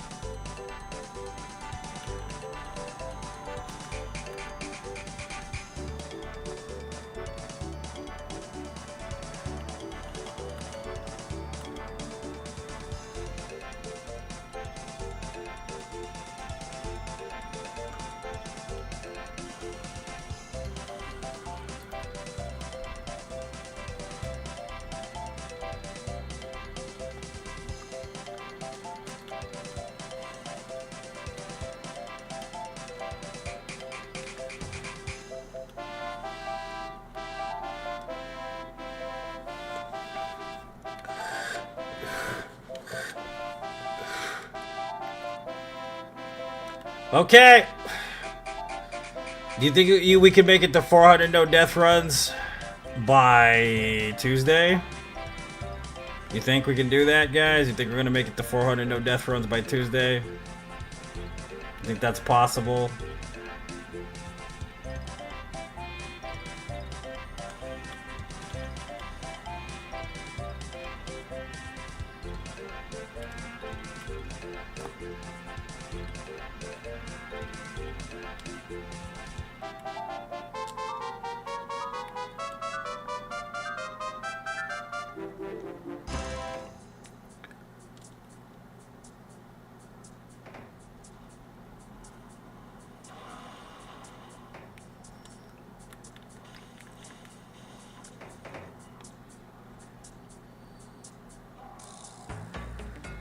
I think Ray is think you're loco. What?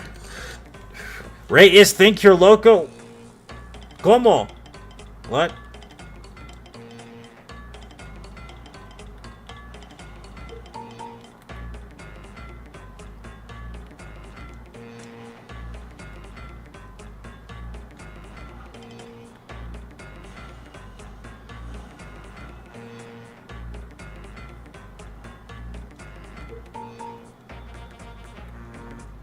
I think you're local. I was like, how did you... What are you writing there, Jose?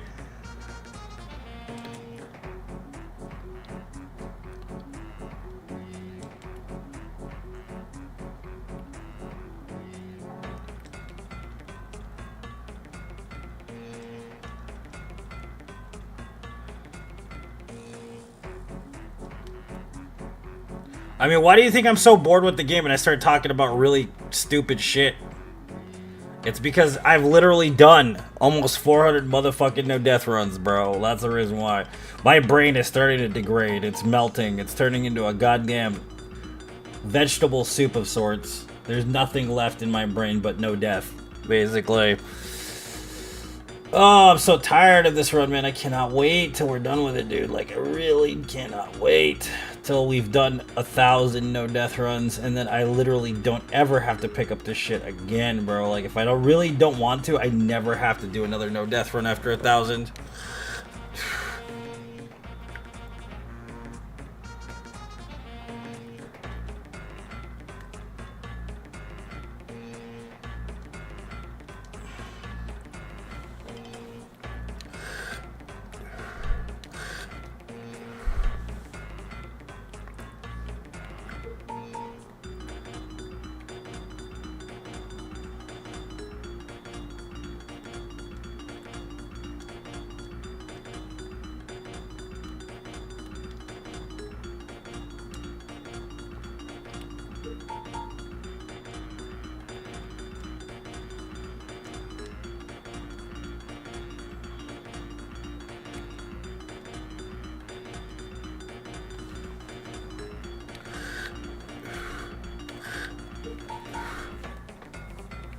I mean, I'm probably gonna die a lot more than that, Henry. More than likely, gravity's gonna kill me another 1,000 times before I even finish this run. So, it's not much. It's not much different than it's been for the last 5 years, dude.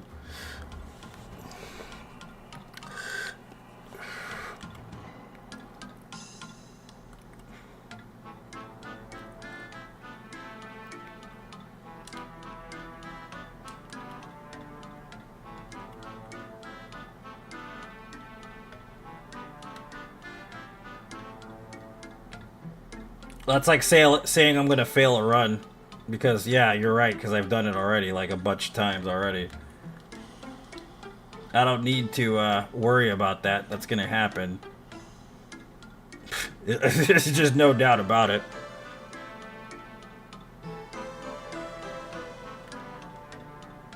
Damn, son, where'd you find this? You also gotta remember, and I've said this before, I failed more runs than people have even attempted, so that's one thing you gotta remember.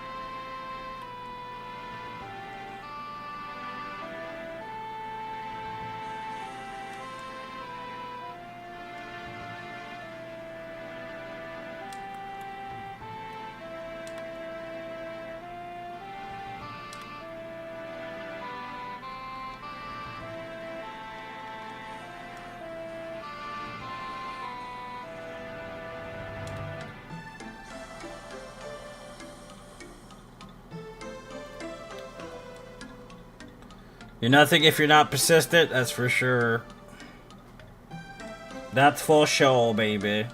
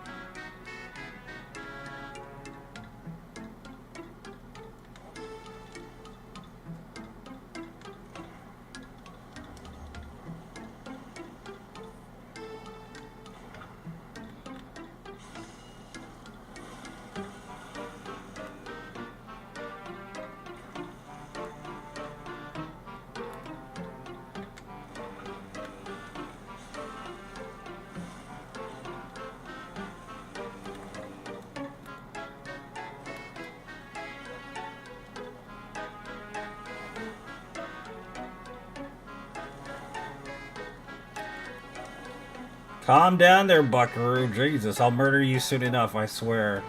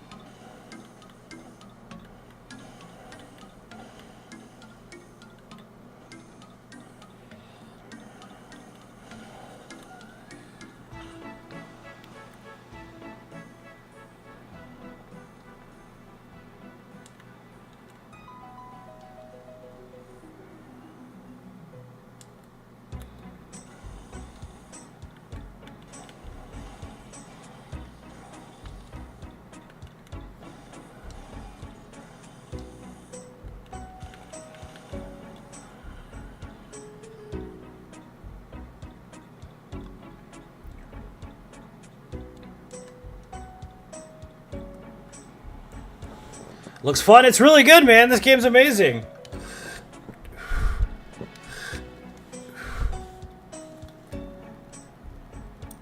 I can't read. Damn, son, where'd you A find life this? goal? No, this is just the current goal that I have in my life, Sean. The current goal is to get to 1,000 no death runs by the end of next year. Or by the midpoint of next year. Basically.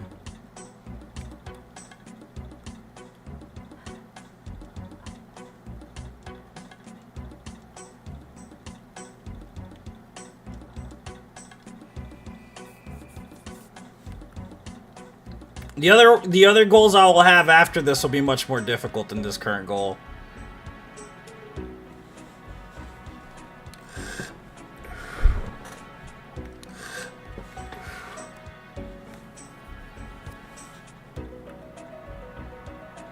This term.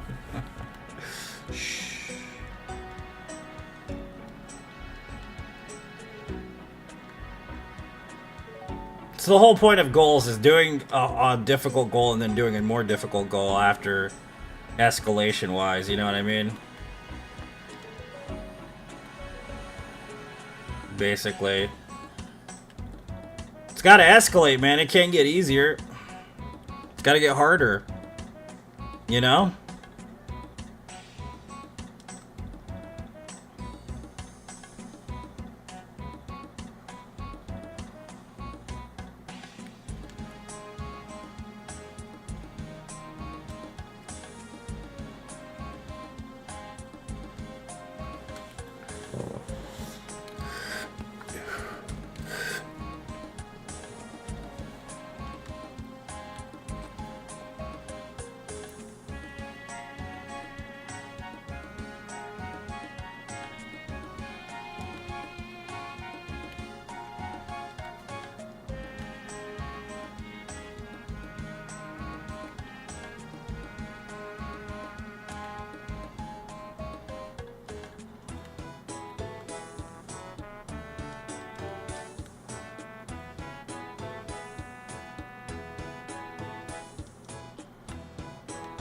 I don't really consider it a pure, per se, no death run running at NG+. I think it's too easy to do NG+, but that's my opinion. It doesn't mean that I haven't done a lot of NG+ no death runs. I just think it's more impressive to do it NG because you have to gather all the shit.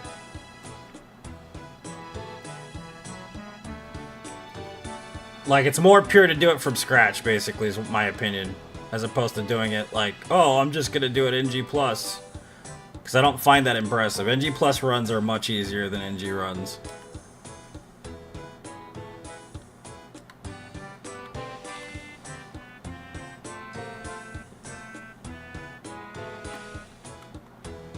And if you're starting your first no death run, you should definitely be doing it NG, not NG plus. At least in my opinion, you should be.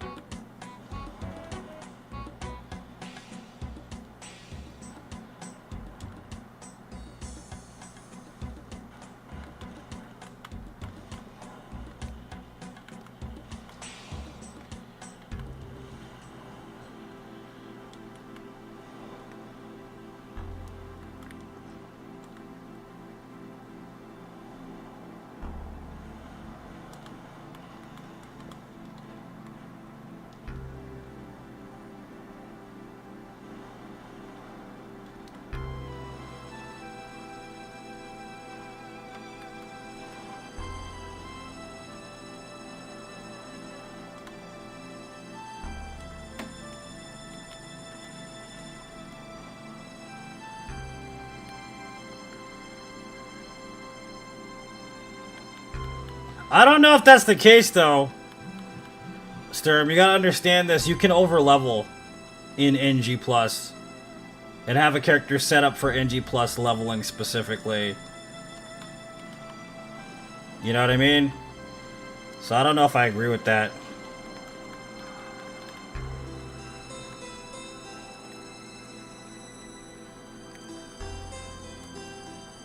You also gotta think that getting the gear is half of literally the run. And you're much more squishy and shit the first NG as opposed to the second NG, because you can have all these buffs like Lake and Great Lake and shit. You know what I mean? That will reduce the amount of damage you can take in this game. It's the same with armor sets in Dark Souls. Like in Dark Souls 2, for instance, you can upgrade armor sets and make yourself more tanky, basically. So I don't necessarily think that that's the case. I think it just depends on what the setup is. You know what I mean?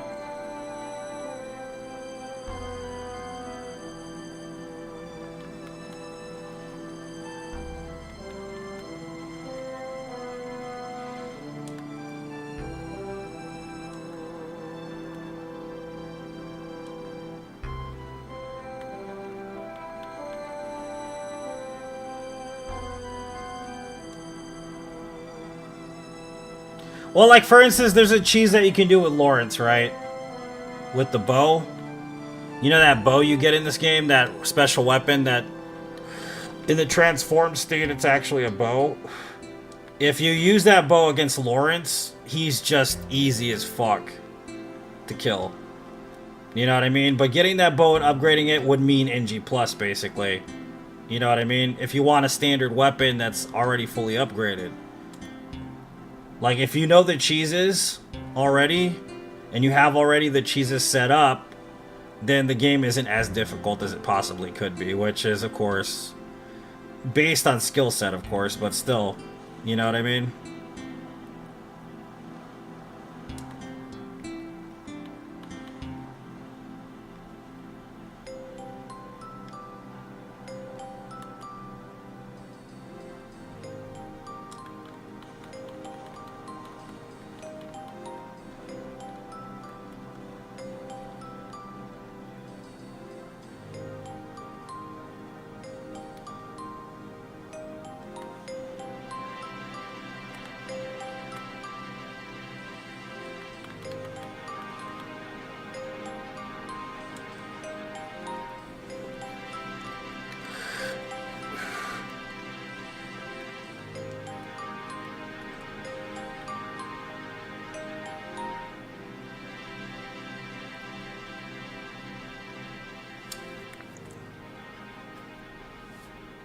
You don't know how to cheese yet.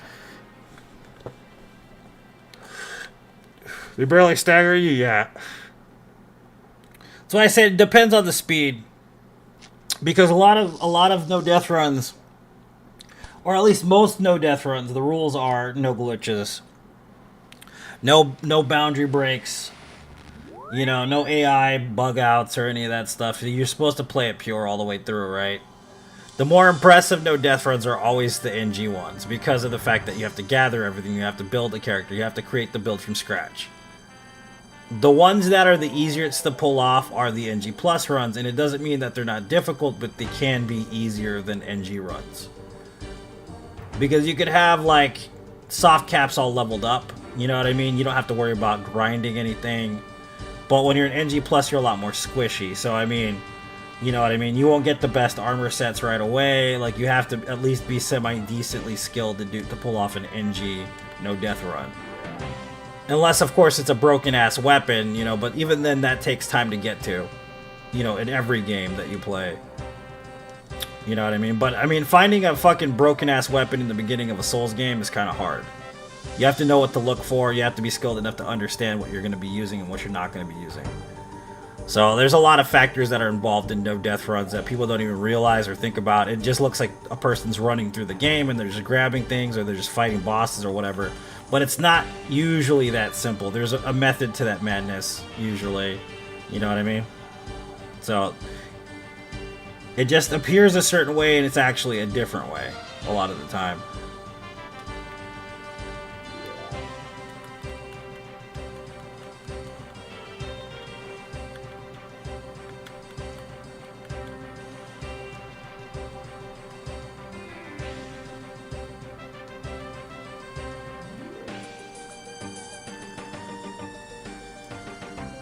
And you've known this if you watched me play the game.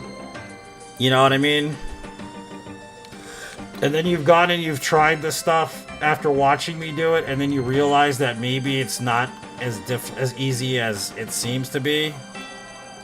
You know, when I'm playing the game or whatever. And you're like, well, okay. Like, why does this seem more difficult than the way that Ray makes it look? And I'm not, saying that you're bad at the game or anything.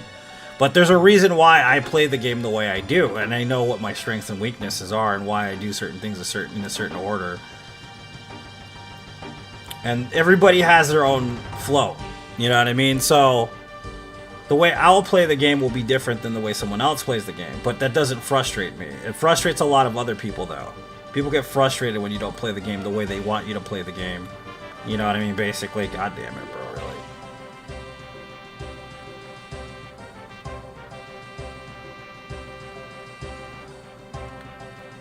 And the reason why they get frustrated is because they have a very specific way that they play the game, which is understandable. But when you try out the strategies that I use, that's also dependent on your skill level and why I'm doing the certain things. And I have a way that I'm actually doing the things I'm trying to do in the first place. You know what I mean? Like right now we're currently in the gathering phase of the second part of the game. You know what I mean? The gathering phase has to be able to build up to the second tier in the final part of the game, basically. So I have to go ahead and navigate these terrible hallways in a specific way so that I don't necessarily end up dying, so that I can upgrade my weapon enough to finish the game.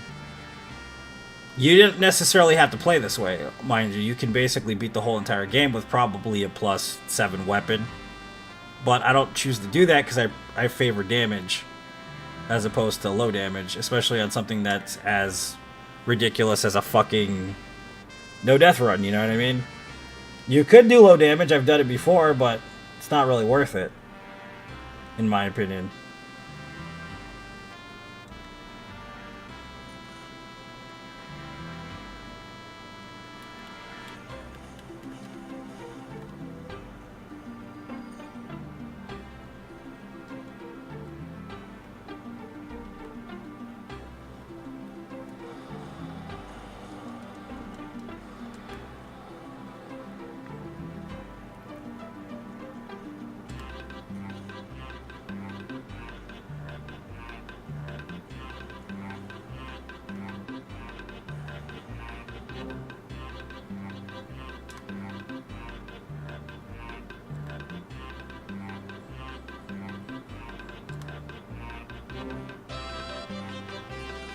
You also gotta understand this isn't the safest possible way to do it either.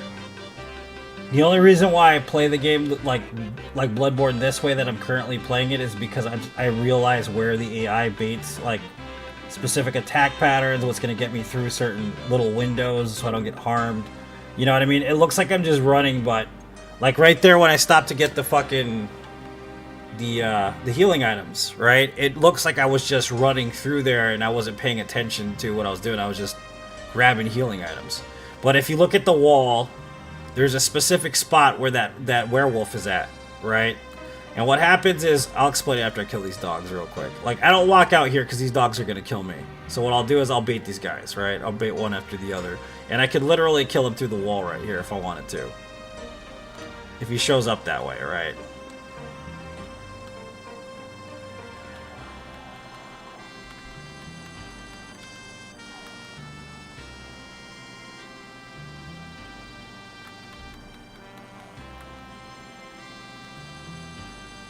Alright, so what I was saying is that there's a werewolf while I was running up, right? This werewolf was like coming this way and he was walking like this, right? The other dude's behind me, he's over here shooting at me, right?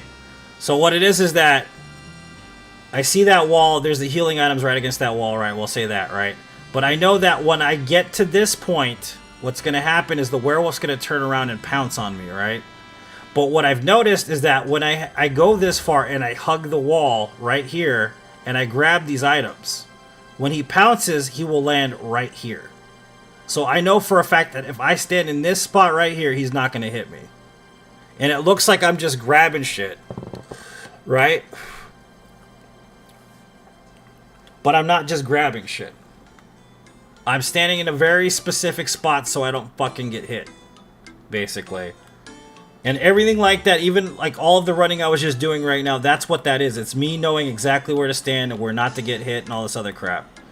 And like, the only thing that will train you for that is by running the fucking route, quite literally. Like this guy right here is going to attack here. I'm going to move this way. See that? See that? Like I mean, unless you know where he's going to go, you're not going to be able to pull that off. But I do know where to go. And it's because I've failed and, you know, done this and done that and gone to this place and gone to that place and done this other shit. So many times playing these games. So often that I know exactly where to stand, where the attack pattern's going to be. You know what I mean? Like, where they're going to be aggressive. How far the distance they're going to actually attack in the first place. How to bait distance based on who's attacking me. And how to get away from certain attacks that other people wouldn't understand how to get away from. So, I mean, it looks easy when you're presenting like this run, but when you try to do it yourself and you don't understand the attack patterns or where people are going or what things are happening, then it's a completely different beast. You know what I mean?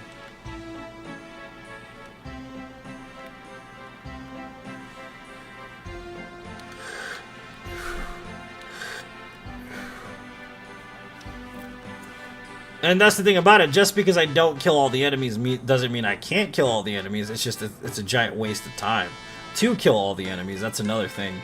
I used to have a lot of people that would come into chat and they'd be like, "Oh, well, why aren't you going to kill every enemy along the way? I bet that's way harder than the way you're doing it." And it's like, I mean, not really. It just takes more time. It would be annoying, and I've done that a couple other runs. Obviously, you've seen me do the all bosses run. You know what I mean? In Elden Ring, like, I can do that. It's just, if there's no point to doing it, then why the fuck would I do it? There's literally no point in doing it. The best way to fight is without fighting, in my opinion. If you can use distance and advantage based on the way you think and the way you route through a certain area, it's more important than killing every enemy along the way. So it's about using your brain, man, not using your weapon, you know? Not all fights are won with weapons, so...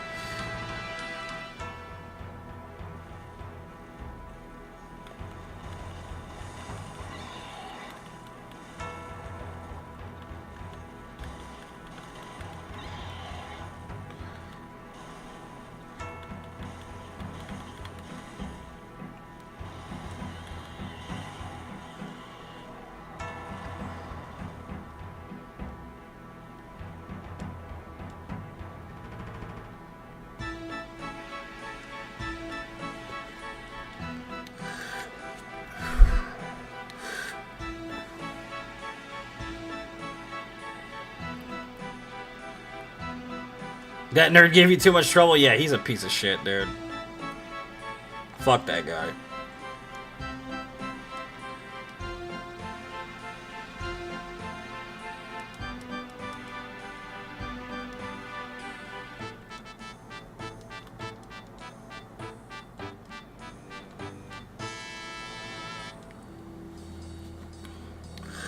Yeah, usually it would make sense to fight him before Sturm, especially if you get captured and brought to the Yaragul Chapel. It makes a lot of sense to do that. Plus, it leads to a shortcut, you know, so...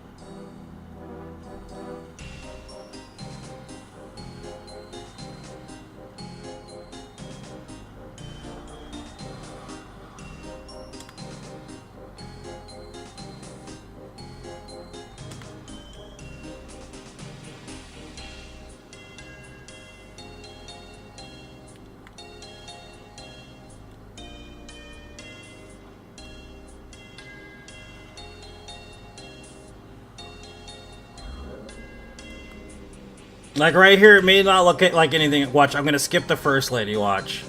See, I skipped this first lady. Why do I skip her, right? I attack this lady right here, right? And then I attack this lady right here. But I leave the first lady. Right? And then I attack this lady, the first one.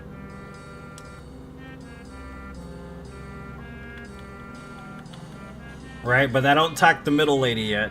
Why? Why do I do it this way? Does anybody know why I do it this way?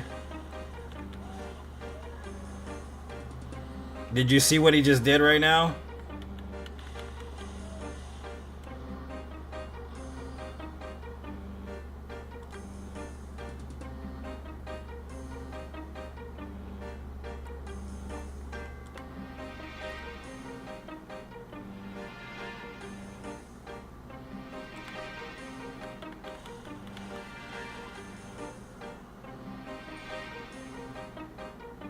See how I left that lady for the last one?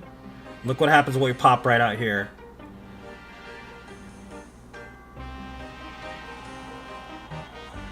See? I don't know if you understand what's going on there.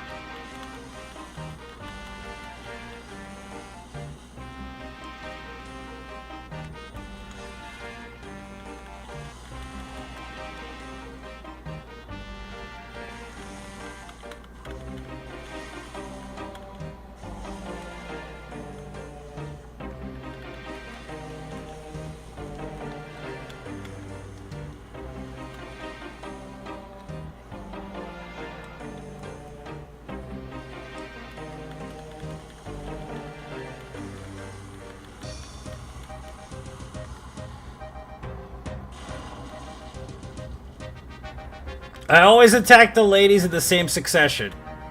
The reason why I always attack the ladies in the same succession is because it's a hitless strat. I didn't get the hitless this time, but honestly, most of the time it will leave me hitless when I go through this area. The detail is that the fact that the first lady that he will attack because you're going after her, number one. Number two, the second lady that I leave open, the reason why I leave her open is because the first thing he does is he swipes above. So I don't want to go after the lady in the middle because he's going to hit me and I'm probably either going to fall off or I'm going to die instantly, basically. If I was doing hitless anyways. When I come back and I kill the last lady, the one that I left, is because as soon as I kill that last lady, what happens is he charges up and does the AoE. What I want him to do is I want him to be stationary for exactly a certain amount of time so that I can get up to him and be able to start attacking him before he starts attacking me. Which will allow me the time to buff at the same time that I'm able to walk up to him and actually attack him in the first place. There you go.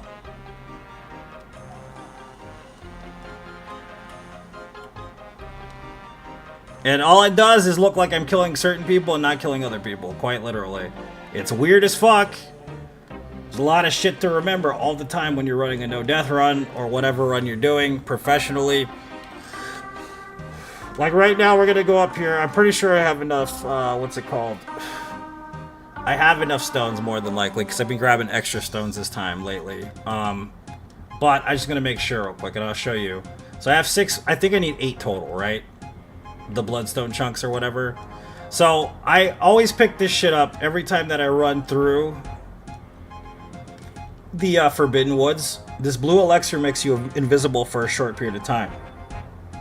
The reason why I pick it up is for 2 reasons. To go through Bergenworth without fighting the hunter. And the other reason is because right here in this spot I can pick up 3 extra fucking chunks. And the way that I'm going to do that is so that this guy right here, this monster, doesn't see me. If I'm not using that, he will chase after me. And he can actually 3-shot me even with fucking 40 vigor. And it will allow me the time to actually attack this humanity or whatever it's called in this game. Madness. Or whatever, and I will be able to pick up 3 stone chunks from that guy. Okay? I have 1 left and I can use it later, I can use it earlier, doesn't matter. You can get this if you want to, but I don't usually choose to do that. But I can take this now, and these monsters won't see me when I pick up this extra healing item here. So that means I can run past these guys over here and they won't necessarily start attacking me outright at first. This guy actually will kill you on a run if you're not careful about how he actually attacks you. See what I mean? As long as I'm using the invisible blue stuff, then he won't necessarily see me right away. It'll allow me to get away from him, and he won't be able to see me for a long distance, and he won't chase after me later on, so I can grab this other chunk if I need it, which I really don't now.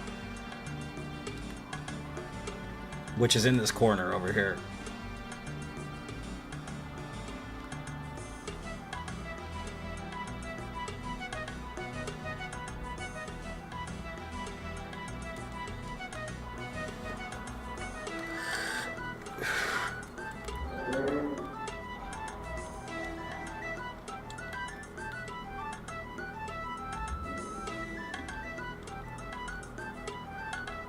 And then, of course, over here, we're going to go this way and then go off the stairs right here. The reason why we do this is because of the big spiders.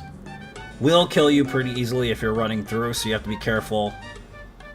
That's why I tend to go that way as opposed to going straight down the middle. This guy right here is hard to dodge. He's not easy to dodge at all, so you have to be very careful with him, and he hits fucking hard as shit.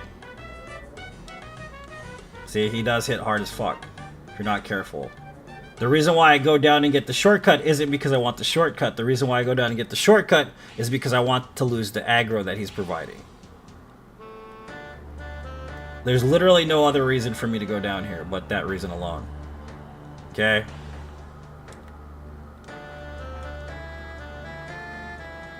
Now, I could have used the blue elixir over here in order to escape these ladies or whatever that have the giant hatchets.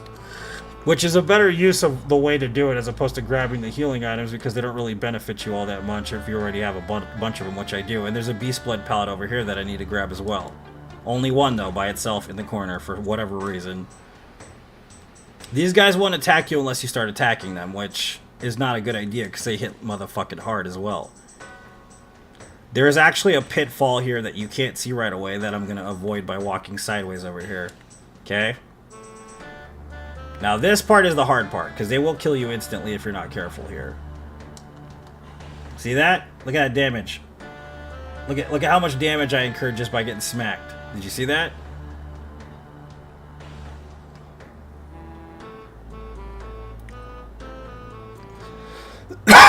If you don't have 40 vigor there, you will die instantly. They will kill you. That's why I leveled to 40 vigor usually.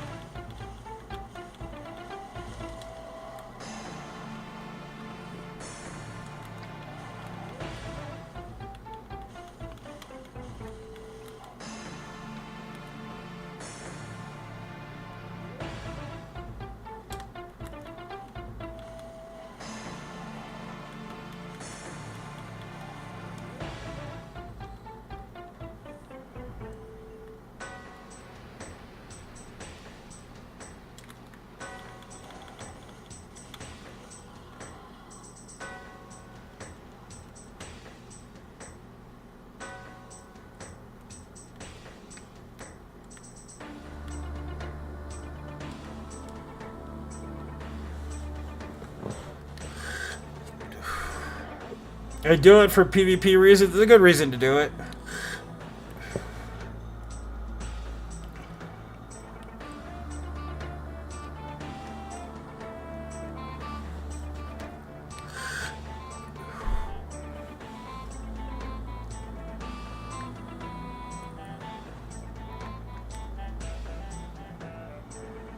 So we're not going to end up getting the actual stone, the bloodstone. Because we don't really need more than a +9 weapon to beat the game, pretty much. But we will use this extra blood gem because it's actually pretty damn good. And I think this one's better, yeah. You could pick up the one if you wanted from gas coins area if you really want to do all that. It's really up to you, honestly. But personally, I don't really need it.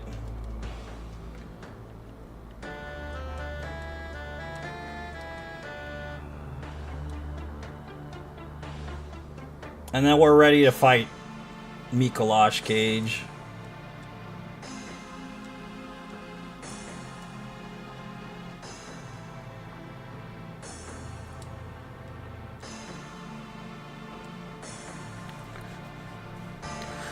Dude, the game is dead too. Yeah, I tried it too, Harvey, dude. We got one summon. We got summoned once. That was it, dude. I was trying to PvP and all this other crap. Nah.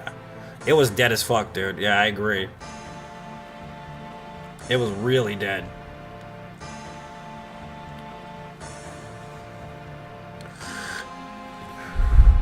It's an hour and 30 minutes into Bloodborne, and we're basically at the last two bosses for the main story. Currently.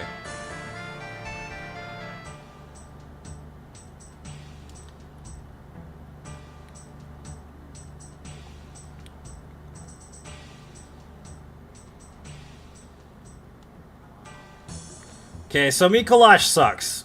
There's ways to bait him to go the right direction. I don't really know how to do that. I don't pretend to either. I think hugging the wall has something to do with it. I'm not sure if it does or not, but I don't think it fucking does. I think there's a way to do it. I haven't learned it. A speedrun strat to get him to go exactly where you want him to go real fast, but I just let him run around in circles basically till he tires himself out.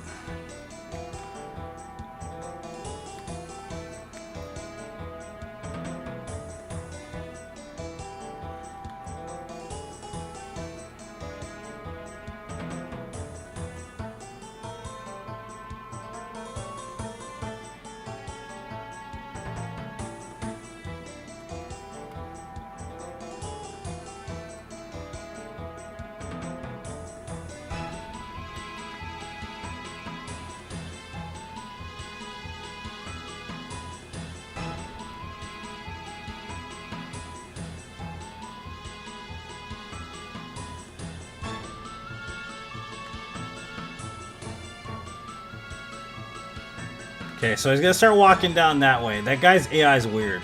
So we're gonna bring this guy over here. Because he's gonna attack us if we don't bring him over here.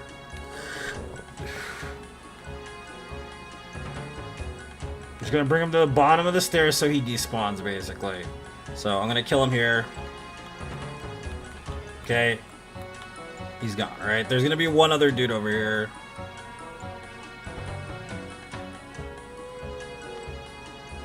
And I'm gonna bring this guy to the bottom of the staircase too. Because we don't want him around when we're fighting this guy. And sometimes they do just repopulate and come back. But whatever.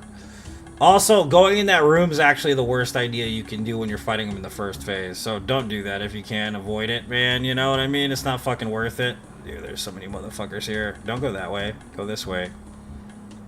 Alright, cool.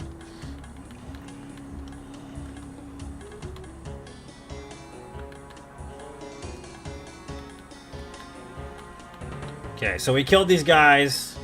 Now he's gonna act real weird when we walk up. We want to approach from the center, like this.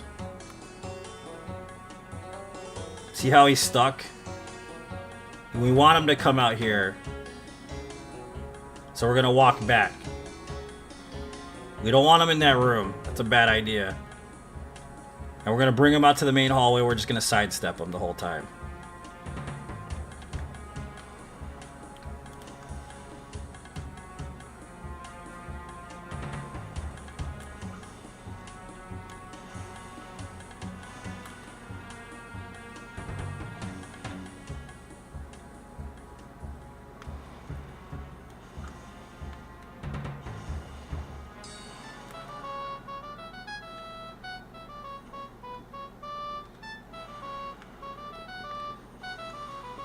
That's it. Literally. Now I'm gonna set up my goddamn poison knives. Because second phase is far worse.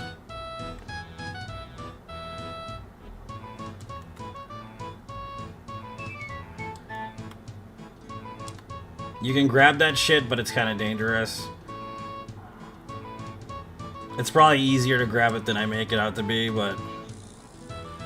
Now we have the same problem. Mikolash can be running in circles again. And he goes directly for the spot, which is rare. Okay? Now, this is the easiest way to kill the second phase. You wait for him to go down there, you throw 2 poison knives at him, and you just stand here. And he doesn't know what to do. He's dying. He just stays there. I'm gonna get some more vape. I'll be right back.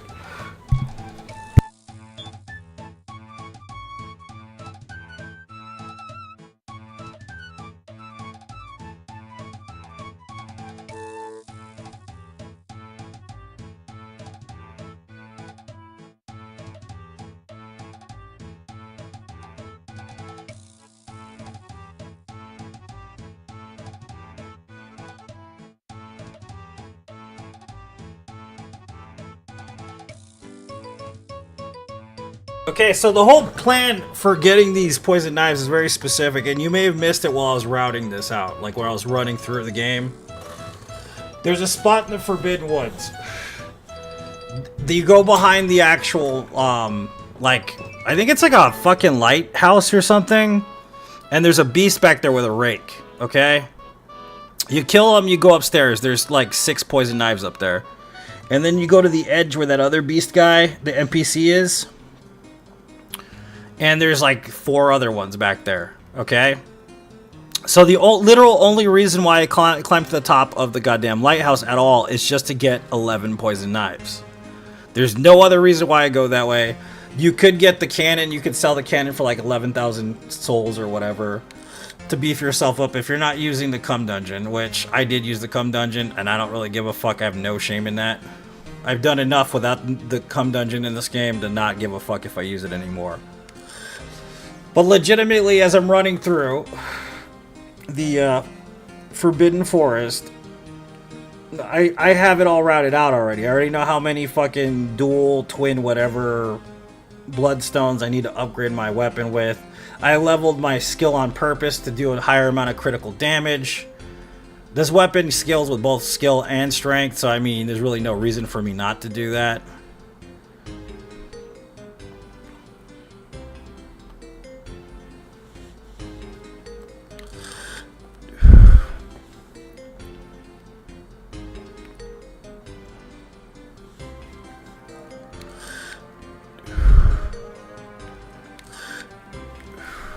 And, like, you could go in there and fight them and, you know, man up, as everybody else would say, but cowards die pretty... I mean, cowards don't usually die. Let's put it that way.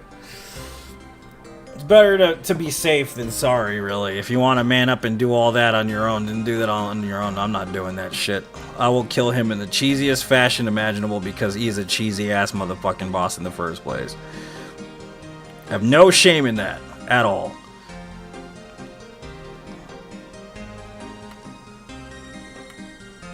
And then we're ready for the last boss, quite literally. There's no reason to not be ready for the last boss. We have a +9 weapon, we have a bunch of fire paper, we have a bunch of heals, we have a lot of shit going on here. We could hit that, we could go home, we could get all of our heals back, but we really don't need them. There's no reason to go back.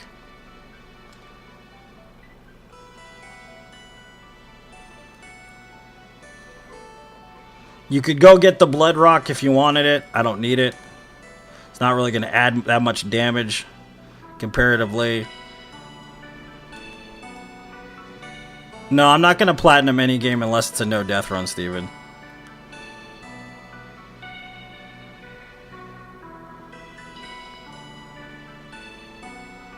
I have never platinumed a single video game, bro. Still to this day.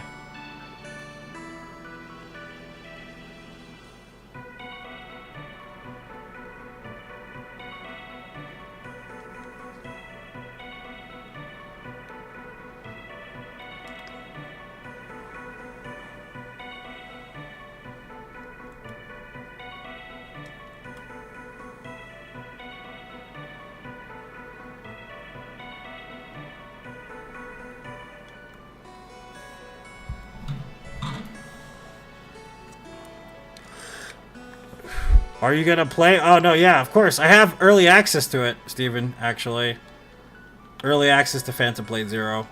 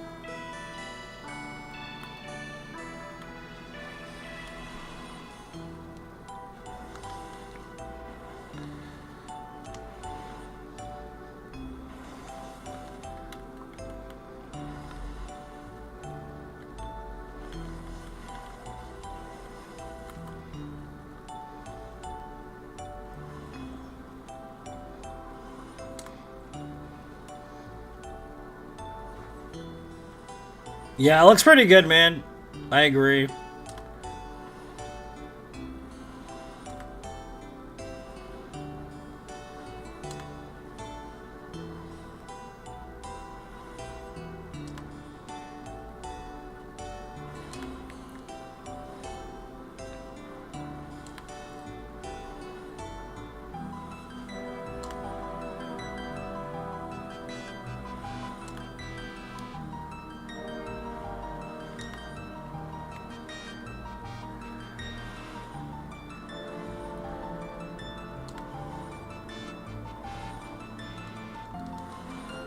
Wow. Really? That's rare. Well, that's not good. Excuse me, sir. What are you fucking doing? You're not getting with the program, bitch. Come on, let's do this.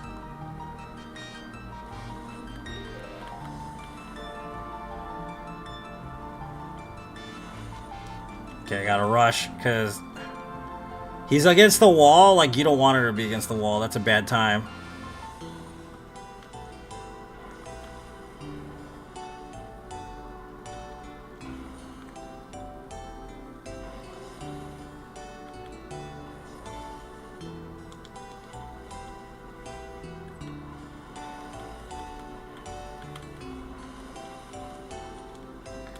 Yeah, her against the wall is like the worst shit ever, dude.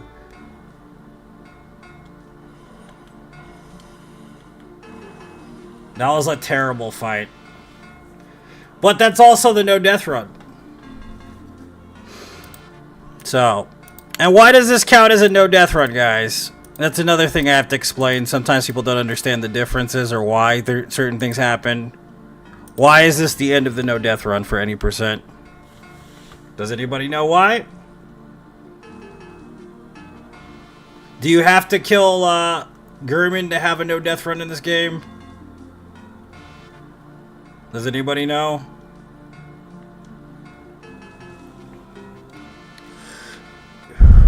Do you have to do the final boss fight against Gurman in order to have a full-on no death run in this game? No. Why don't you need to kill Gurman?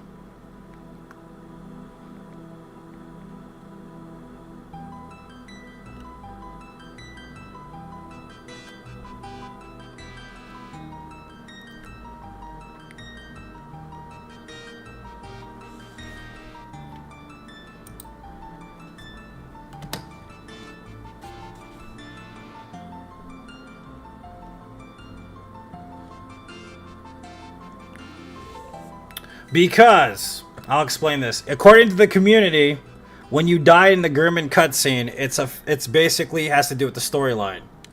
It's scripted. It's not of your own volition, it's not of your own doing. It's a way to finish the game. So, naturally, people would be like, well, you didn't really get a no-death run because Gurman cut your head off. Damn, son, but where'd you find this? They're wrong, because according to the community, it's considered a no-death run because it's not of your own fault.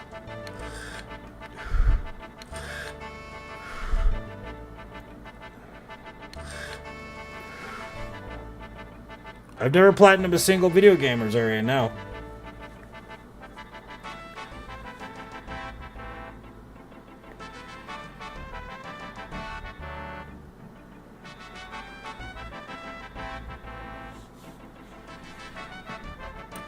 Alright.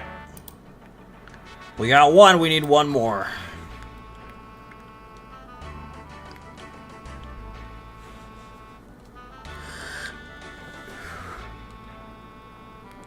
We're gonna do Dark Souls 2 again.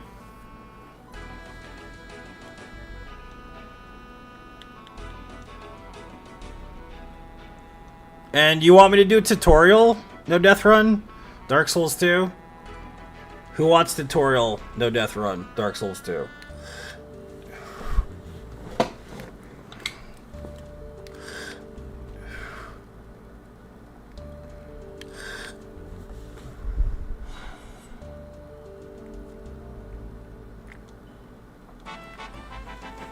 Alright. So, this is a tutorial, huh? Okay.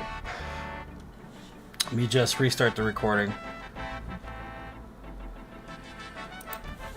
Okay, hello and welcome. Happy Saturday, guys. This is a tutorial on how to no death Dark Souls 2 any percent.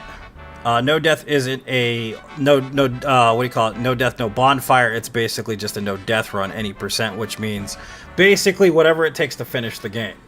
There are 3 different categories of no death in this game, or actually 4. There's the no hit, no death run. There's an all bosses no death run. And then there is a no death, no bonfire, as well as any percent. So we're working on any percent. That's basically what it is. This is the easiest way to accomplish a no death run in Dark Souls 2. Okay?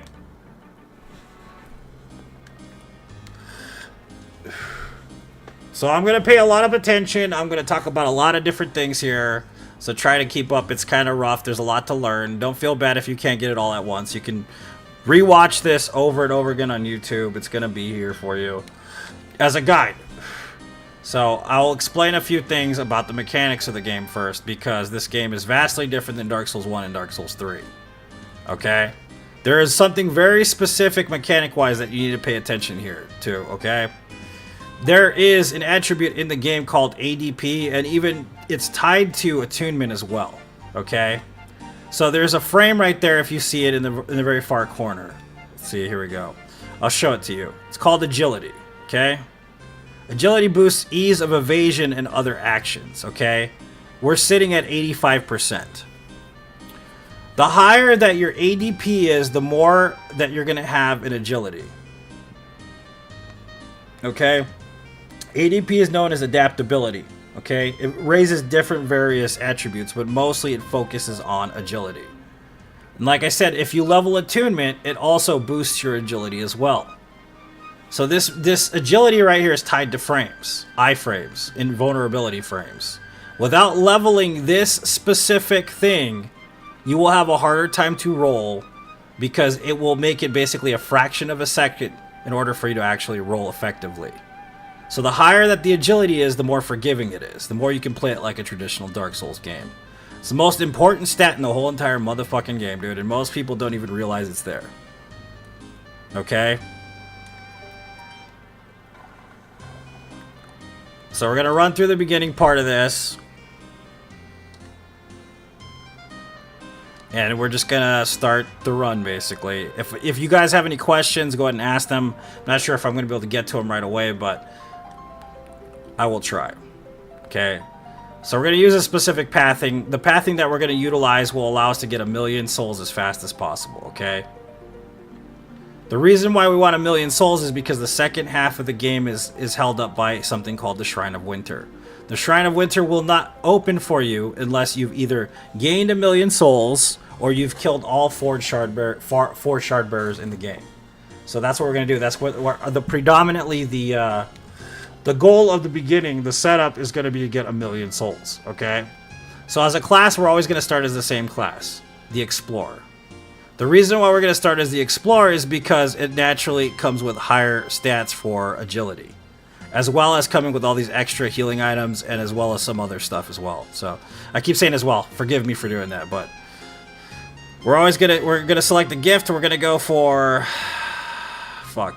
Bonfire Ascetic, and we're just gonna start the game.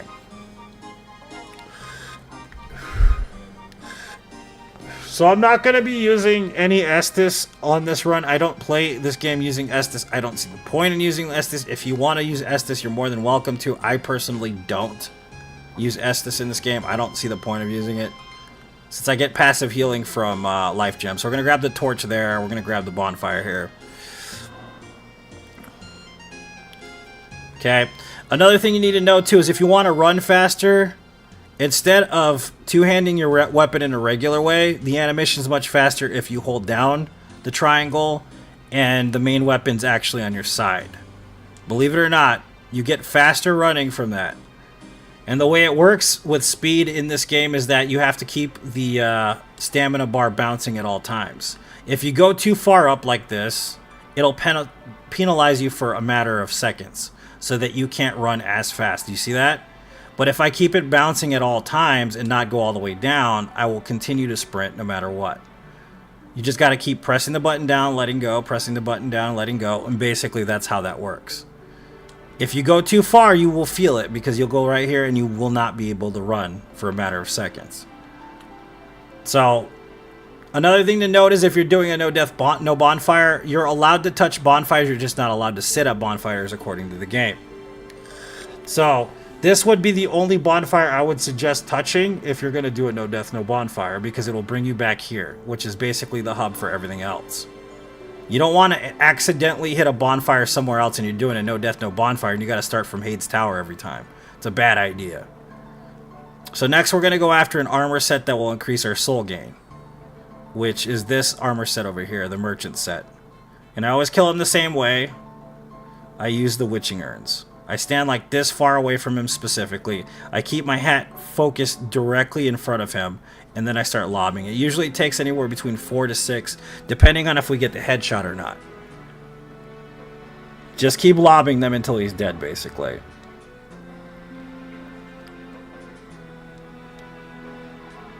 There you go. He's dead. Pick up the armor, the Saldora set, and you put it on. This increases soul gain, I think, between 15 to 20%, if I'm not mistaken. I'm pretty sure.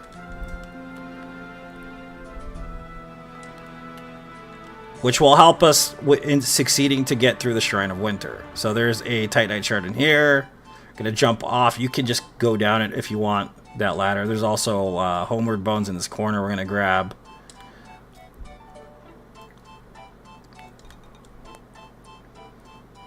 Because it's handy to have them Homeward Bones, baby. So I'm going to grab the Homeward Bones. I'm going to focus on keeping the life gems up. We're going to start running through Hades Tower. Okay.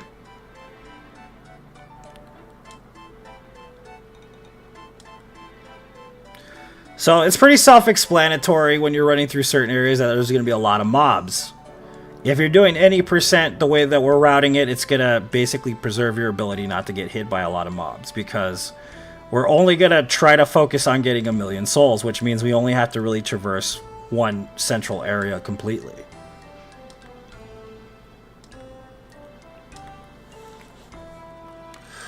No worries, Jesse. It's okay. So yeah, you got to pull this here. You can grab all this shit in here if you want. I'll never do that. It's a waste of my time, but whatever. To each their own. We're going to come out of Hades straight away. You can grab the bonfire. There's a bonfire on the right. I never grab it because there's no point in me grabbing it. But if you want to feel safe, go ahead and grab it. If you're learning this route and you're doing something that, you know, you've never done before, feel free to grab it. Okay? These guys won't hit you as long as you keep a wide berth in certain distances. You see that? The other guys with the hammer, as long as you stay behind them right away, they won't hit you. Like this. See this? There's going to be 3 dudes up here we're going to run past. Just ignore them. But also keep your eye on your stamina, because you don't want to run out, because they will attack you all at once and you will probably die. Okay? Then we're going to come up to an actual boss room after this next dude with the hammer, the old knight. And I'll show you the cheese strat here. You don't have to do this. If you feel safer not doing this, don't worry about it.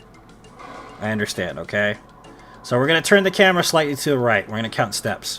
1, 2, 3, 4, 5, 6. Then we're going to run forward, like so, and he's going to fall directly off.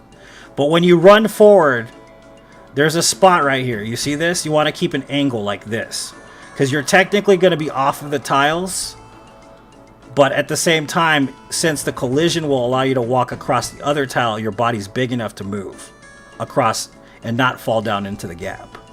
But if you don't do it that way and you run across right here, you won't beat the distance enough for him to truly fall off. So you got to keep an eye on that. You have to make sure that you do it in a very daredevil way, or else it's not going to work properly, at least. Okay, we're going to get the bonfire here. And this lady right here, I always kill her. And the reason why I kill her is because she becomes the nameless usurper, which invades you later and actually makes the game quite dangerous for a no-death run. So that's why I always kill her. And what I always use is I just punch her. I punch her once to get her, like, ready to get pissed off. I punch her again. Alright, and then the third punch, usually she gets up. Like this. Right? The reason why I use the punch is because If you don't use the punch, she won't be stun locked. And that spell that she's currently casting will kill you instantly with base health. So as long as I keep punching her, she'll be stun locked. And when you get to about this point, stop punching her because then she's going to fall to her death. If you don't stop punching her, you will fucking die. You will fall off with her and you will die.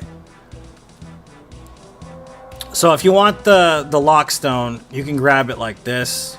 I don't need it for this run. If you want to go that way, grab it, but I don't need it. So I'm not going to grab it. I'm going to go back to Majula. You can level up now depending on what weapon you're going to use. You can use any weapon you want, but I'm going to use the rapier because it's the most no-nonsense type fucking weapon to use, okay?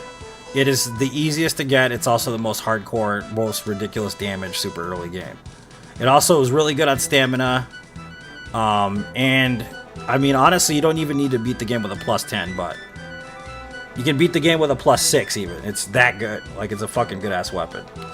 So we're going to run towards the Forest of the Fallen Giants. There's going to be a bunch of ads everywhere. I'm going to try to explain myself running through the ads properly because it's kind of hard to keep up with and it's kind of a pain in the ass, but it's better to learn this way than doing it another way, which is just killing every enemy. You could do that. You could kill every enemy, but it would just be a longer time to waste on things. And they don't even give you good souls either. So I'm going to run past this guy. There's going to be a bridge. I'm going to go directly left of the bridge. Because the guy with the arrow, if you go on the bridge, will shoot you in the face. And you will get stun locked. And you will probably end up dying. So it's not worth it. I'm going to run past him, pump it. Oops. You don't want to do what I just did there. And even on the ladder, you want to pump your stamp. You don't want to completely absorb your stamp. You want to pump it like this. Then you want to run, give it a wide berth on the right-hand side here, and make it directly to the fog gate. In this game, the fog gates don't have iframes until literally 3 seconds into touching the fog gate. Roll directly after the fog gate, go in here like this. Skirt to exactly the left-hand side, go up. There's going to be a dude shooting. Go directly for the ladder behind him. And then just try running up the ladder as fast as possible. He's gonna smack you. You might get hit by a firebomb, but don't worry about it. Go to open the door. As soon as you do so, an enemy's gonna run up behind you and try to attack you. So be safe. Roll right afterwards. Grab the fire like this. He's gonna keep chasing you. Don't worry about him. Pull out your dagger. 3 R2s to this door will knock it open. You can find a key for it, but that's not how I do this. 3 R2s always with the dagger will pop that open. I'm going to go for the hand axe right here.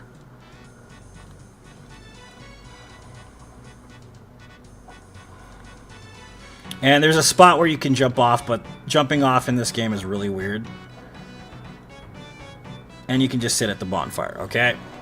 The other way of doing this is pretty simple. If you don't like that strat, breaking through whatever, you can kill this guy and whatever and slowly make your way up here, right? And then when he does that or whatever, you can go in that room and then there's like a tree branch to fall off of and all that other shit if you want to do all that. And you don't even need to hit the jump, but the jump is very specific. You see this little like gap? And this game does this with the physics. It's weird. I have to explain this to you. See how I'm walking along it? Nothing's happening. You see this? And this is with every gap in this game specifically because of how the physics are. You have to do it in a specific way. See how I'm up right here and I'm like higher than the staircase? You have to literally get higher than the staircase to get over it. And land directly over here, right? So this next part, we're going to talk to Melentia. You need to spend exactly 10,000 souls so that you get the Serpent Ring plus 2. The Serpent Ring plus 2 will also increase your soul gain. So it's very important that you have the Serpent Ring plus 2 and this armor set. It's extremely important. So we're going to buy 2 Bright Bugs. And if you don't know what a Bright Bug is, it'll read it to you. Inflict more damage and receive less damage. So it's like wearing an extra layer of protection while dealing a lot more damage. Okay? That's why we buy these. I buy them all the time. They're my favorite item in the whole entire game. So I'll buy 2 that automatically gives me 10 grand worth of spending. I'm going to buy 4 of these because we're going to need them. Okay? And we're going to talk to Melentia, and she's going to give me the ring. The covetous Silver Serpent Ring. Okay? Now we're going to keep talking to her until she says I better be moving on or some shit like that. It's high time I moved on, I think she says. Yeah. Okay. She says that you can leave. What that means is that you got her to go to Majula. She'll be at Majula next time after you beat the first boss, the last giant, right? So I'm going to load up my weapon, which is the hand axe, which I can two-hand currently because I have enough stats for that. I'm going to load up these fire bombs right here. If you want, you can cut across and blow this open and do the whole speedrun strat. There's a way to do that. I'm not doing that this run. I hardly ever do that anymore, basically. But you could do that. Okay? That it does cut down on time quite a bit. But none of the enemies we're going to attack here, there's no point in doing it. There's items, but they're useless, most of them. We're going to run up the tree. And there's going to be a turtle over here, and he can attack as long as you run past him. And that's perfectly fine. He won't catch us. If you're too slow, he will hit you and you will fall down. Or might get blown up, which is super dangerous. So watch out for that. So instead of getting down the ladder, the pursuer is going to get dropped by a fucking bird over there in the corner, and I'm just going to ignore everything. You could pick up the green blossoms. I don't necessarily need them. It's a force of habit. And then there's this whole situation here. This whole situation's a trap, okay? You see those explosive barrels in front of me? There's dudes up there with fucking firebombs. So they're waiting for you to go over there so you can blow you up and kill you. So the best thing to do is just blow that shit up beforehand. Kill both of those enemies and run past them. There's going to be two dudes over here. I'm going to aggro them on purpose. Since we have low ADP and low agility, it's going to be hard to outroll them, so it's better to have a wide berth to escape them. You could kill both of them if you want, if you have a bow or whatever. It doesn't really matter, but ultimately, it's better just to ignore and evade at this point. We're not strong enough to fight a lot of enemies. So, okay, now I'm going to take the elevator down. But I'm also going to use my blue aromatic ooze, whatever you want to call it, resin in this game. There's going to be a dude downstairs with an S-stock. He's not really that dangerous. Honestly, just hit him twice with this and he'll die instantly. Okay. I'm going to go into the boss room. The first thing that the giant's going to do is going to run at me. I'm going to hit him 3 times in the back of the leg. I'm going to get in between his legs as soon as it starts. You can hit him 4 times sometimes, depending on what's happening, but 2, 3, 4, and then I'm going to move away from him. Okay. Then I'm going to go all the way over here, and I'm going to bait a forward attack again, and I'm going to hit him 3 times. 1, 2, 3, and then I'm going to back off again. Okay. Then I'm going to do the same thing again. I'm going to bait the same attack. 1, 2, 3. Okay, then I'm going to wait for him to rip his arm off and hit him 3 times.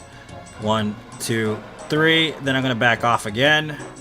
He's going to turn around. Then I'm going to run towards him again. 1, 2, 3, 4. And he's dead. Okay. So we had the ring on, or we didn't have the ring on. We have to put it on real quick just in case. Make sure you have the ring on so you get the extra souls. And he's dead. First boss is dead. Very simple. The only reason why we need to kill this guy at all is because we want to get to the last Bastille. And the reason why we want to get to the last Bastille is because Macduff sells large stones. That's literally the only reason why we go to the last Bastille at all. We'd have to go, we don't literally have to do anything else. There's 2 things in the last Bastille. The fragrant branch of yore and large shards. That's it, literally. Those are the only reasons to go there. There's no other reason on this run to go there. But in order to get there, we have to fight the pursuer. And in order to fight the pursuer, you can do it the standard way or you can decide to cheese him. I'm going to explain the cheese before we get there, and then I'm going to show it to you as it happens, okay? So what happens is, like, let's say this is the barrel when you enter the room. There's 2 of them. There's one here, and there's a barrel over here, okay? What's going to happen is I'm going to run directly, and I'm going to wait by the barrel. As he approaches me, I'm going to dodge out of the way, and I'm going to run to this fucking giant crossbow. And I'm just going to get behind it, and I'm going to fire, because if you look at the distance here, look at, see where I am here in this crossbows right here? He's automatically in the line of fire in the crossbow. The first bout of those bolts that will hit him will stun lock him, which will allow you to reload the crossbow and shoot him again, and he will die instantly. So that's the mechanical version of it. That's the way that I'm going to explain it right now, but I'll show you how it works when I'm actually in the boss room. So, I'm going to put my axe on the other side so I can run faster. These two ads are going to be in this room right here. You can avoid them very easily as long as you run towards the sides of the walls. Just don't fall off and kill yourself. See? And then I'm going to go straight for the door behind, you know, in this area over here that leads out to the Pursuer boss fight. Okay? Now, it's very important to understand that iframes do not work instantaneously. You have to give yourself enough distance in order to get the iframes. That's why this game is extremely unforgiving. So I'm going to run past all these dudes. I'm going to bait an attack from this guy right here, and then I'm going to move sideways like that. And then I'm going to hit this right here and hope I get the iframes, which I did. Okay? Cinematic's going to play. You're going to see the barrel. I'm going to get next to it. So there's a barrel right here. Okay? I'm going to wait for him. Dodge roll. Then I'm going to get straight here. I'm going to pull the trigger as fast as I can. And then he's stun locked, and I'm going to pull the trigger again. And he's dead. I don't even need to look at him. If you need to look at him, you're actually wasting time because you're moving the camera. Remember that. So he gives us the Ring of Blades, which increases physical damage and is kind of OP. Alright?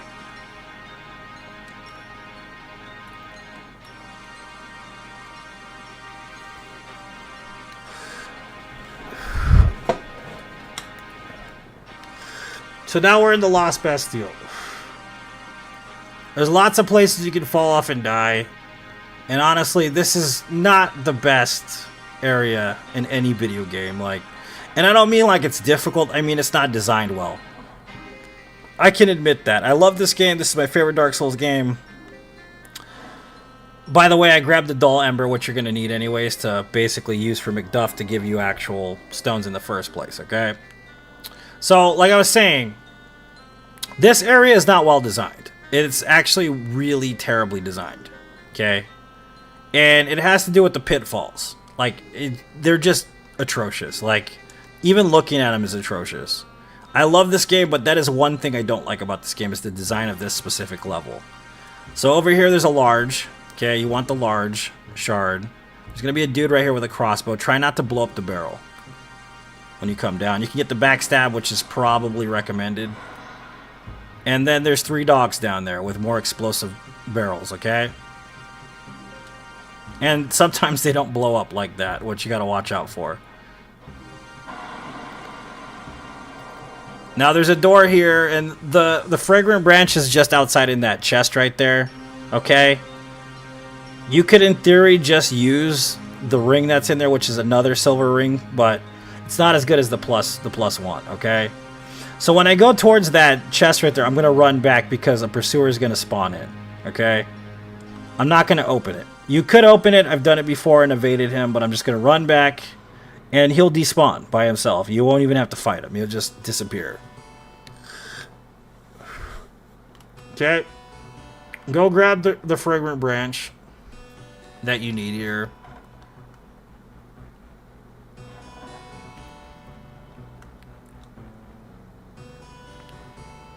And then we're going to go upstairs, and there's a few enemies up there.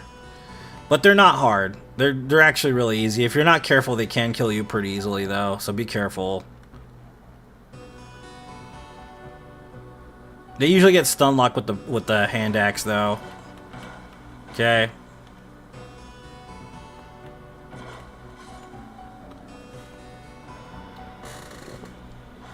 This door leads to Lucatil, who's an awesome NPC. I really like her, actually. And there's a key in this one, the antiquated key, which you need this. You need the antiquated key. Grab that. I forgot about that. This dude, don't chase him down. There's a lot of pitfalls there. If he hits one of those barrels, you will go flying off the edge and you will die. So don't do that. It's better just to wait him out, let him come to you, and then murder him in this little room. Okay? You could just run past him speedrun style. It's totally, I've done it before. Just better to do it this way. It's safer to do it this way. Just lure him in the room and attack him. Wait for your stamina to repopulate. If you stand directly behind him like this, he can't hit you. Doesn't matter what attack it is. You literally will not be able to. There's no hitbox there. Okay? Now this part is annoying as shit. This is probably the worst part of the whole entire area, okay? There's another of the same kind of dude with the scythe, but he has a barrel in front of him. You see that barrel? If you do not push this barrel correctly, it will fall down the stairs and it will break, or it won't blow up the wall. And you want the wall to blow up because Macduff's on the other side of that wall. So you have options here. You could get throwing knives, you could throw it at the guy, and you could bring him back and murder him, and then push the barrel yourself. You could kill him and then kill the dogs, and then experiment with the barrel until you get it right. But I'm using the fire bombs, okay? So hopefully we get it right the first time. If we don't, we'll just have to redo it. There's some gold pine resin here, which is going to come in handy for Scorpion Lady, okay? So what I'm going to do is I'm going to run. I'm going to set up my weapon to be on this side. Like I said, it's faster. I'm going to try to push the barrel directly towards the center. And if not, more towards the right. If it goes to too much to the left, it won't blow up, okay?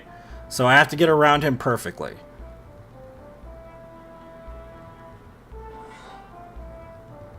Like that, right? Not bad. Didn't blow up, but good enough, okay? If you need the fire bombs, that's why we bought them. Sit at the bonfire, okay? And then you could go talk to Macduff, okay? But if that happens and it doesn't blow up and it rolls to the side, kill this guy up here and try to lure those dogs the best as you can back so they don't break the barrel. Because if you don't do that, you're going to have to literally start at the beginning of the level and do this shit all over again. And it is annoying as fuck if you don't do it right. It is really annoying, believe me. So we're going to grab more upgrade stones. Those are large shards. We should have 4 by now. This is small shards. And this will give us exactly 6 Titanite shards. We're going to talk to Macduff. Macduff wants the ember I just grabbed. And mind you, in the original vanilla version, the ember is not actually in that chest. It's only in the Scholar Edition that you can actually get the ember from that chest. So he's going to keep talking circles and be fucking weird and whatnot. And then you say yes and give him the ember, okay? We're going to buy 2 of the large shards. Wait a minute, we're going to need 3. You need 6 total. I don't know where I missed one, but I missed one. You need 6 total, okay? We're going to go back to Majula.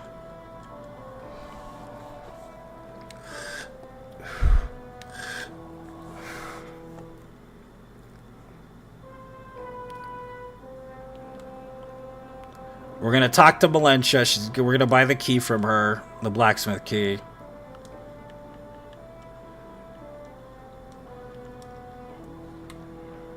And we're going to open the blacksmith door and then sit back at the bonfire.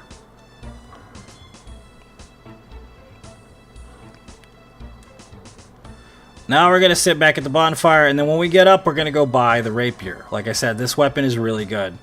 It is not outclassed by many weapons in the early game. It is definitely the best weapon you can get super early in the game.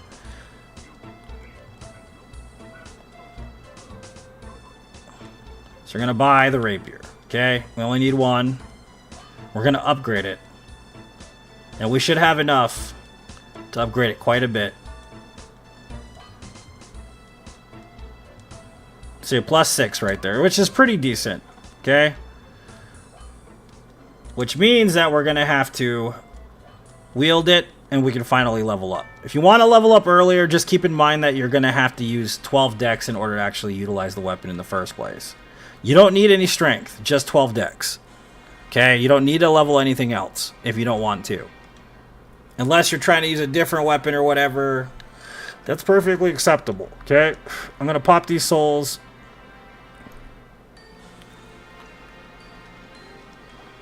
And then I'm going to level 12 dexterity. Okay, but I'm also going to level some other stuff as well.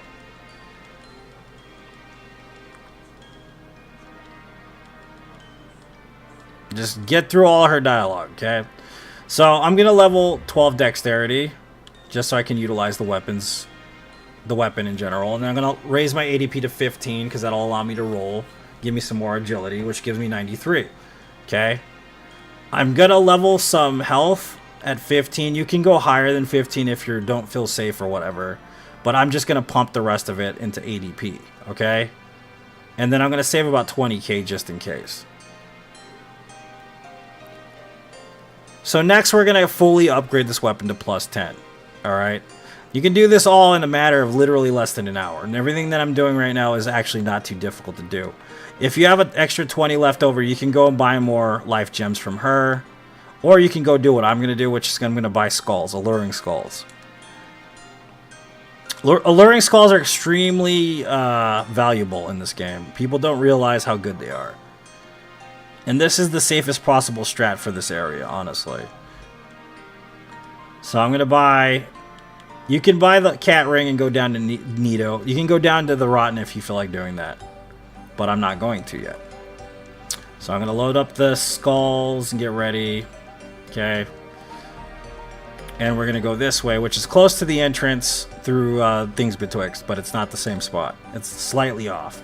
Left is where Things Betwixt is. And a lot of people, honestly, it's hard to see this area. I mean, it is really difficult to understand where this is at first, until you figure out that the game is kind of weird that way. So we're going to go in this way. There's going to be like a life gem, a couple life gems, and another couple homeward bones next to Bernal or whatever his name is. The dude with the Moonlight Greatsword, that weapon's actually pretty decent, surprisingly. Alright, I'm going to blow these up first because, I mean... What you want to do is with these barrels, believe it or not, if you roll into them from here, they will blow up and probably hurt you. If you roll into them from behind, they won't explode. I don't know why that's the case, but that's just the way they work. I don't know why. The trigger's in the front. Right here, there's dudes in these little, like, rooms. You can kill them to make this area a little easier for yourself, honestly, for what we're going to do next, but I don't necessarily need to because I'm going to use a specific strategy. So we're going to use Fragrant Branch of Yore on here. That's why we picked it up, okay? We're going to pop this open, and a bunch of dudes are going to run and poison guys, right? And I'm going to start lobbing these bitches. You want to lob one first, and then they will chase them down, okay? And you want to try to get it into the doorway, like so, okay? So that they all kind of get trapped in that doorway, okay? And we're waiting for this to open. You can go and kill this guy straight away, like this, so you can get past. And in doing so, I mean, you could just run around in circles. I'm used to doing that, but it's much safer to do it that way. Okay? To use the alluring skulls, because then they don't really bother you. They don't attack you. You have no problem with them. And they will poison you if you do get hit by them, so be careful. And the poison in this game is fucking treacherous. It is not easy to get away from. It's terrible, actually. Especially if you're surrounded by enemies. So you're going to run past these guys. You can kill them if you want. I don't need to. I'm going to pick up an extra soul on my way, though.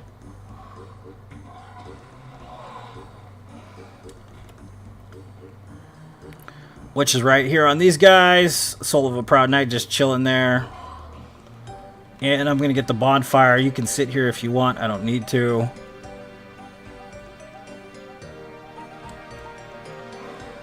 And we're going to go into the woods. Okay, the Shaded Woods is a weird area. The reason why the Shaded Woods is a weird area is because they cut a lot of content out of the Shaded Woods. There was originally a platform that went above the Shaded Woods that you can't see that's actually visibly out there. There's a whole like series of platforms up top that we can't see because they removed the textures. Originally, there are trees out there, and these trees were linked down to below, to what you would call shard bearers, okay? So these trees have a mechanic. When they actually moan and stuff, the phantoms in the Shaded Woods have no choice but to attack the tree. And this is something that's left over from the production of the original version of Dark Souls 2 that never got finished. So if you want to make it through this area without being attacked a lot, the best thing to do is to hit the trees, because they go after the trees. Because it's built into their code to do so. So when you hear them moan like that, that's distracting the phantoms. If you see me why I'm punching, you ever wonder why I'm punching these trees, that's the reason why. Okay? I'm gonna run along the left-hand side, okay? And we're gonna punch trees as we go. And we're gonna see that chest up there. We wanna go there, we wanna hug the left-hand side. Because in that chest there is a +1 Chloranthy ring, which helps with stamina.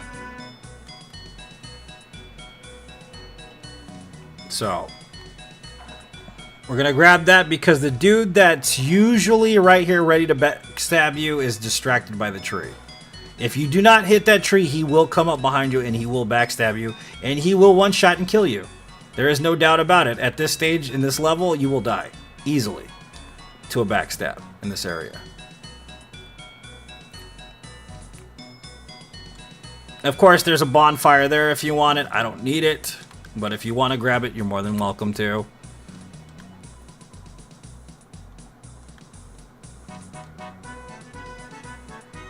There's going to be a chunk and a dragon bone in here, in this chest, and that's why I'm going after it.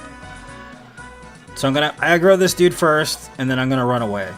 You could kill him. It's a waste of my time, like I said. Kill whoever you want to kill. But I'm going to just get him to fall off. And he can't jump back up, so you don't have to worry about fighting him later on because he just doesn't jump back up. He doesn't know how. You also don't want him to break this chest, because if he breaks this chest, it will destroy the chunk that's inside of it. Okay? And you will not be able to get it. It'll give you rubbish, which is dog crap in this game, by the way. So I'm going to run back. Another thing to remember is that curse isn't considered death according to the game. You can still get the ring for not dying as long as you get, as long as you don't die. You can get cursed, it doesn't count, basically, in this game. Now, in Dark Souls 1, if you got cursed, you would die instantly. But in this game, it's not like that. The next boss is extremely weak to lightning. So that's why I always use lightning paper on her, basically.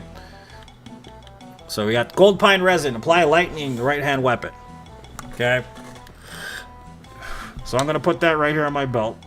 And I'm going to do something very specific here. So when I go in here, I'm going to stand directly to her right-hand side, right? Or her left-hand side, my right-hand side, whatever. I'm going to stand right here and apply it. She's not going to attack me because she can't hit me. Okay? But I'm going to go directly into her tail when she pops out. And wait for the hitbox to clear. Then I'm going to start hitting her right here in the tail. So you got to watch out for that.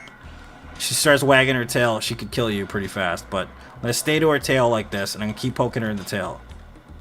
And she's going to start moving her tail in the opposite direction because she thinks that she's being attacked from a certain direct angle, which she's not being attacked from. So, that was dangerous.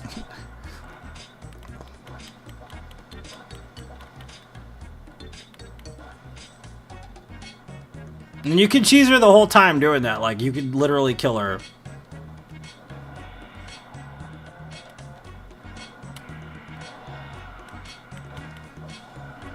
But she's really weak to lightning, and with a +6 rapier, she falls apart pretty easily. You can literally bait that attack over and over again where she keeps striking the other direction. Sometimes RNG doesn't allow it. What we got right now was pretty sloppy, but we finished the run right there. We finished that boss at least. So you kill her, you move on. Walls of Ferris, you don't have to worry about. You're not doing that this run. There's nothing here for you. Everything in there is total dog shit except for the spear. The Santir spear is the only thing good in there, and it's not even worth it. It's a total waste of time. Okay? You don't have to attack anybody in here. If you want to, you can. It's up to you. Like I said, it's your decision. It's at your discretion if you want to do all that. There's going to be a dude dual-wielding axes. The first axe is going to miss you as you run up, and then just run along his left-hand side, and he'll move out of the way. You have to push against him, though. So he's going to throw an axe. I'm going to go to the left-hand side right here. I'm going to push against him. He's moving out of the way. Move forward. Keep going. Don't run in front of that thing. It will knock you off the path, which is stupid, but it will. Run past this guy if you can. Sometimes you can't, depending on what he's doing. Just keep going straight. Straight on through.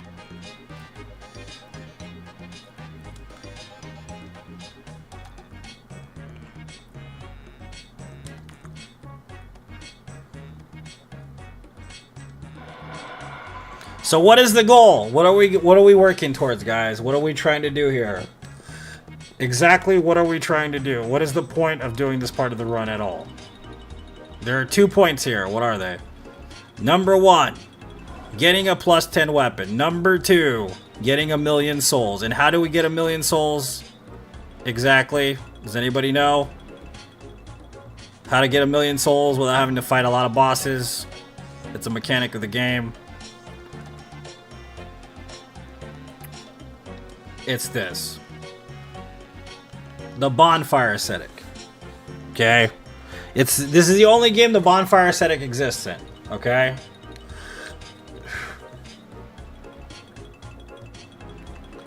what it says in description is burn in bonfire to strengthen nearby foes. It doesn't tell you that it rehashes the boss. It reconstitutes the boss back into existing. It just says strengthen nearby foes. Okay? You can't use this until the boss is dead, number one. Number two, if you do use it, it automatically puts the area you're in into NG+, which means that there's a higher soul gain. But also, it's extremely dangerous if you're on NG plus 4 and there's a hell of a run back. So the easiest option is to fight the Rotten because it's directly next to the bonfire you have to be at. That's one of the reasons why we go to the bonfire for the Rotten easy access. Unless you're doing something very specific, there's no reason to not have to farm the Rotten. Okay? So I'm going to set up my Alluring Skulls.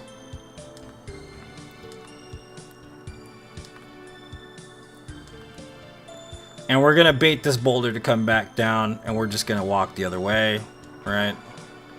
We don't need to get hit by it, whatever.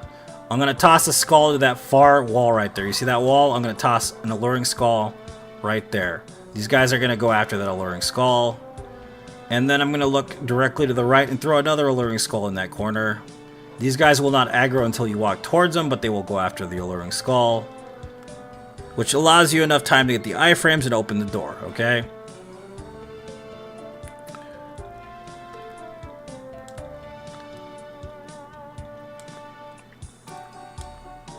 So don't open this chest because a bunch of spiders spawn in. There's no reason to open it. There's nothing good in it. It's a waste of time. Open this door. Close it if you want so nobody follows you. There's a hidden doorway here under this spider. There's nothing good in there, just a suit of armor. And it's not even a good suit of armor, okay? So now we're going to buff up for this boss fight. The dude that's in there can do 1 of 2 attacks. The one that's in the middle. The one you need to the people you need to focus on first are the dudes in white because they're the most dangerous in this fight. If you're not paying attention, they will kill you because they hit really hard. Also, they heal the enemies and they also buff the enemies, so it's better to kill them as fast as possible. So I'm going to use the Bright Bug now, and I'm going to buff with the Aromatic Ooze. And I'm going to run directly behind them. Depending on what the center guy does, if he does an AoE, I'll stay distance away, and then I will approach him from behind. Okay, he didn't do the AoE, which means I can go straight for the backstab, like so. Which doesn't instantly kill him, but try to kill him as fast as possible, okay? The same with the other dude in white. You want to kill him as fast as possible.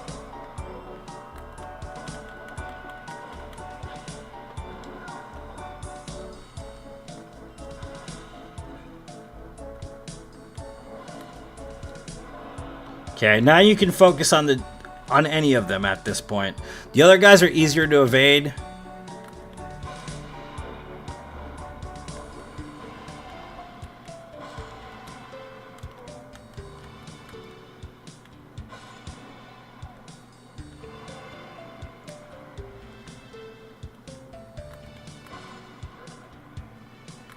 After 2 hits, it stuns him, so don't worry about the AoE. It'll just stun him automatically after 2 hits.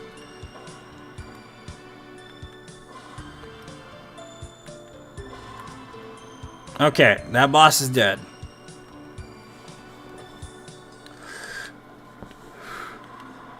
If you need to raise your ADP or whatever, do that, honestly. I don't need it that much anymore because I've played this game a lot.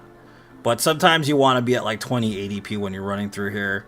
We're going to grab the other bonfire ascetic right here. You need exactly 3 bonfire ascetics to actually get to 1,000,000 souls in the first place.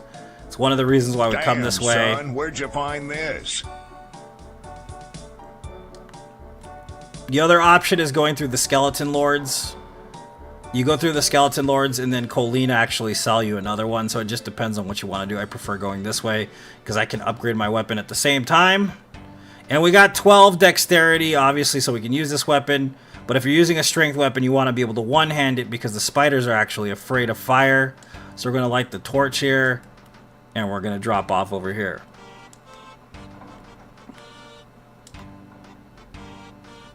And there is, what do you call it? More resin right here, fire-based resin. And there's another torch out here, which we're going to use because we don't want it to go out. So it'll give us 14 minutes. You don't necessarily need to grab the other torch I'm going to grab. I just grab it out of habit, really.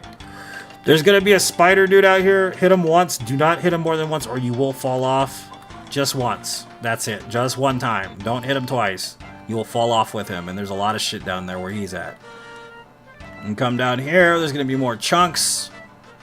Over here in this little room. As long as you have the torch lit, the spiders will not attack you.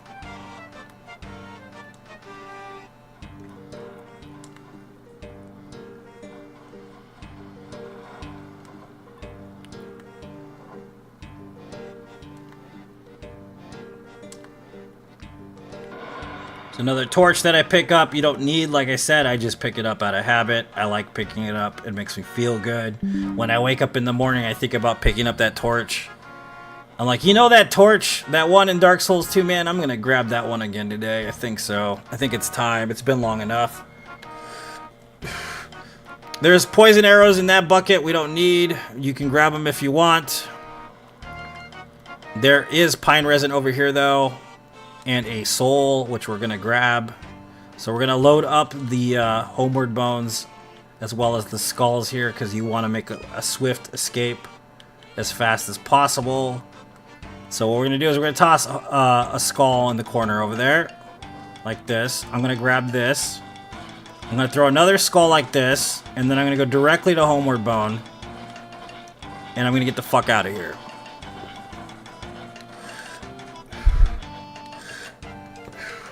You can go through there, you can kill the spider if you want, you can do all that shit. I'm not doing that. There's no reason for me to do that. There's no need at all for me to do that.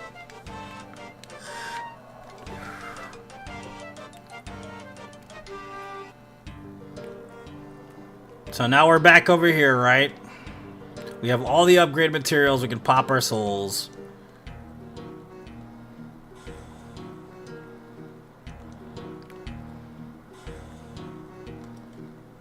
Okay, and we're going to upgrade this weapon to plus 10.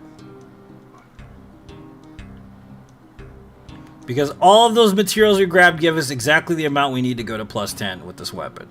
Okay? If you want to use a bow or whatever, you probably could. We'll probably grab one to showcase that for the Shrine of Amana. Okay, if you want to do all that, I totally understand. It sucks. That area is pretty terrible. We're going to buy the last of this because this is the cheapest they're ever going to be. And we're going to go buy the cat ring. Okay?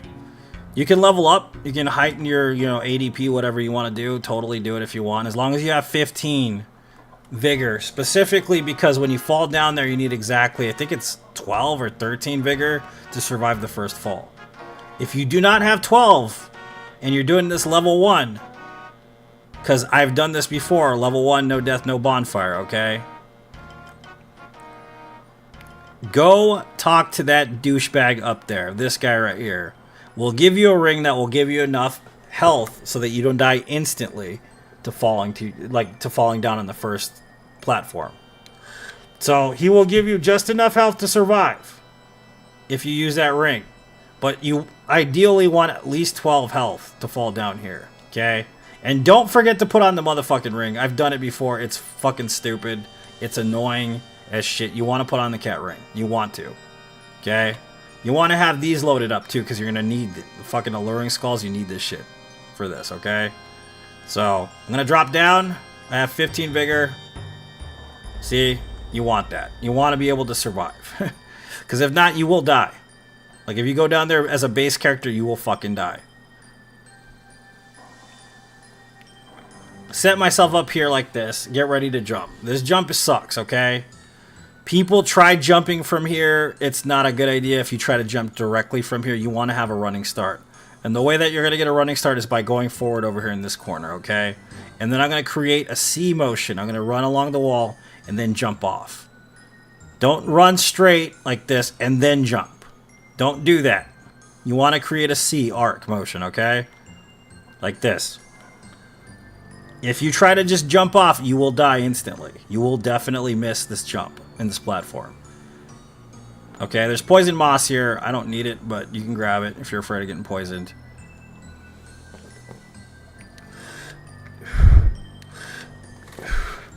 Okay, then we're going to drop directly down this platform right here. Be very careful. This part is very terrifying for a lot of people, and I understand why, okay? Alright, in this part right here, if there's going to be a platform down there, you don't want to jump there. You just want to walk off as fast as possible. Okay? Like this. Okay? If you jump, you will die. This part, you don't want to jump off because you'll die. You want to walk off too. You just want to walk off very easily, like this. You don't want to go that way and then land over there because you'll land on top of that piece of concrete. You see that? You want to just walk off exactly where I'm standing, where my shoulder's at. You see that? You just want to walk directly off. That's it. If you jump, you're going to get stuck and you might end up falling to your death. So don't do that.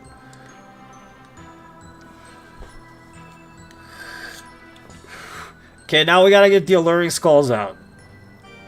These explodey boys are going to come out. You're going to throw one directly behind you. See this? See where that glowy thing is in the bottom right there? You want to throw it in that direction. So you're going to fall off over here. Going to throw this over here. He's going to chase that. You can avoid him that way. You can just roll past him, but more often than not, you probably will get hit. With 15 vigor, you're probably going to die. So we're going to roll here. We're just going to get off. We're going to go directly where this ladder is, and we're just going to fall off here. You can climb all down this shit however you feel more comfortable. In the vanilla version, you can't do that skip. Because, I mean, there's too much collision, and you actually get stuck in the wall, and you will die. So, on the Scholar Edition, you can jump down there, no problem. There's going to be some, you know, poison statues that are going to be shooting at you. Just roll past them, and you're going to come down here and fall down real quick.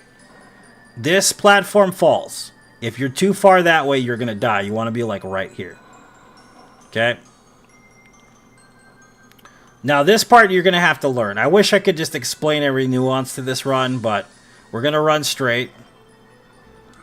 And there's going to be a dude with a torch here.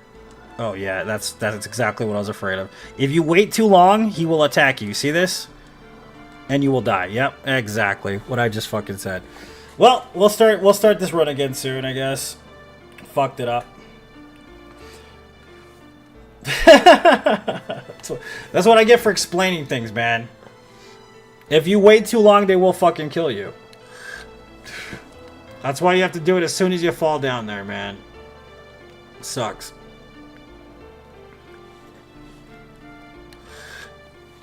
Well, that's over. We got one run today, man. That's it. It's 3 o'clock already.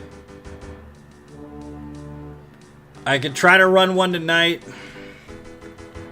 But ultimately, it was a pretty terrible day. And this is exactly what I was talking about. You know what I mean? Like, there'll be days where I'll get 3 in a row. And there'll be days where I'll get 1. Or 0. You know what I mean? That's kind of how this goes. It's just going to be like this. But I'll come back tonight. I'll try to finish one run tonight. And we'll have 2. And we just want to keep getting 2 a day. Until 30 days is up, so that we have 60.